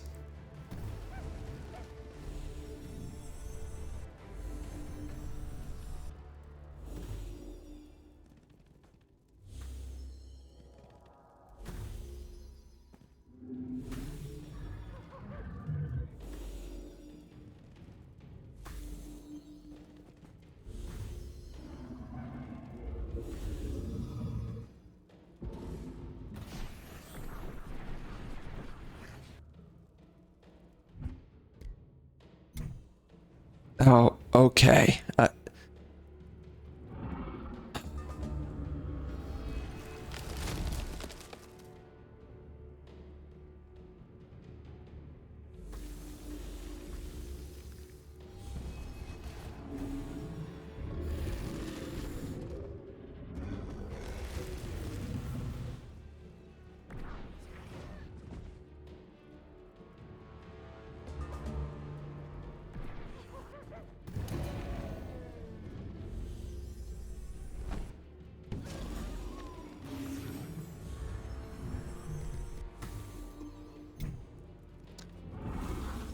So I lost 3 units.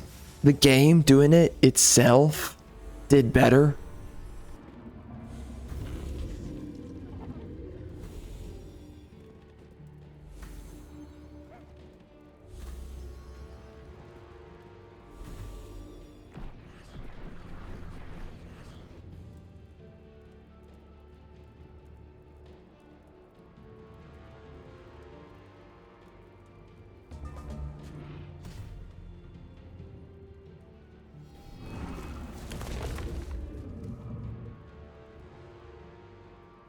No way.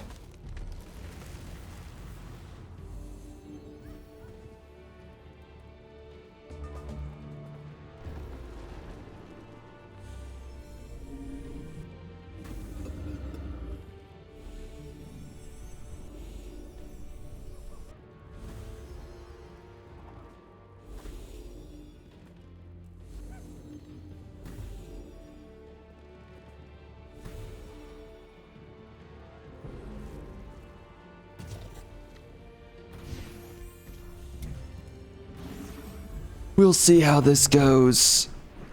I guess we lost 2 units regardless. I think I should be getting my hero back though.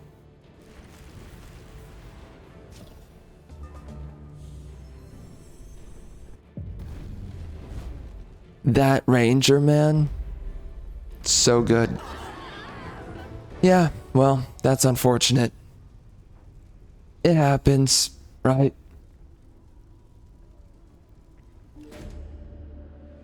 Looks like the game seems to know what it's doing just as well as me.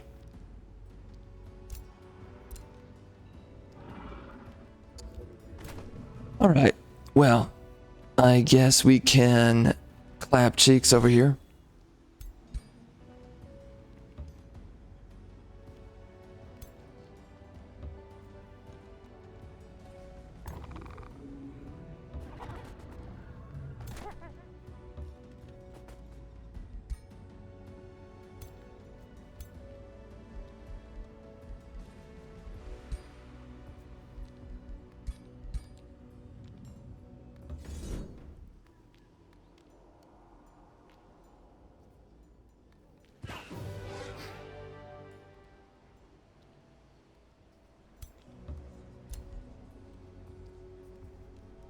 Well, this is right now, this is so impressive.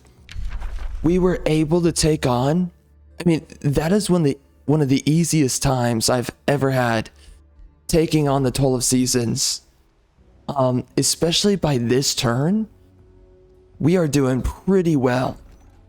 So, despite any idea that we are struggling, we are doing super well. I am definitely impressed with all of this.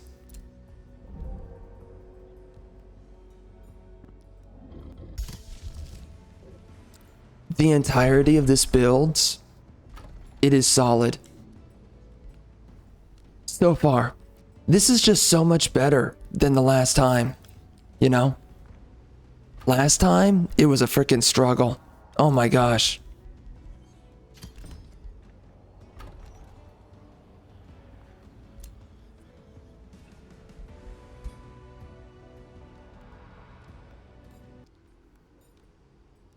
All right, let's get in there. Do I think I can do this with these guys? I think so. I'm gonna give it a shot. Let's see what happens. I do know that these guys... Oh, whoa. Hold up. Ooh, really? We don't have decaying, so...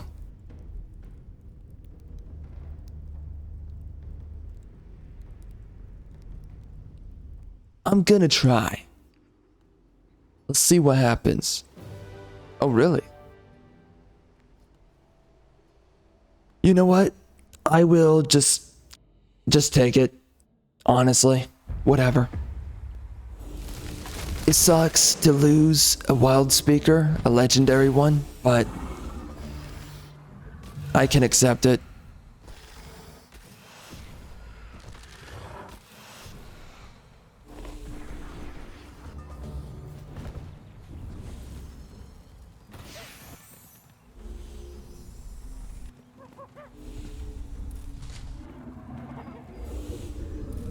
The positioning is so bad by the wild speakers. I really think they need to update the AI on the wild speaker.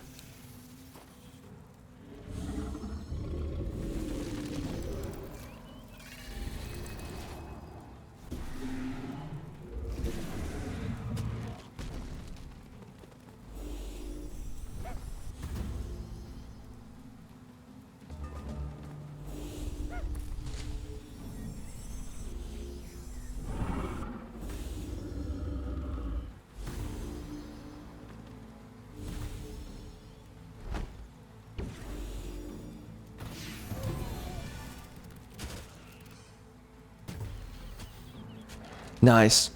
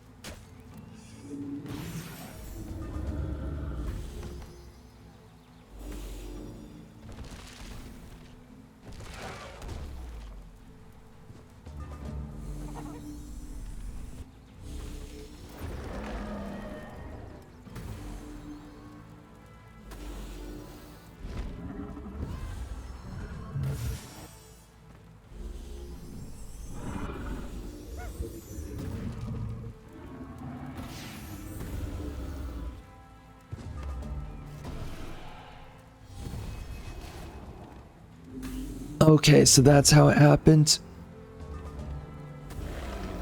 Interesting.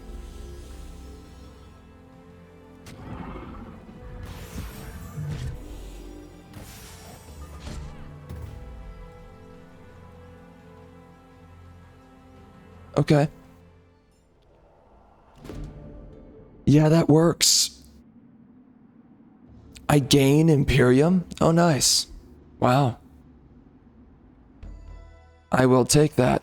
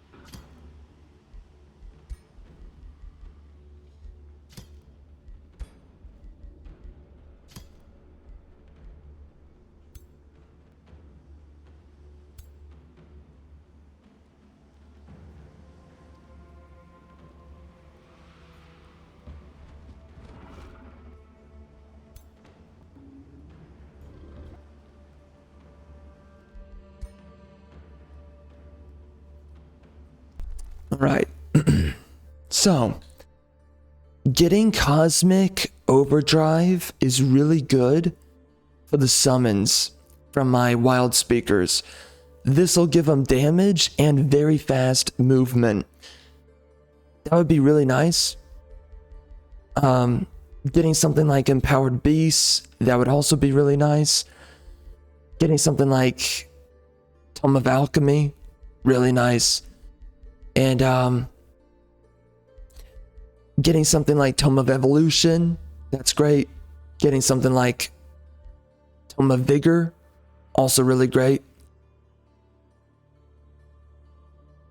So there is a lot of great stuff in here that we can pick up. And I don't think I need to counter anything that bad yet through Disruption Wave. So I think I might do Tome of Warding. I don't know. Maybe Tome of Prosperity, right? Because that'll give us a lot of grace, which we kind of desperately need.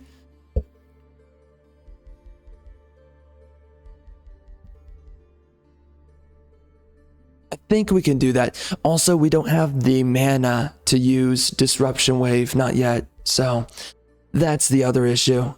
So I think let's do Prosperity first, and then we'll do Alchemy, and then after that we'll do Warding. The eternal grace within.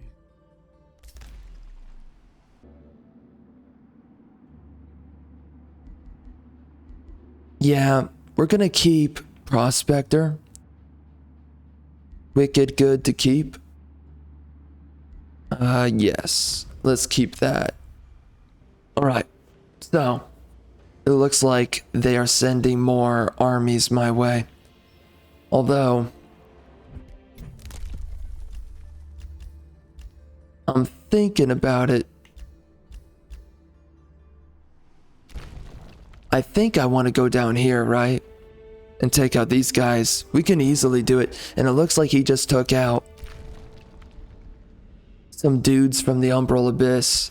So this is a pretty good opportunity to go in there and mess him up.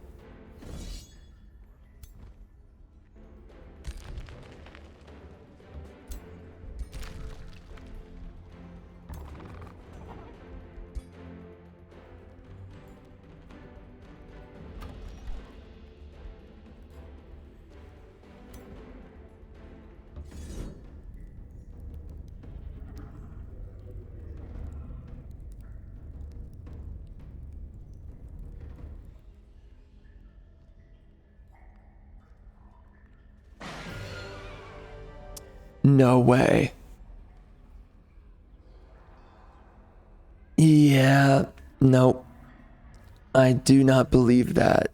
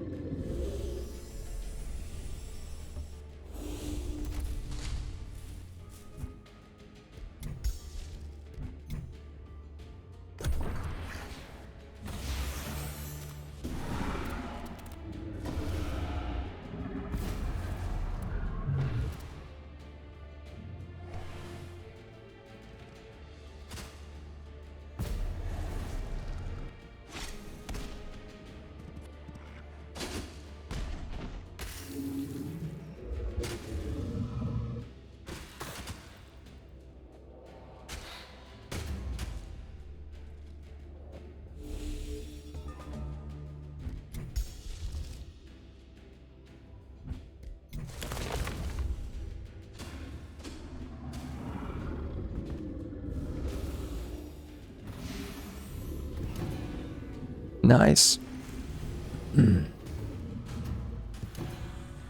Very good.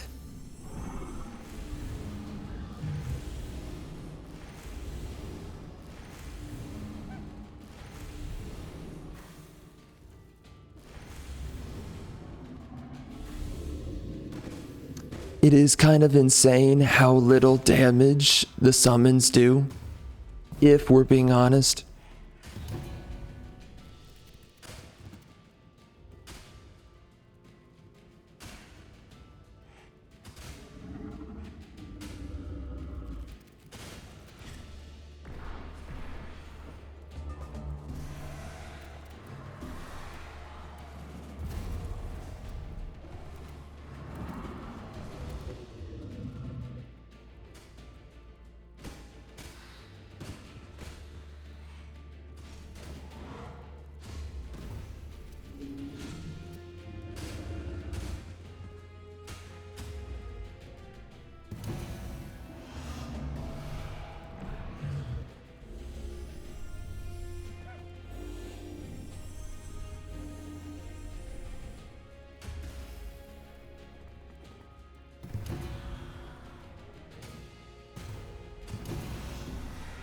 Dang.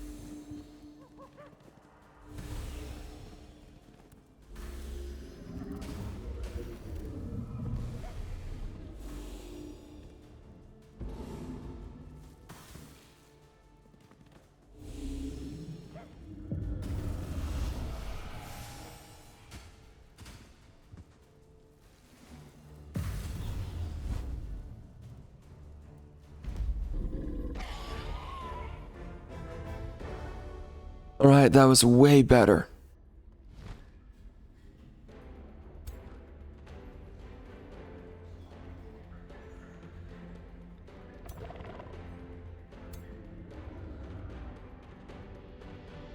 Okay, I guess we can siege these guys, although I think we're going to be attacked as I do this. Now, we are in multiple wars. I think we can afford it though. It's interesting how early in this game, this guy right here is expanding down in here from the Umbral Abyss. But yeah, let's see. Honestly, I think I can split up my armies now.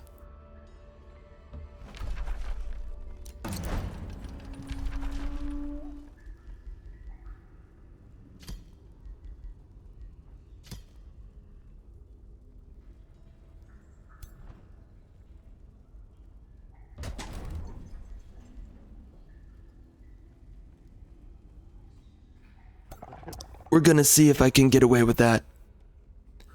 We do have some dudes in here. It would be nice to go fight them, but I think I need to level up a tad bit more before we do that. I gotta get Resurgence. That'll be the biggest thing.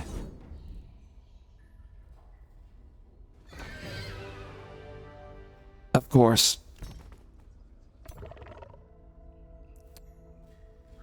Whatever.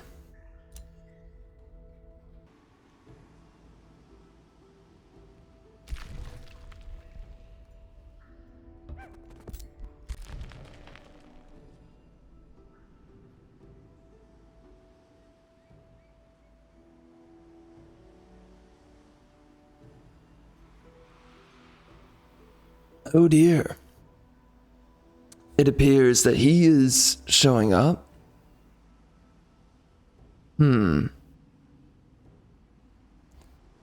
Okay.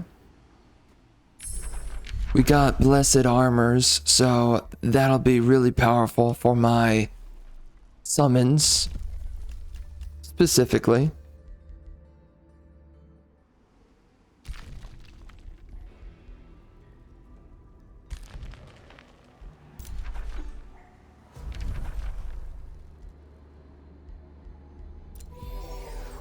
I guess. Oh wait, that's actually not. We can do a truce, but we can't make a pact. Yeah. Actually, can I do a truce? Okay. Yeah. Oh wait, you can't do a truce. Oh, or no, a wizard's bond is not a truce. Yeah. Okay, so a wizard's bond is okay. All right. Good to know.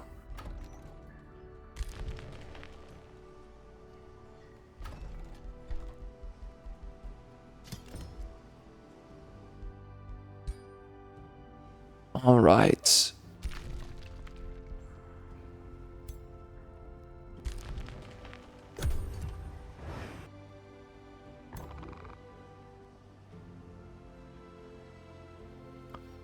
So this guy's walking around. Oh, he looks like he's easy pickings. What the heck? Oh, I should totally pick on him. Yeah, I am totally bullying you. Get the frick over here. He looks weak. He has to be weak. No way he's not. Alright. Let's equip this. We're gonna make another one.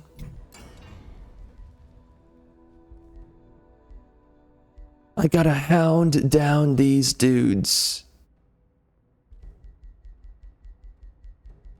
Gotta keep on getting myself binding essence here.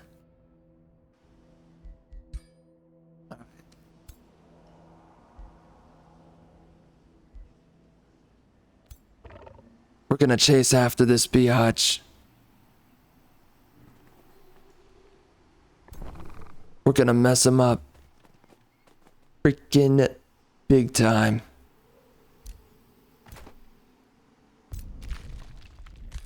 I think I can get away with this. It does not look like he should have any other armies. So, I'm hoping he doesn't.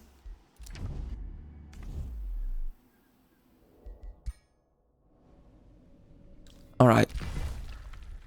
Let's get a little bit of that mana.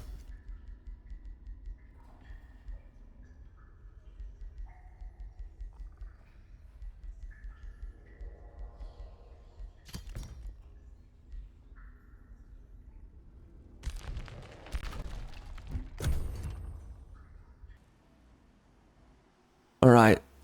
So it looks like I can definitely pick on him right there. You're going down, punk. Level 5. Jeez. How do I... How? Hello? What the heck? Weird.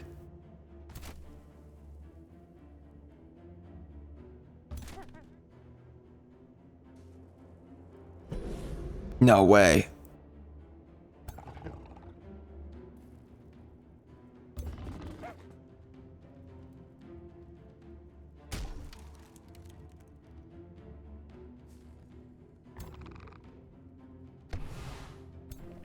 Biatch.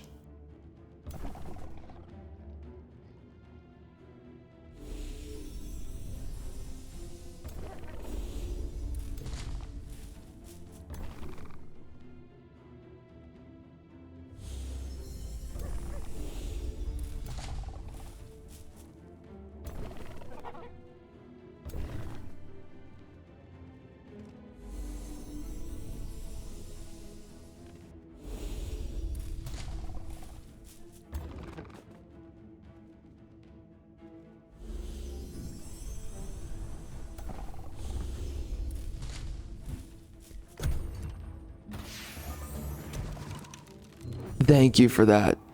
Thank you.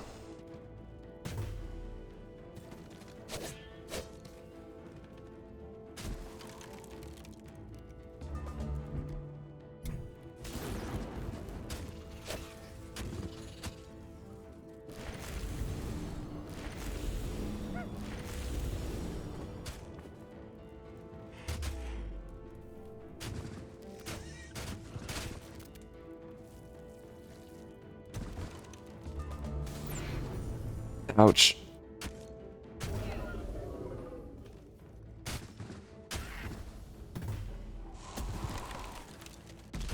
Okay.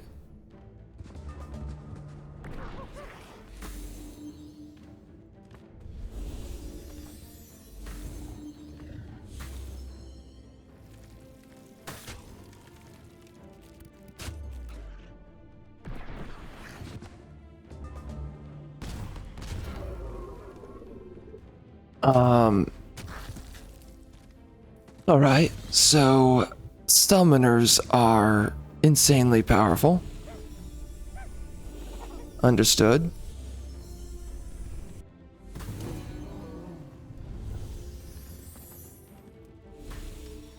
Even when it's AI.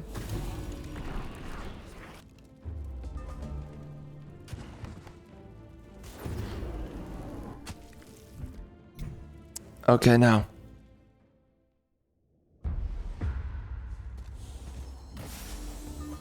Not okay.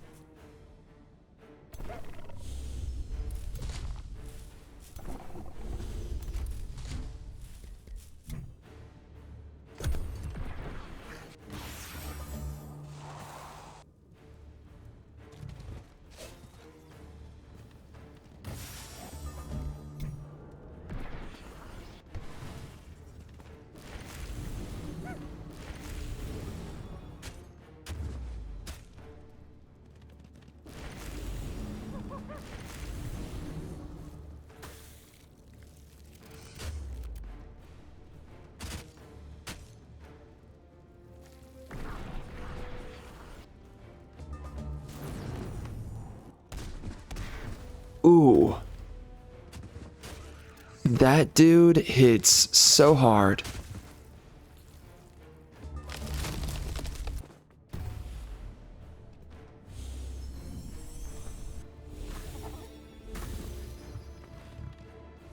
Man, that damage is pathetic. Dang.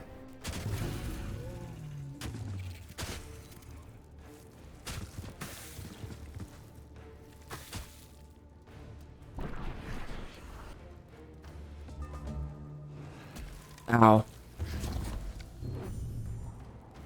Oh, okay. Whatever.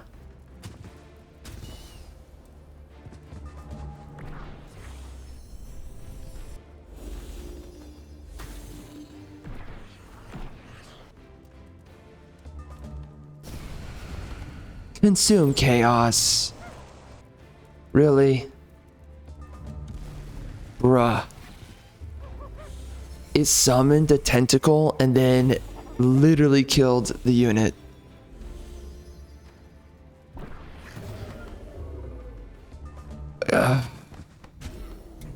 Alright. Alright. Got it.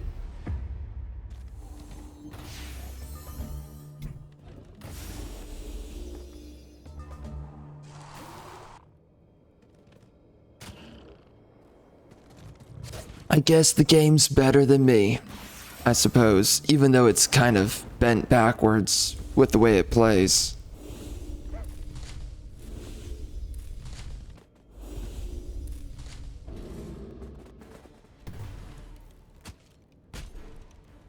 Yeah, it's good to focus out that snow spirit. Ow.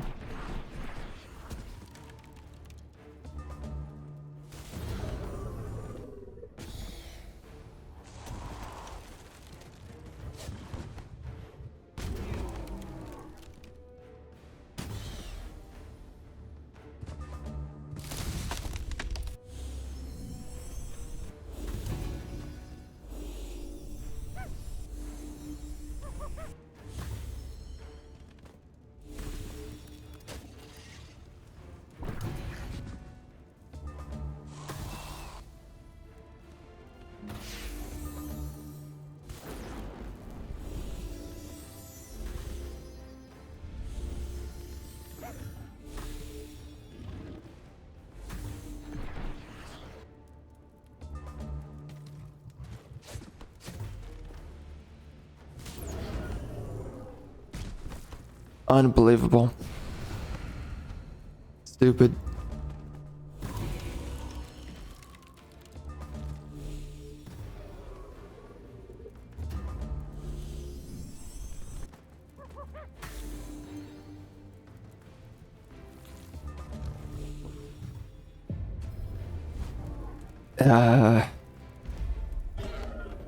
Right, freaking homosexual. Got it. Wow.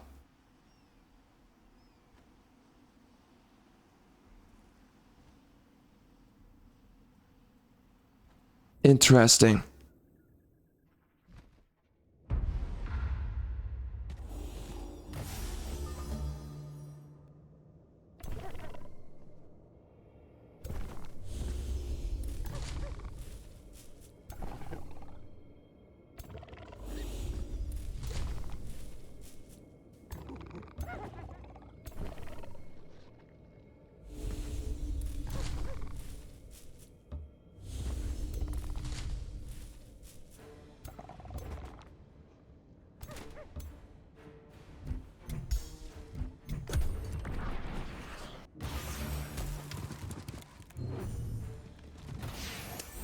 Uh-huh.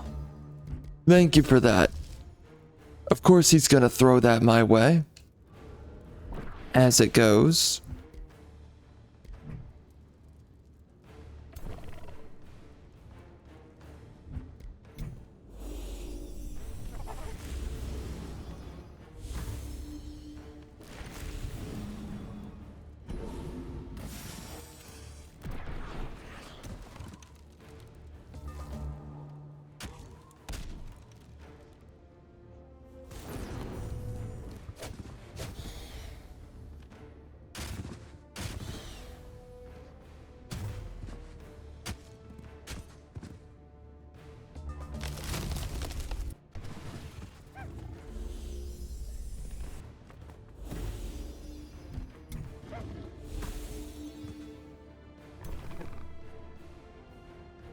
Why are they not using it?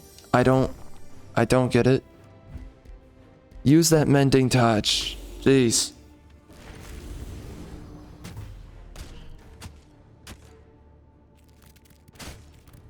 Oh, no way. Get that kill. Oh my gosh. No way. Consume chaos, of course. Of course.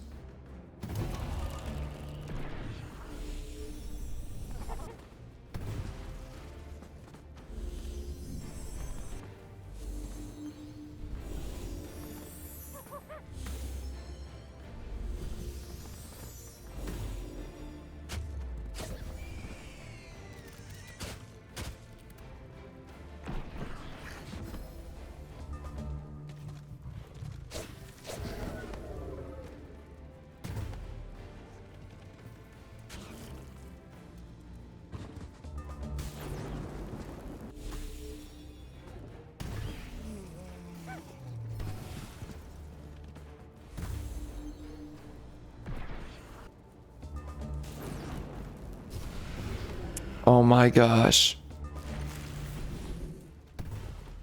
Oh, nice.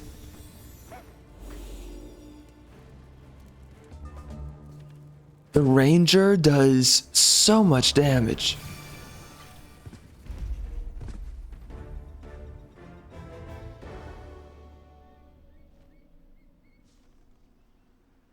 Well, I did try to bully him, and apparently did not work out. It actually blew back in my face, so unfortunate. I guess that's how it goes.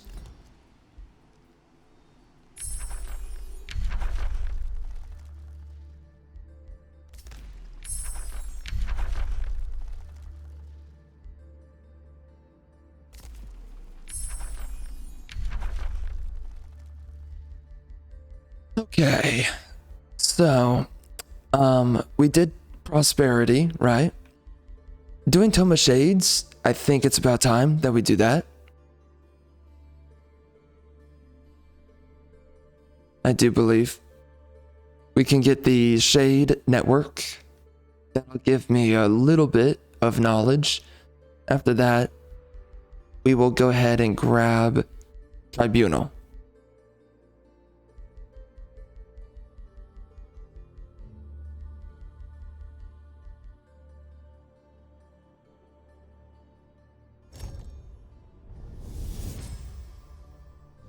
Every seasoned assassin knows. Oh, Execution yields the cleaner.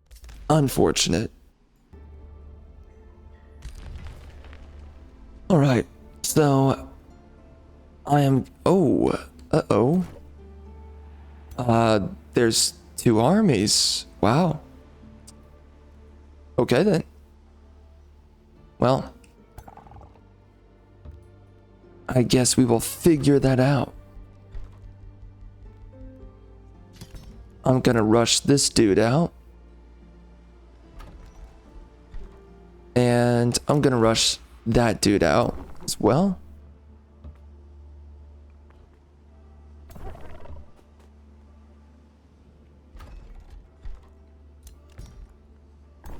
There you go. So.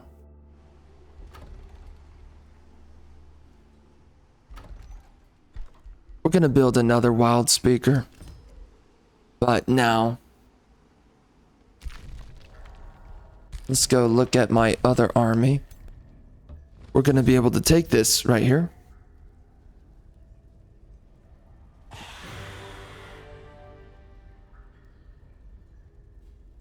Sweet.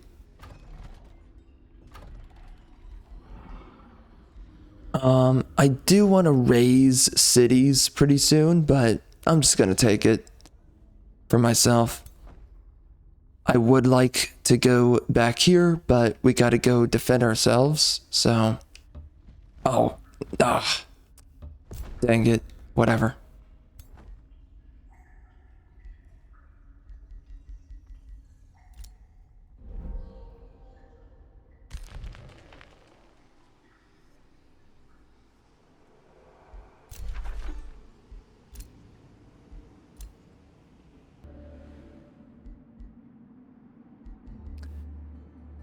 No.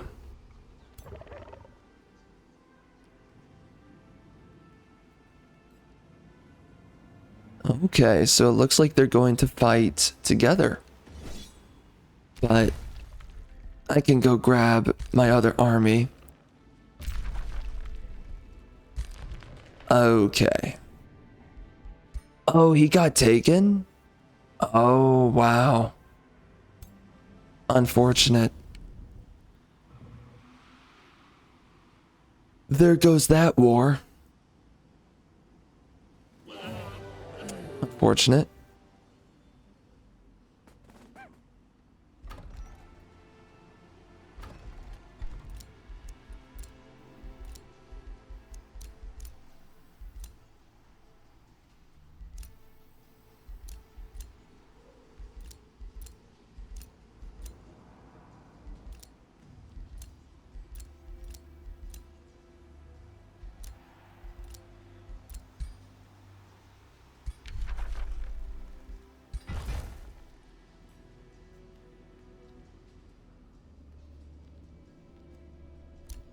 All right.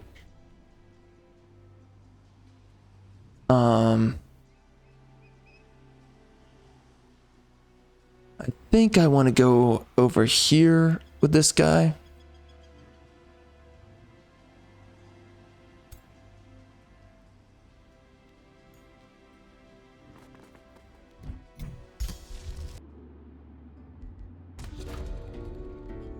Oh my gosh, we're meeting a bunch of enemy vassals.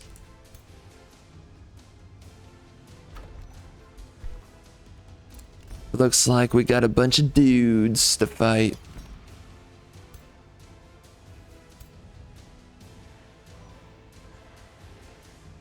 Looks like he's gonna take out the brigand camp. Yeah, I need to do something here. For sure. I want to get into the Umbral Abyss. I'm hoping I can get a little bit more of my order affinity up in decent time.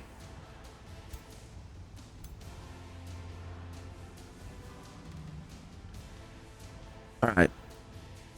So where should we go?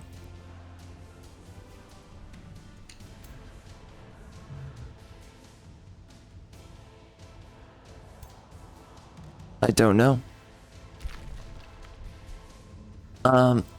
Yeah, we're gonna hold off. I am gonna make myself a few vassals very soon, but we gotta get a few things going before that.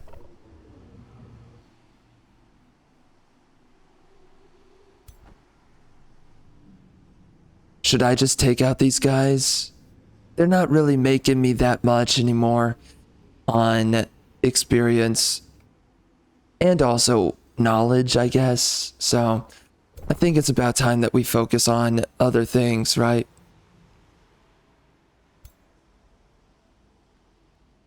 Unless I just want to park myself here.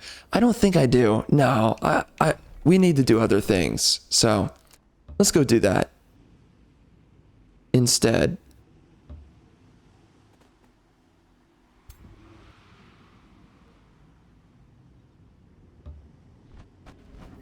Let's do this.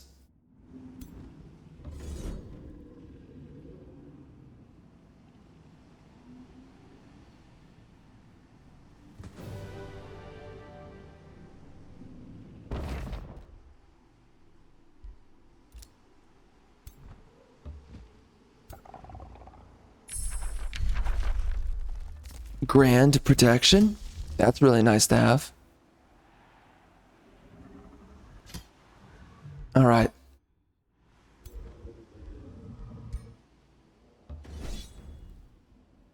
Ooh, shoot. He has Shrine of Smiting. Now, they don't have a lot of units, but they still get a kill. Unfortunately.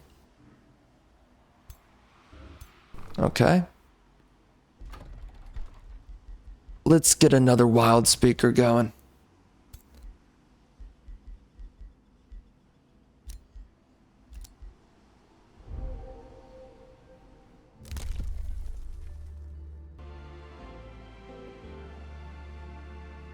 So we have 2 turns until the Mistwalkers show up. I'm thinking I might want to attack this guy if it works out for me.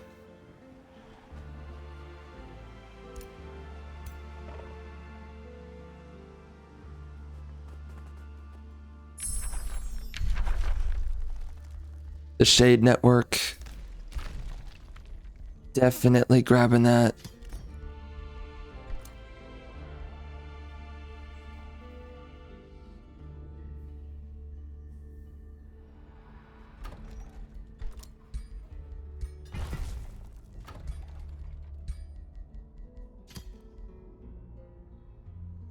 We got a Fire Forge.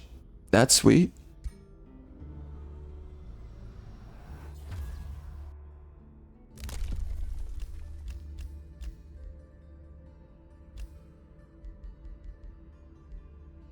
And we got Death Magic.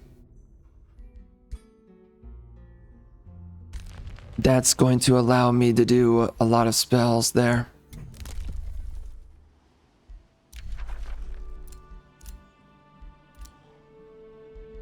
Okay.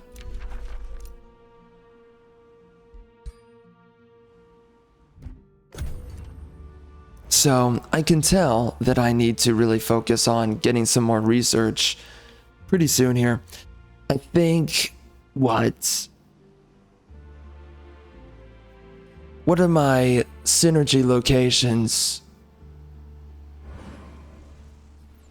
This would work right here for a worker construct nexus.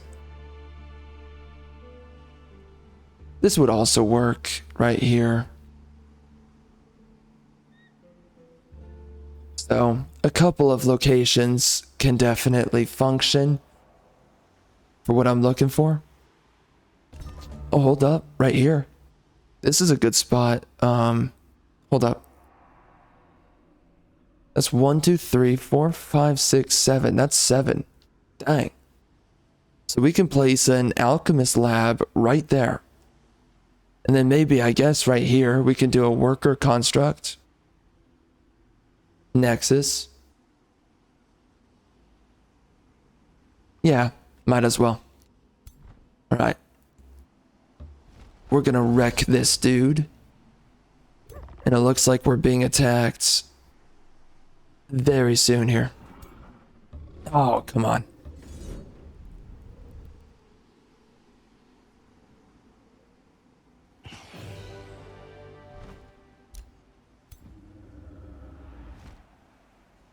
Okay.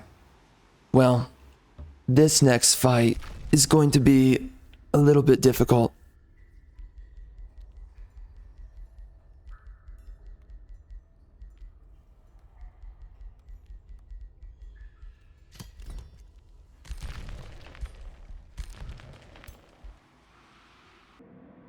Right, there we go. It appears it is time to fight him. So, let's build a bunch of wild speakers here. It's gonna cost a little bit, but not too much. Yeah, there we go. So that was 6 overall. Dang.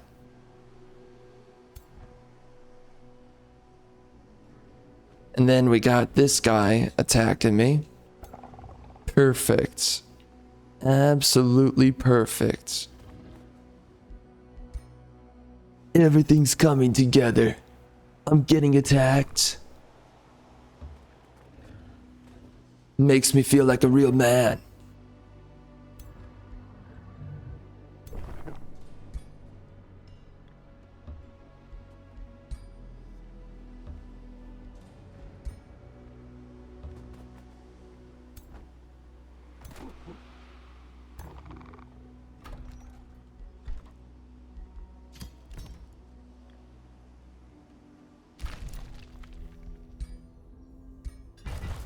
I'm gonna keep on building this way just so that I can see what's going on over here.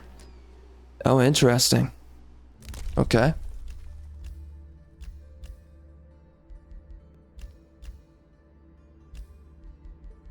Yes. To other animal units, does cavalry count? I wonder. It would be pretty cool if it does. Should I just try? Why not? It's gonna be a battle to the death anyways, over here. So, we might as well check it out.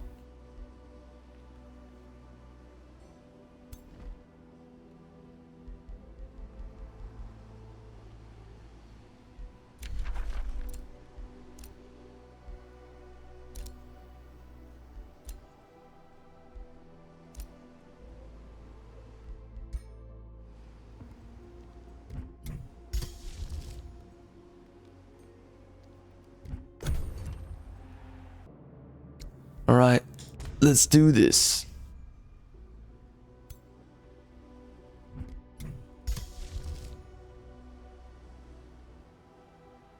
We are going to engage the punks.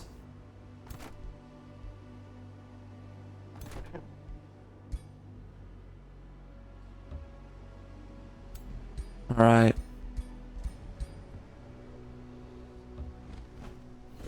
Go right there. And go right here. And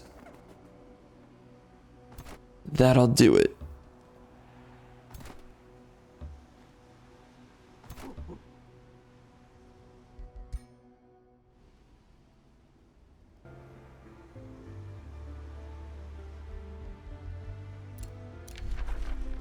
So we just got a ring right here.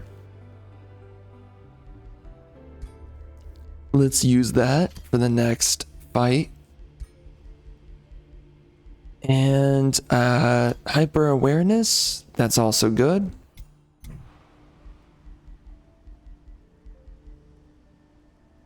All right, I think we've got it. We also got Shade Network, sweet. We can get Staves of Grace. Finally. All right. Well, it is time to go in there.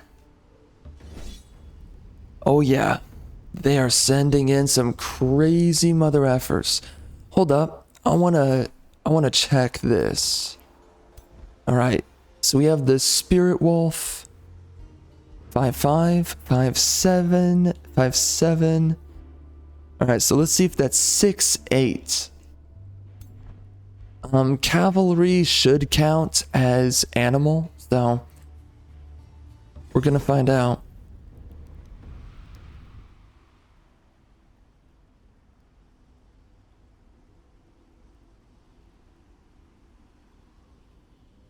Shoot, that is insane.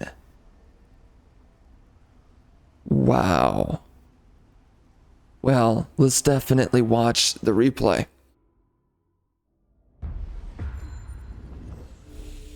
So I want to see this. I want to see those stats, please. Those stats are massively buffed. I don't even know.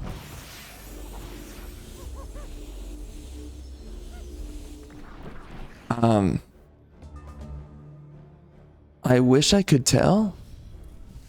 I can't. Ugh. Whatever. Unfortunate. I guess it applies. I guess. I don't know.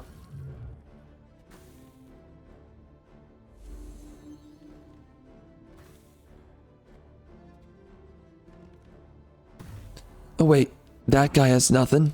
Let's see him. So he's 5-8.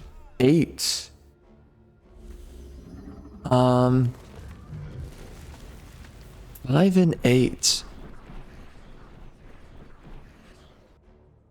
Interesting.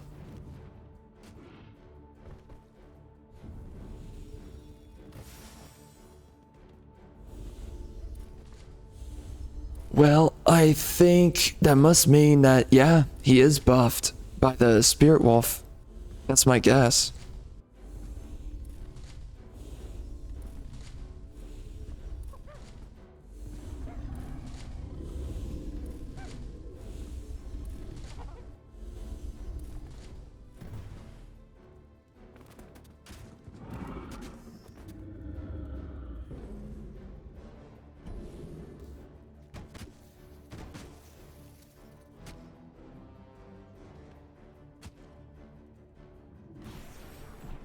The damage is absolutely pitiful. A lot of regeneration.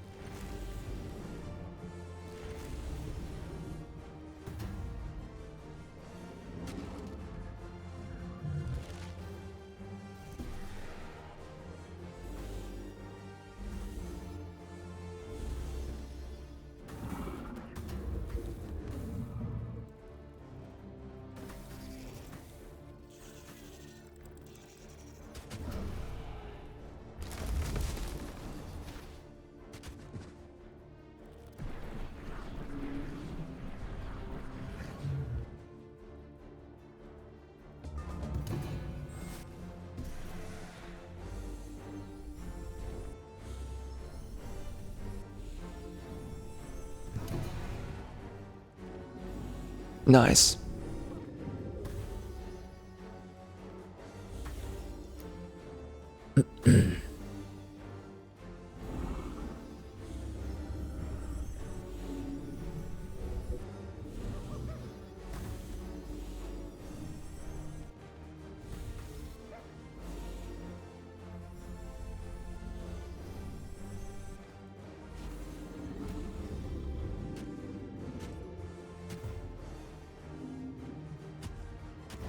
Jeez.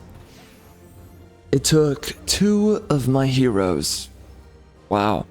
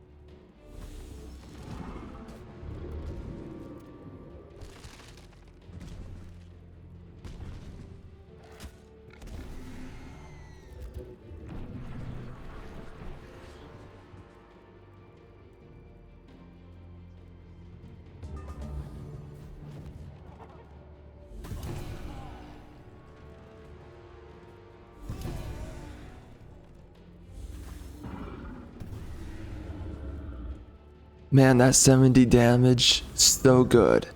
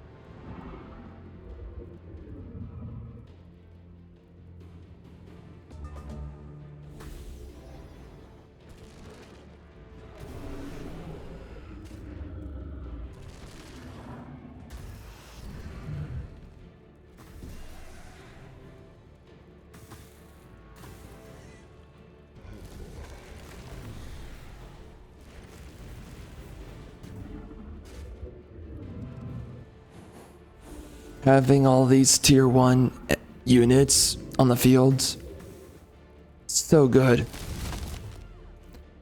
Really good as just a huge slew of cannon fodder.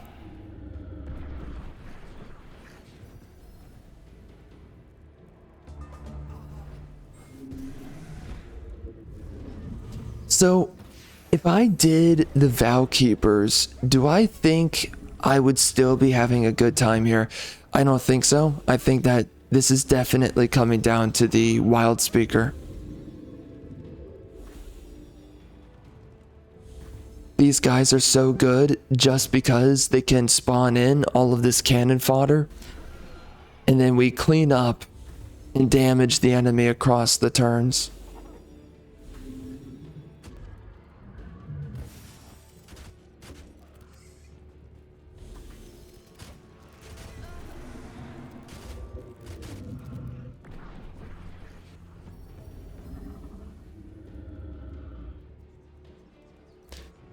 So far, so good.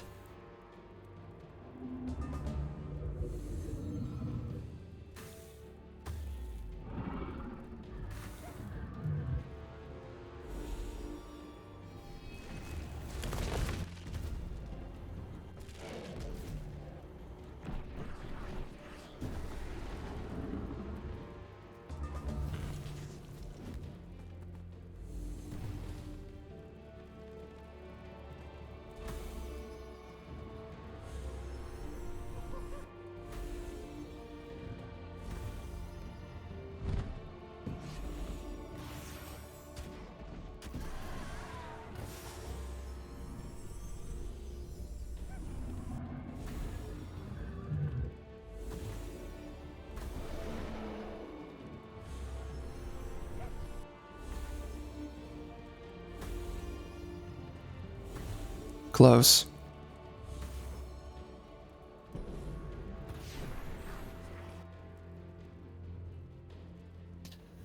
So that's where they got the second kill, was this right here. It's all because my units are not using Mending Touch, which is so retarded.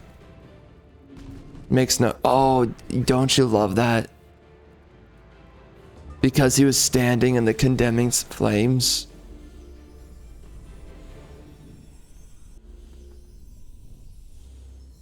So good. You know, Rangers are so powerful. In a weird way, I almost think that they're just like the best of the heroes. Just because of how many one-shots they can get all throughout the game. I don't... Honestly, why would you even pick up a mage, if I'm being honest? They're still not that great. They're cool, but you can one-shot with a ranger, you know?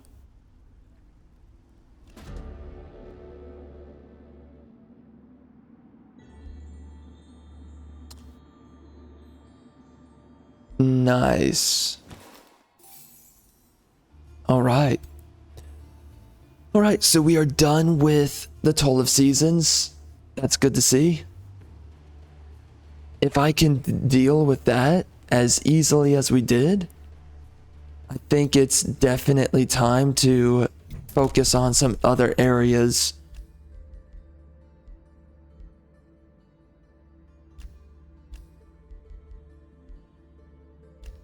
So, let's do this for a little bit more knowledge. I gotta really double down on knowledge at the moment. We can also take out this dude. Alright. Cool. I should get one of my dudes from the Pantheon coming in, since we are in 2 wars. They should come in to help out.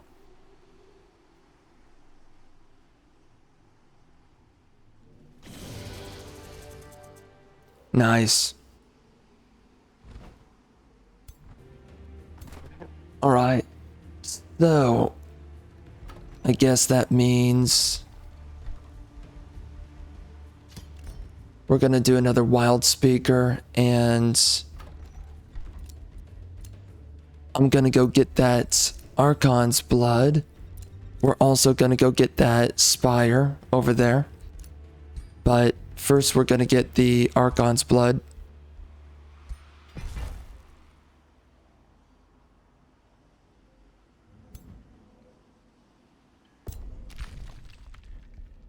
So down here, I'm gonna grab myself the Shade Network. And I'm also going to grab Tribunal. Then I'm going to release Flagspire. And I'm going to be upgrading Kesberg a little bit. But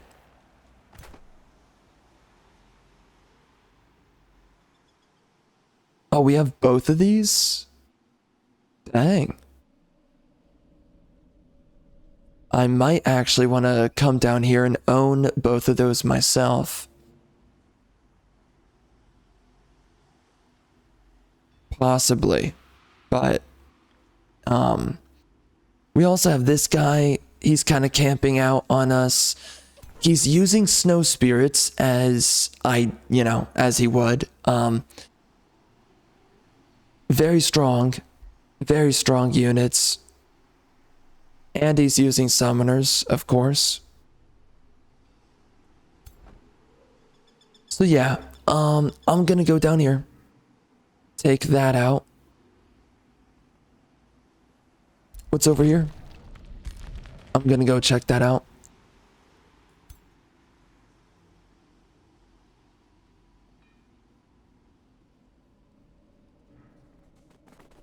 Gonna go clear it, and over here I'm gonna go build another outpost right here.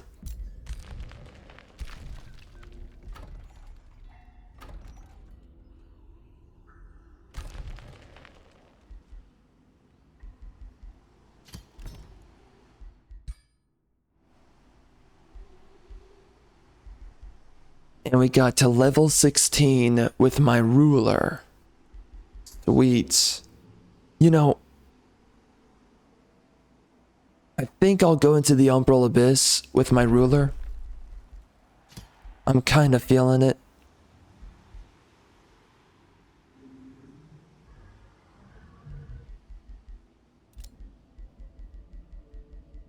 So, we might as well.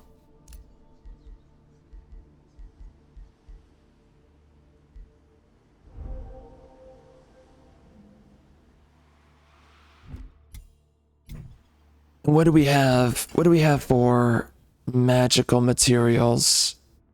I should just build another ring, but I really got to get myself some more magical materials. So we're definitely going into the Umbral Abyss now. Without a doubt. It's about time.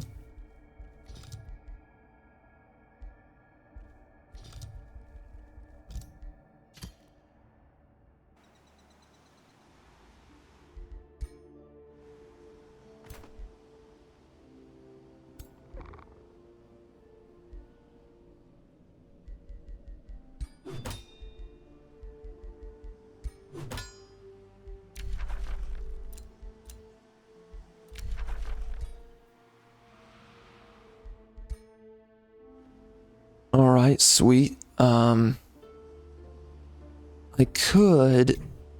could get myself another fire forge. It wouldn't really do anything though. I could get myself the Cosmoflux, if that matters. You know, I did get myself the Blessed Armors, but it doesn't seem to be applying to the animals. It might not. Which would definitely suck if that's the case. Well, anyway, we're gonna get a bunch of research buildings now. I gotta get where this transmutation, yep, where this transmutation circle is, I gotta place an alchemist lab, and then, well, I guess we get all the other research buildings, right? I guess that's what we do. Should work out, so. I think we still have a lot of buildings here to make. But getting research is a really big deal. So I believe we're going to focus on that.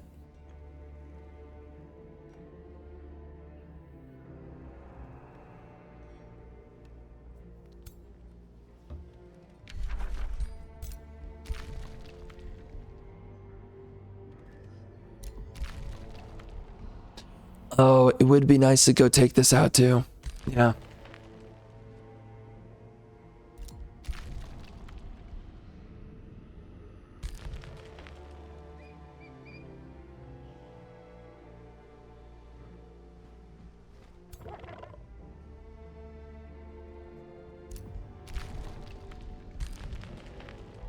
I think this is going to be a good damage check.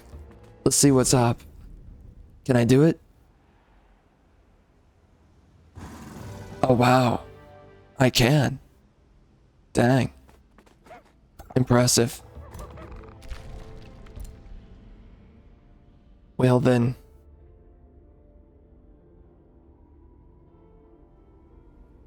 Do I have this yet? No. Unfortunate. I could grab the right of enduring, but seems a little bit unnecessary.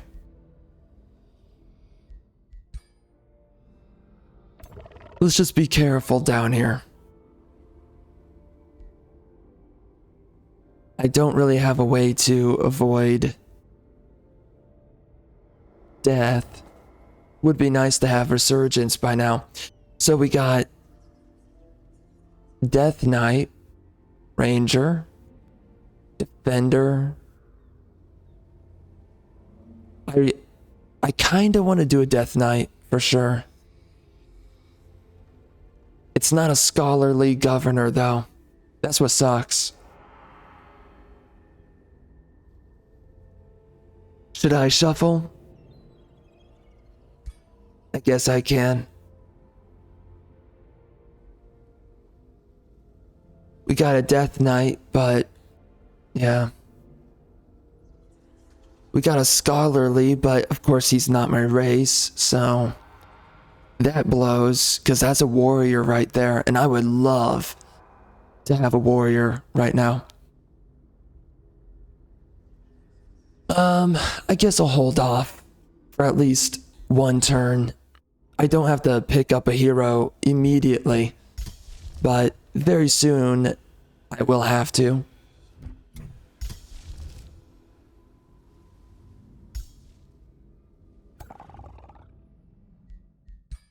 All right.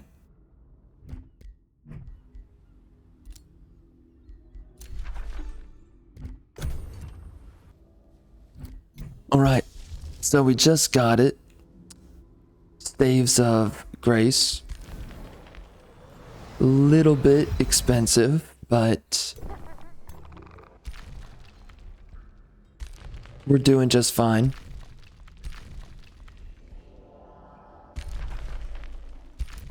I'm gonna keep on trespassing, huh? Insane.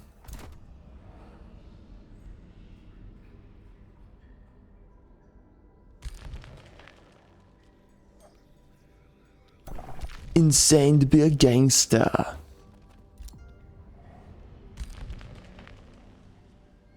Alright, let's let's attack. I think we will be okay here. We have Grace now, right? Did I activate it? Yes, I did. Sweet. Alright, so we can do it. Easy. We also have Resurgence, so looks like my dog died in that fight.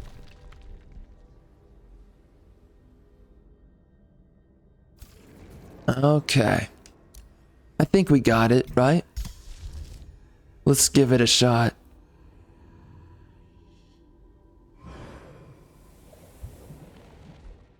Here we go. Let's wreck them. We have Staves of Grace. There is really no way that we lose a bunch of units, but of course we did lose one unit, which is unfortunate. Did they heal each other and themselves? Let's see.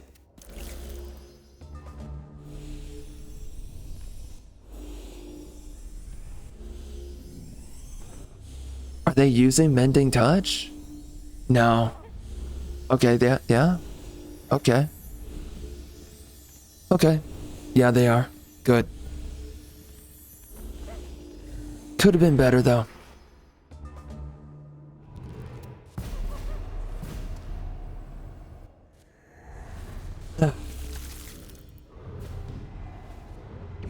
So I think I noticed that the AI, what it does is that it tries to get into a combat range, and then it activates what the unit is supposed to do in combat range.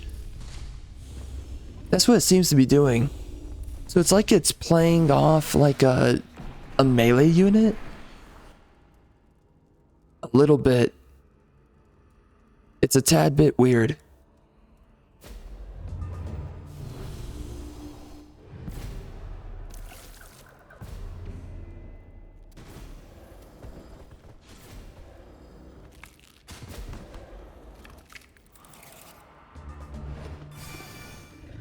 Oh, wow. That's a little bit of damage.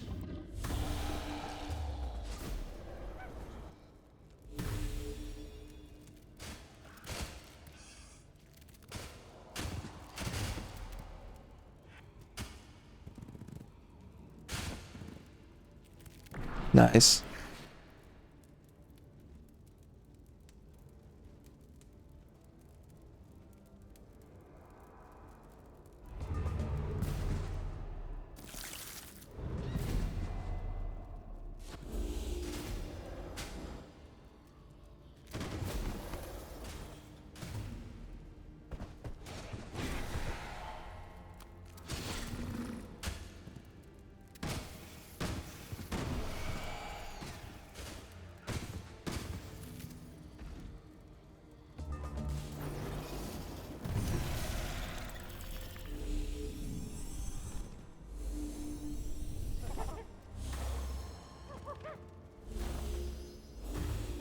Dear God, we are not doing damage right now.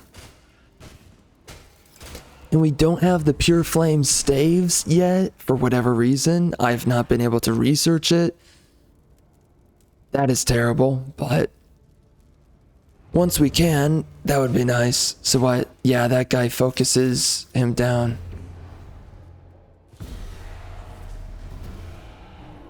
Yup. Okay.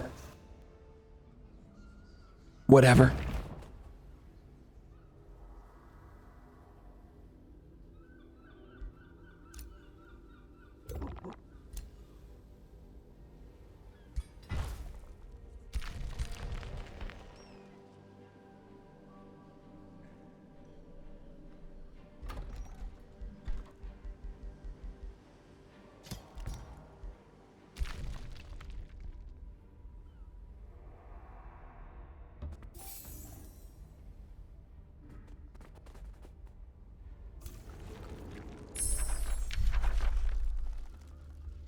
Okay.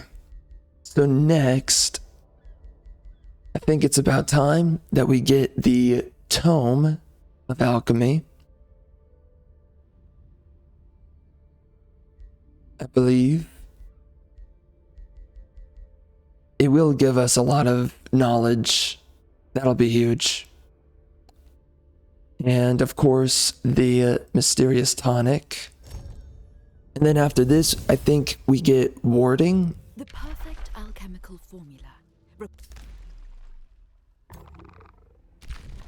It's crazy that we don't have the pure flame staves. Don't really know why.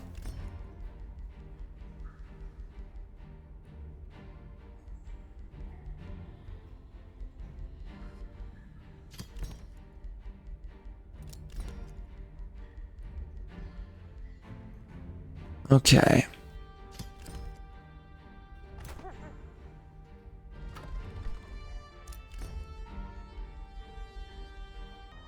I think we're done with this guy.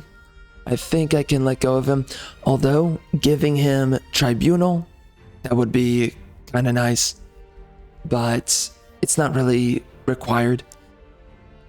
I think we can move on from this. It's looking like it to me.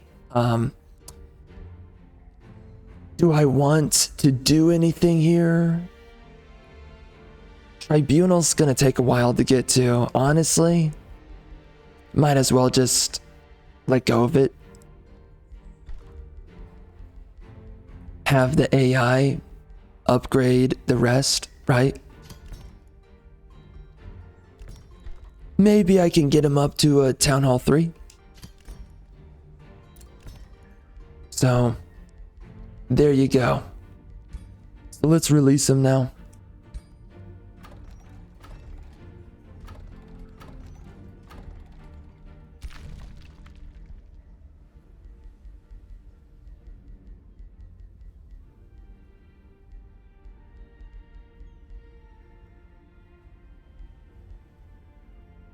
Bleeding and marked.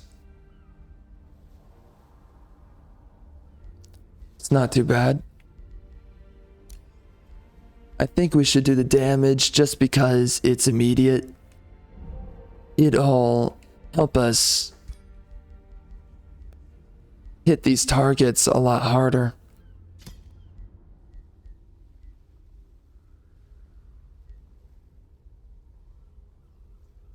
Oh, and we will be getting other options for recruiting heroes. I'm hoping it'll be good.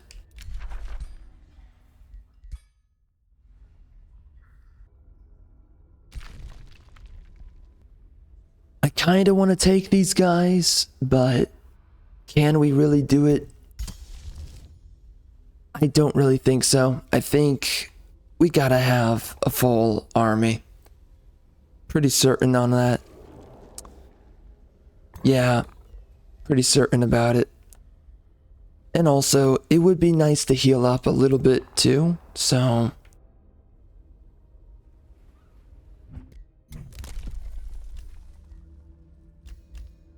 Can I... Here's a question. Can I do this? Does that make it faster? No.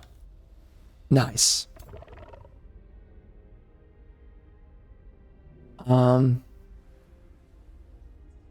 Well. We got void stones here. I would definitely grab those.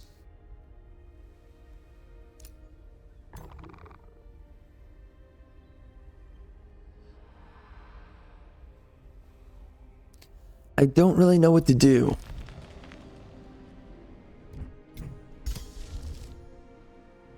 I guess I can risk it. This guy's gonna take a while to come over.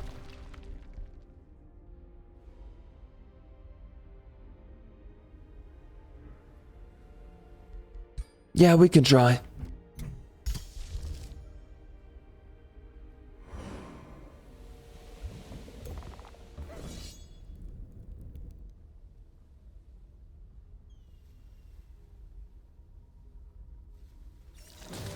Yeah, nice.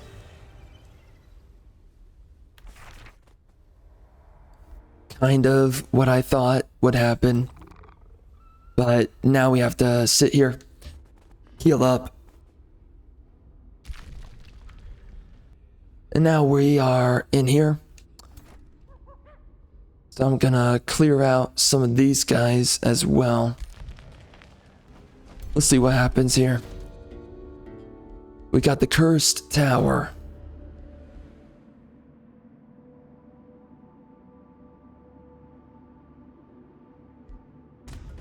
All right.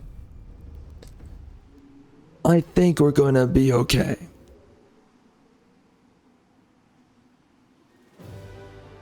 Oh, wow. Good stuff. Let's check it out.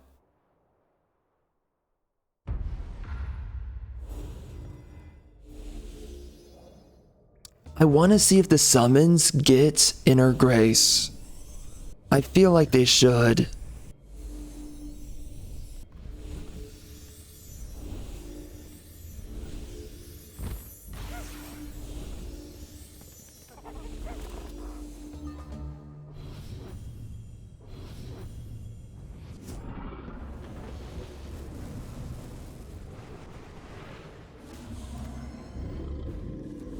Does this guy get Grace?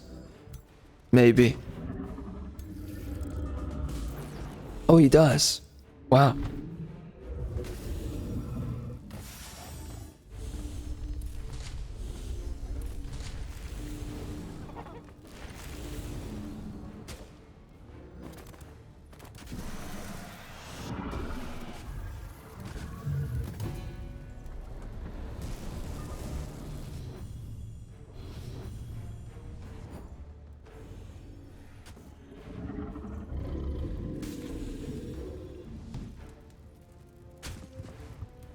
Ow. Freaking ow.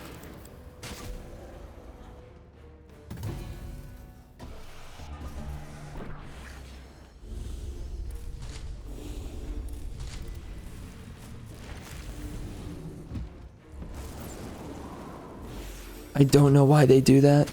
I guess because he doesn't do a lot of damage.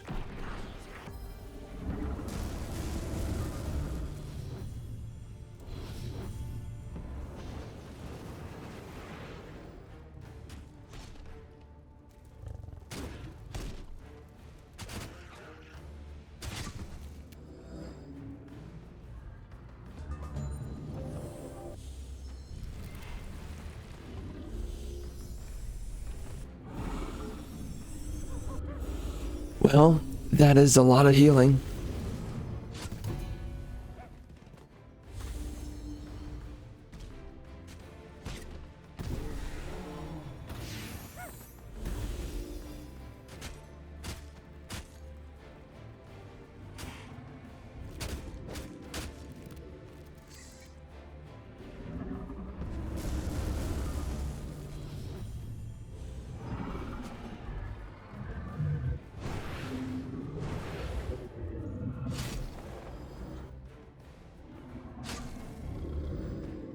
Yeah, you can tell the support units have a tough time.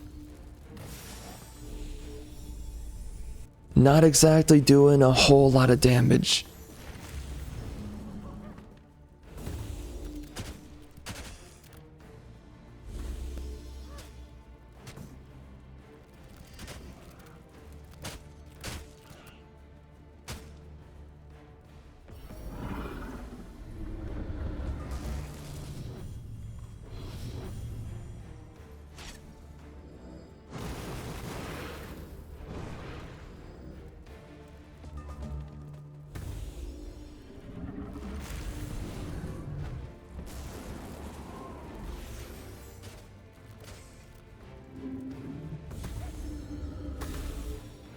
So instead of attacking, he decides to just use Storm Call.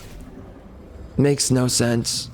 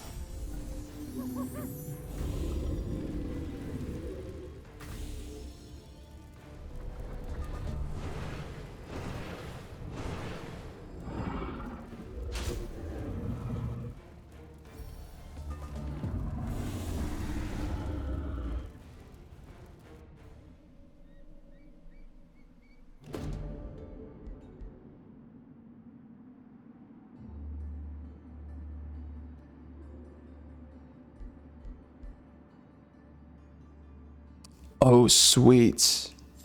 Nice.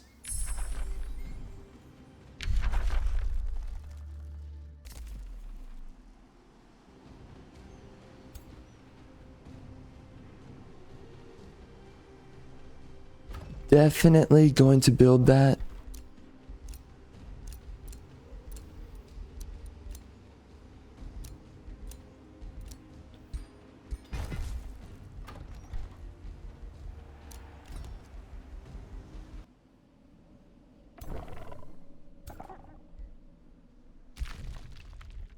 Oh my goodness. Looks like we got some dudes showing up.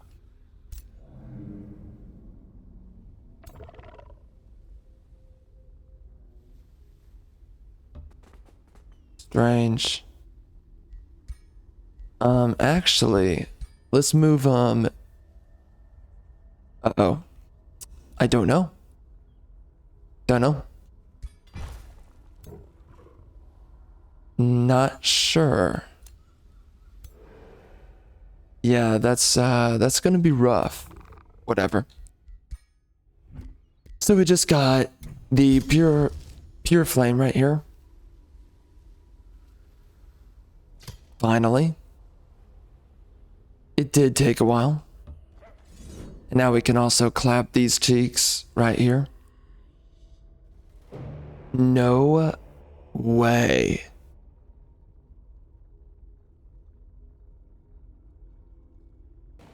Okay, so I'm retrying this. Instead, I'm using Lingering Mist on this army over here. Let's see how it goes.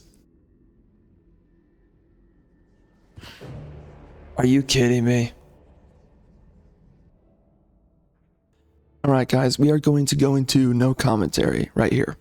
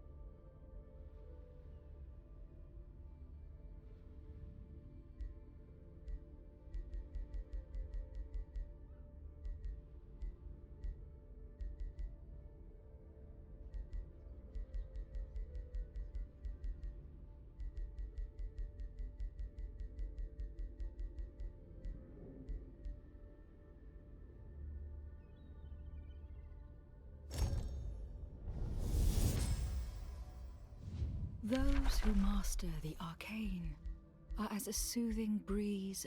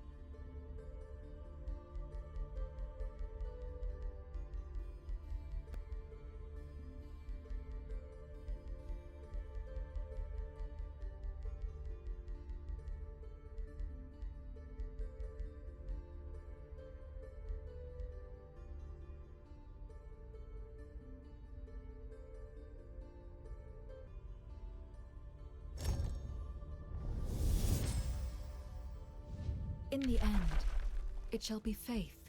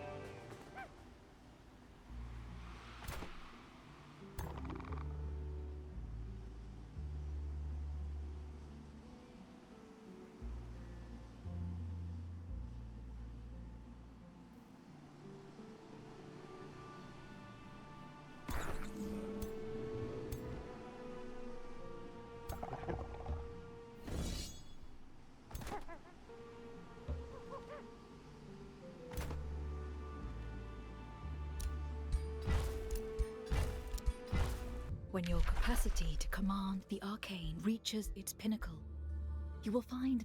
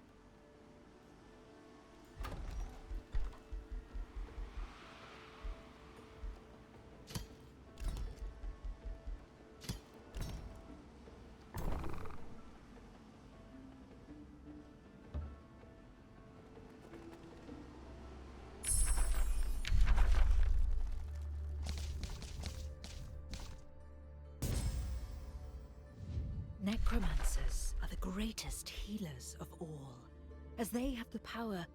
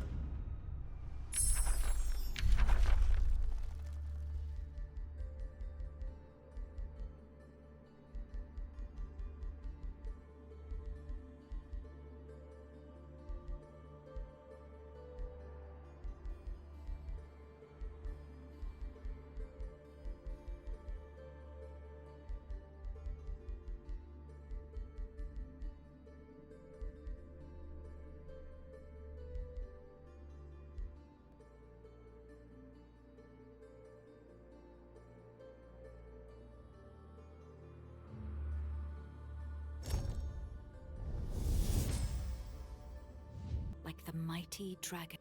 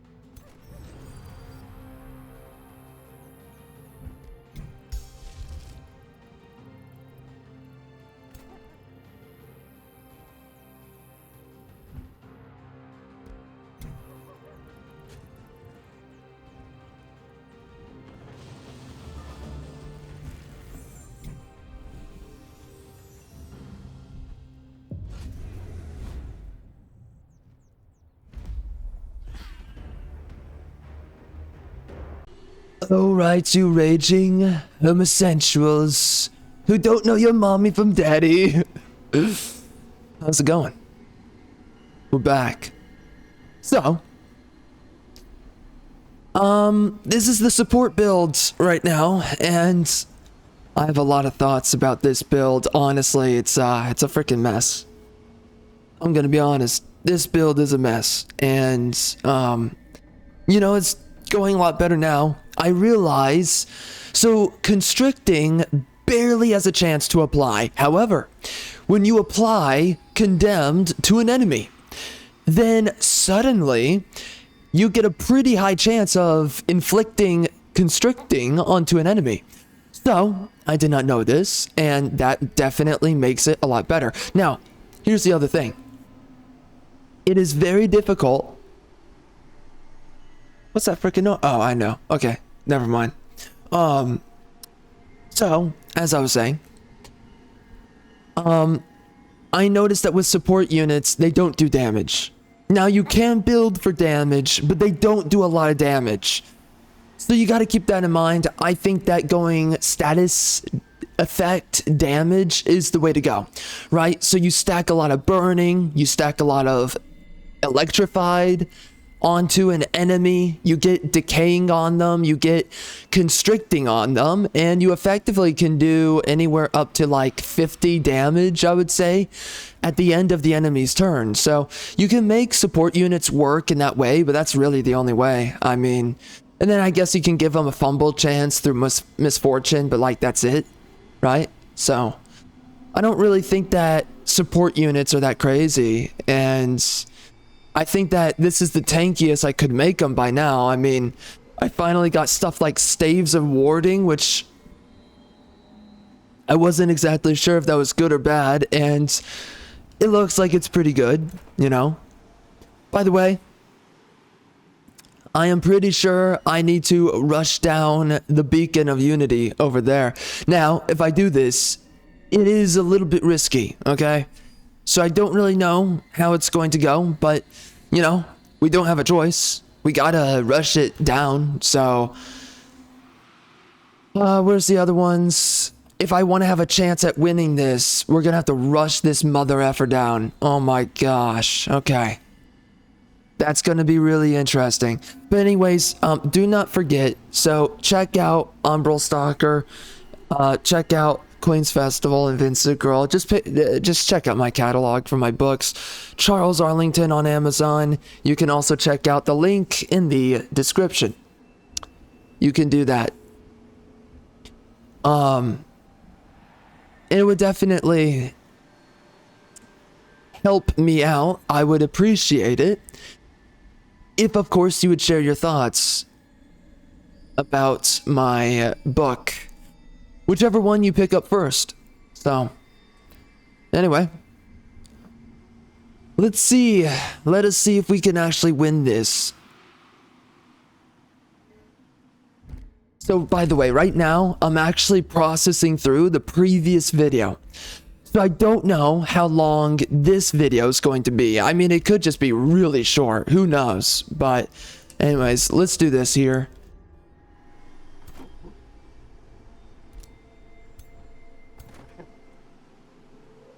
I think what we're going to do, I think I can rush over there, right? Man, that's gonna be tough. I'm gonna try. I don't think I can do anything else, so let's get over there. Yeah, I think we're gonna barely make it right now.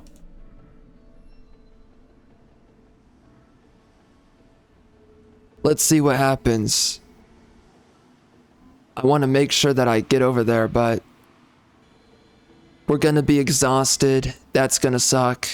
I don't know what this guy's up to. This army ran away from me. I guess I'm going underground, right? Build a couple of cities. I was not building cities. I did not build a single city this game, honestly. Well, okay, I built like 2, but I barely built anything. It was freaking pathetic. WTF. By the way, so at this point with the support unit build, I think I've come down to the position.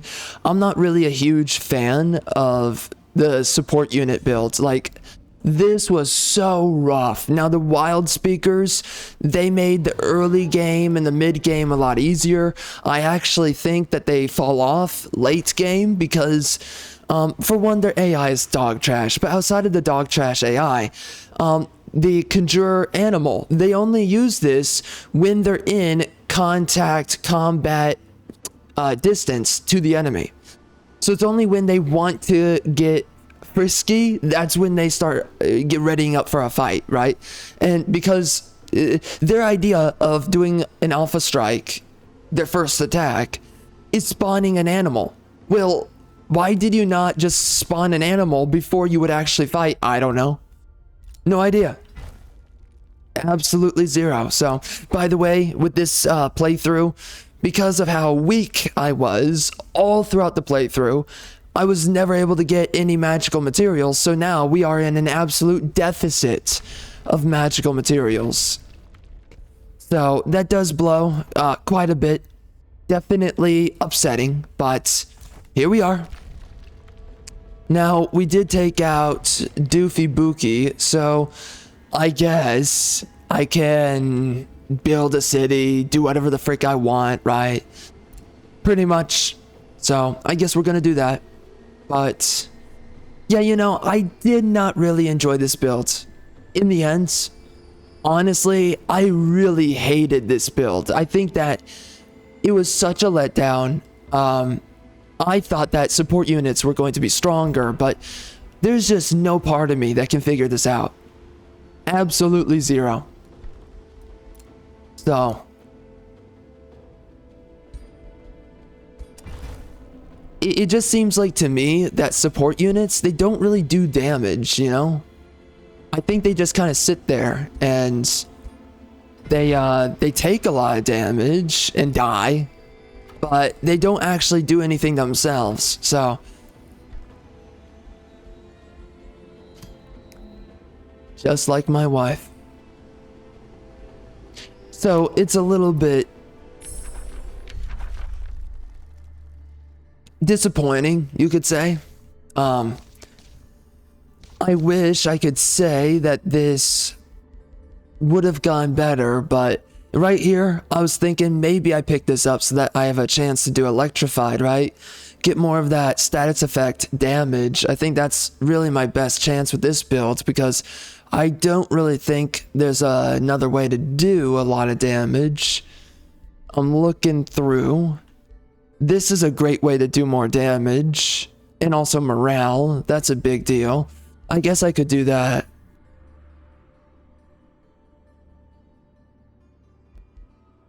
Yeah, this is always a good one. I could have done research, but of course, we did not. And it will embrace you. And by the way, right, because we are so effing weak, these guys literally, man, they need to change the wild speaker. I'm gonna be honest. I'm thinking about the summoner right now. It's just a better unit than the wild speaker. I don't, like, the summoner can, for free, summon in a unit. For free. Like, what the heck? Makes no sense. Anyway. So, yeah, they kept on taking my cities. I can't fight them. I have no ability to actually combat the enemy. They're just absolutely decking me in the face. So, little bit unfortunate, little bit upsetting. Whatever though. So, we're gonna see if I can win because obviously we are racing against the clock. I'm thinking we might get there, but we'll see. Also, we finally got Vessels of Chaos. That took a while, did it not? Interesting, to say the least. And this guy right here, he built on my mother effing nuts. So, you gotta love it. Yeah, we're done with that. So, man, I mean, it's so funny because with this build, I had so much gold. I had insane gold, but holy crap, man.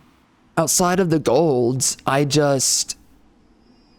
was spending so much to rush out a bunch of support units because they all die. None of them exist for long. It's just cycle, cycle, cycle, dead, dead, dead. Like, okay, awesome. So, that's a bunch of fun. Definitely.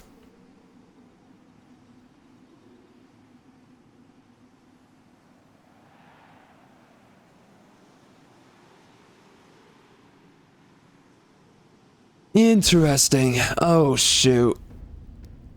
So we have exhausted. That's not gonna be good. That's gonna hurt. Dude, if we lose right here, oh no.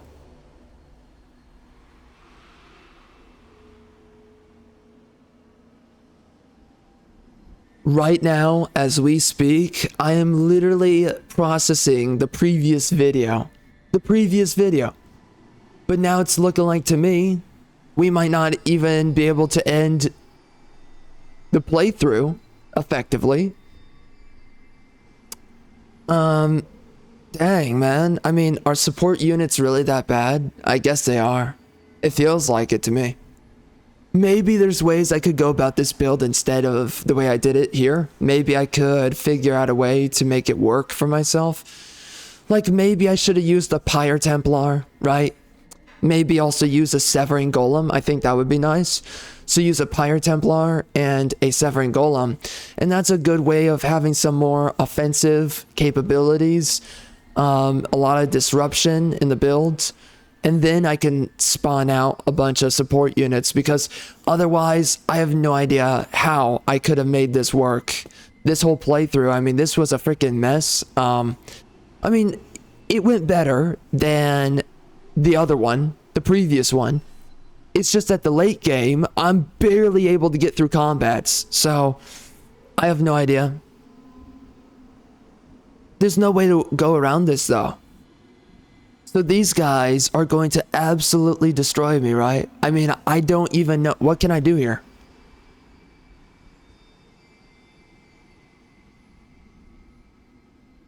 The units are exhausted, so I don't think there's a way to do this.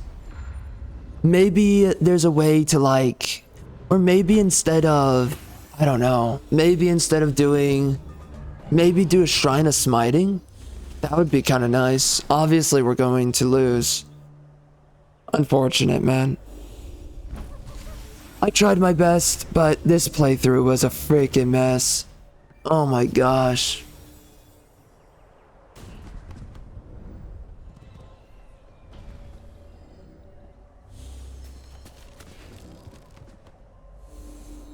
Yup.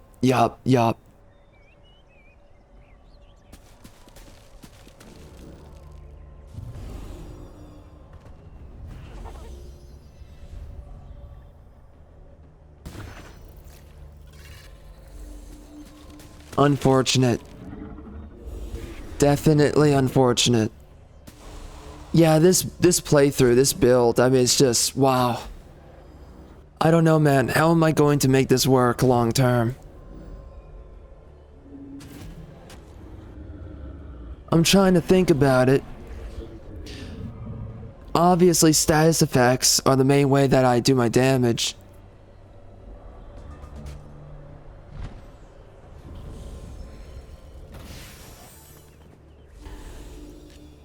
By the way, these guys have so many positive effects. It's crazy.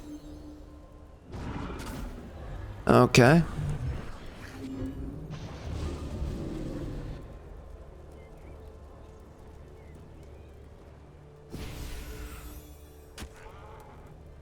So, I think that if I did this again, I think I would go about it a little bit differently.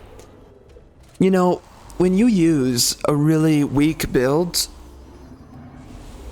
it makes you think about the better ways that you could, well, for one, it makes you think about the best tomes in the game.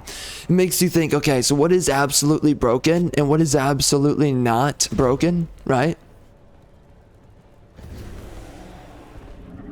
I guess support units, they're just not really that good.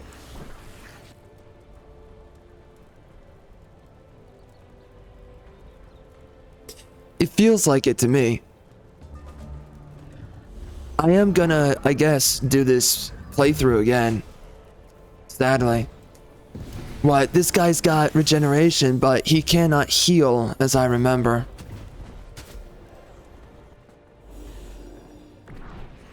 And by the way, my research fell behind so hard because of all of this, right? Getting targeted from every angle, going into a multi-war, having the weakest units that you can imagine, that kind of thing. I never got Whiteborn. There's just a bunch of stuff that never happened. So.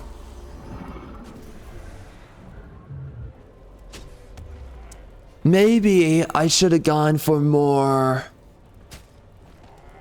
transformations. I could have, I guess, done that.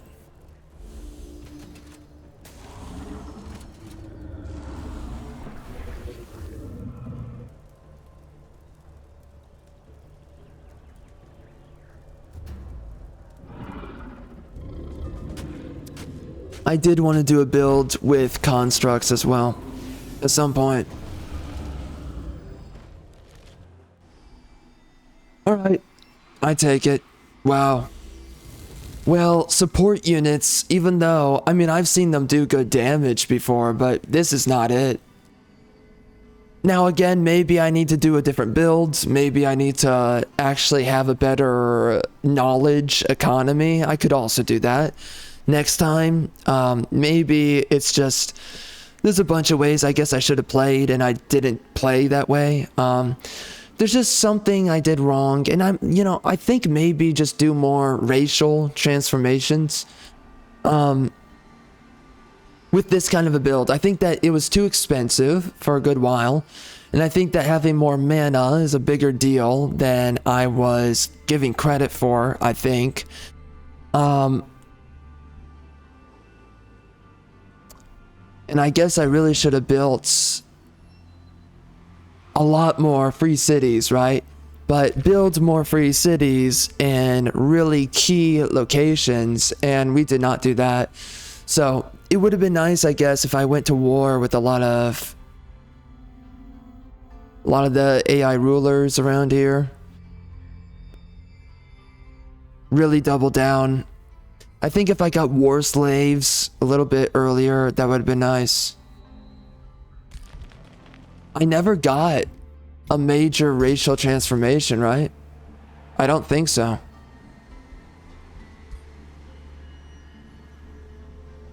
I think that overall, my build was fine. It's really just the research, it fell apart. The early game was okay. It was okay. I guess it could have been better. And I'm trying to run over right now. We're going to lose, without a doubt. Right now, I am literally making the video. Well, the video's processing right now. I guess I might have to stop it on the spot here and add this on, right? I think we just lost. Let's just see. Gonna quick save. Let's see. Maybe we lost on the spot here. We're gonna find out. If that is the case, it's a little bit unfortunate. And I guess I gotta rethink the way that I'm playing the game. I mean,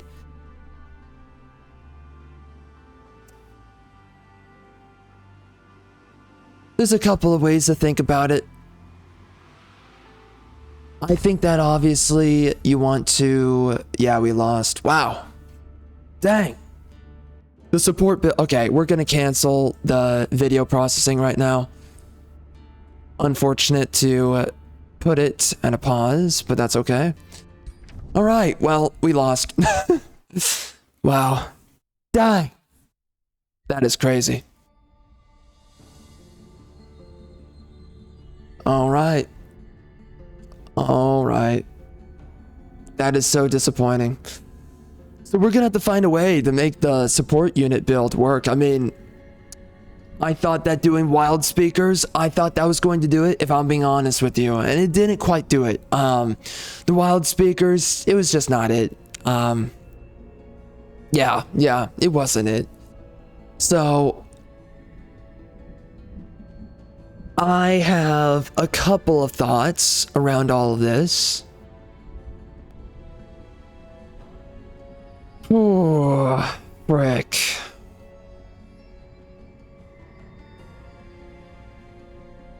It kind of feels like to me I didn't really build what was absolutely necessary, so I guess I'm going to have to change my perspective on what I'm doing here.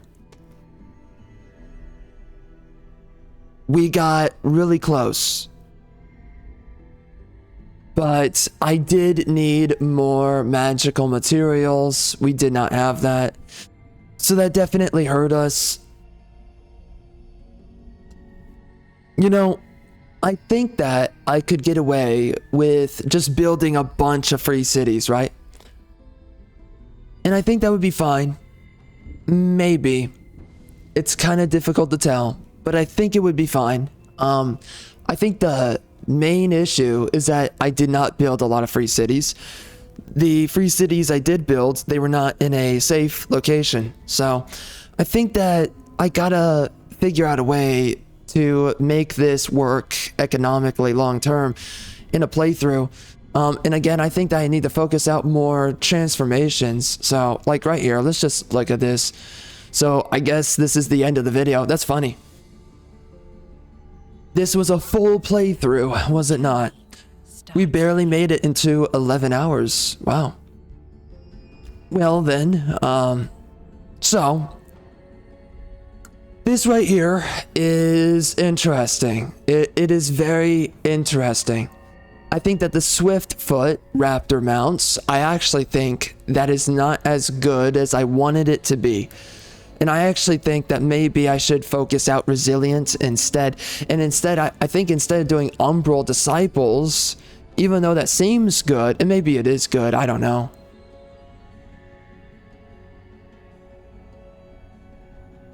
It didn't really seem to do that much in a weird way.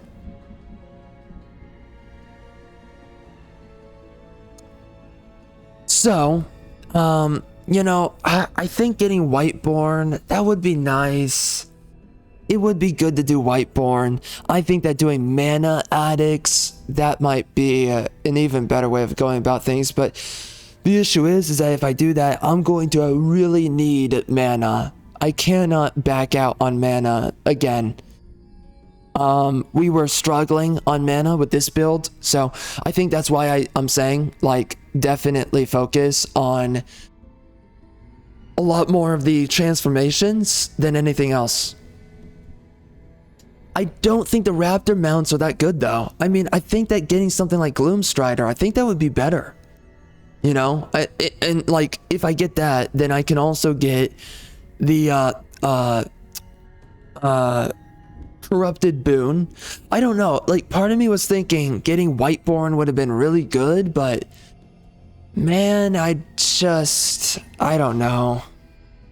There's too much to grab, you know? And there's a couple of ways to get more research, but I think, like, maybe just all throughout the game, you gotta focus everything that gives you research rather than building anything else. I mean, I think building everything else is a waste of time. So just make yourself tanky as you can, as much as you can manage. And then I think that you just want to expand like wildfire across the map, especially underground. Got to get the Fireforged stones, got to get all kinds of stuff. I think that using war slaves as soon as possible, I think that's pretty important. I think that Umbral Disciples, though, you know, the biggest issue with that is that it doesn't do you many favors on your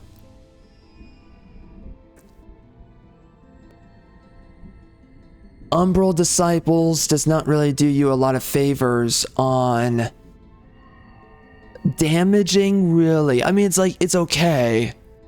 But yeah, it could be better. So there's a different way we need to go about this. So I think what we're going to do instead, right here, instead of raptors, man, I was really thinking about it. I was like, do I really believe this is going to be good? And I guess it didn't turn out to be that great, if I'm being honest.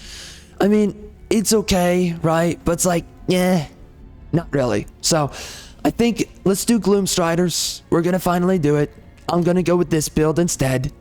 And we're doing elusive down here because that's super good. That makes me resilient to a lot of opportunity attacks. So that'll do me some definite good. And then instead of everything else I did. And then we're going to be going into... Where are you, you freaking clown? We're going to go into Strife. Instead of Umbral Disciples, we are going to do Mana Addicted. And even though this is risky because of the negative morale, I think I'm going to be able to maneuver around it effectively enough that I'm not going to screw myself over. So we're going to do that. Now, instead of doing the Tome of Beasts, even though I was really hoping that would work out, it did not. I think that doing Inner Mastery, I think that's actually a really good move, but like low key, I think early game, getting Earthkin is going to be the best way to go for a good portion of the game. But I don't know. I mean, the Tome of Rock is really good, but getting something like this is really solid. And I'm so low-key tempted to do it because it makes the early game a lot easier. That Sundering Blades is not to be overlooked.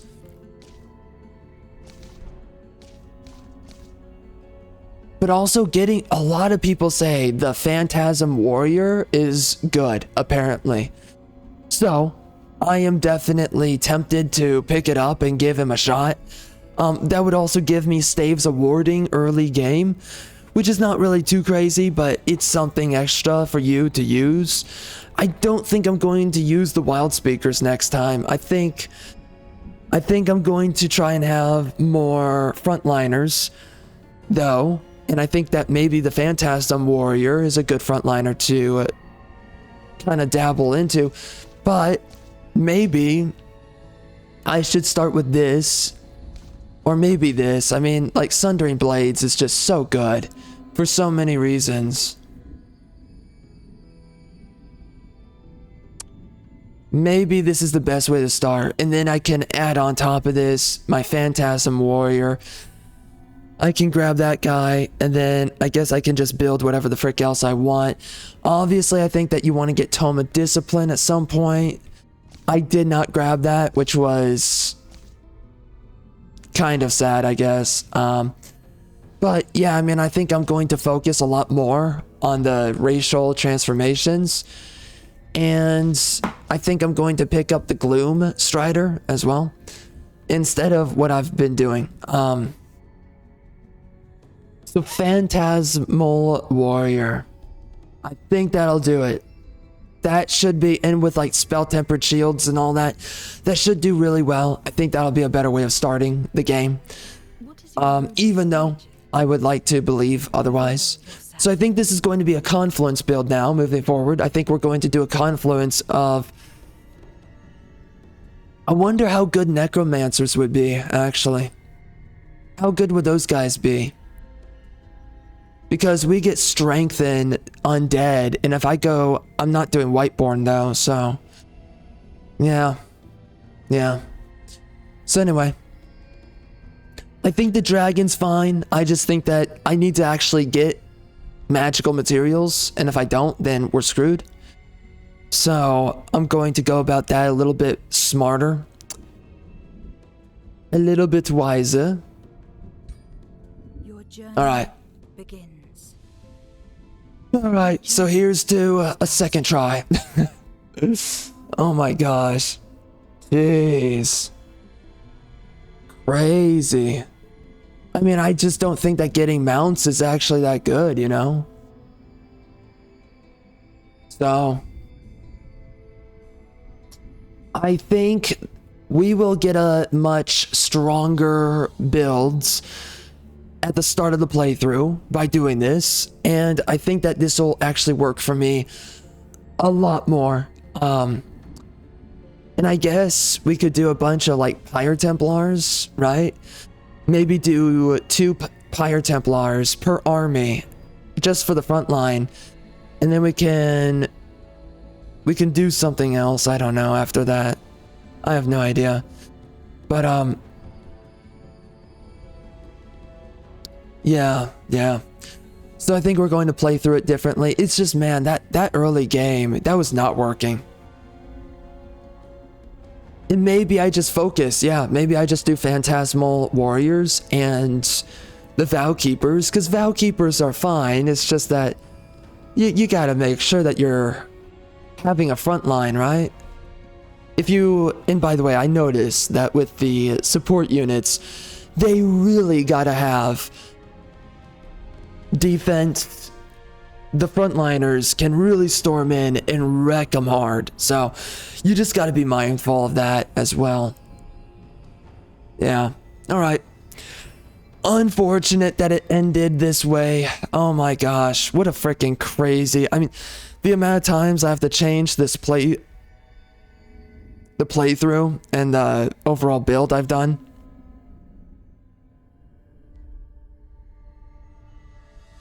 And I guess with this build, I'm going to try to do Whiteborn this time, right? And this one's going to have a mixture of damage, mixture of Whiteborn and all that for survivability.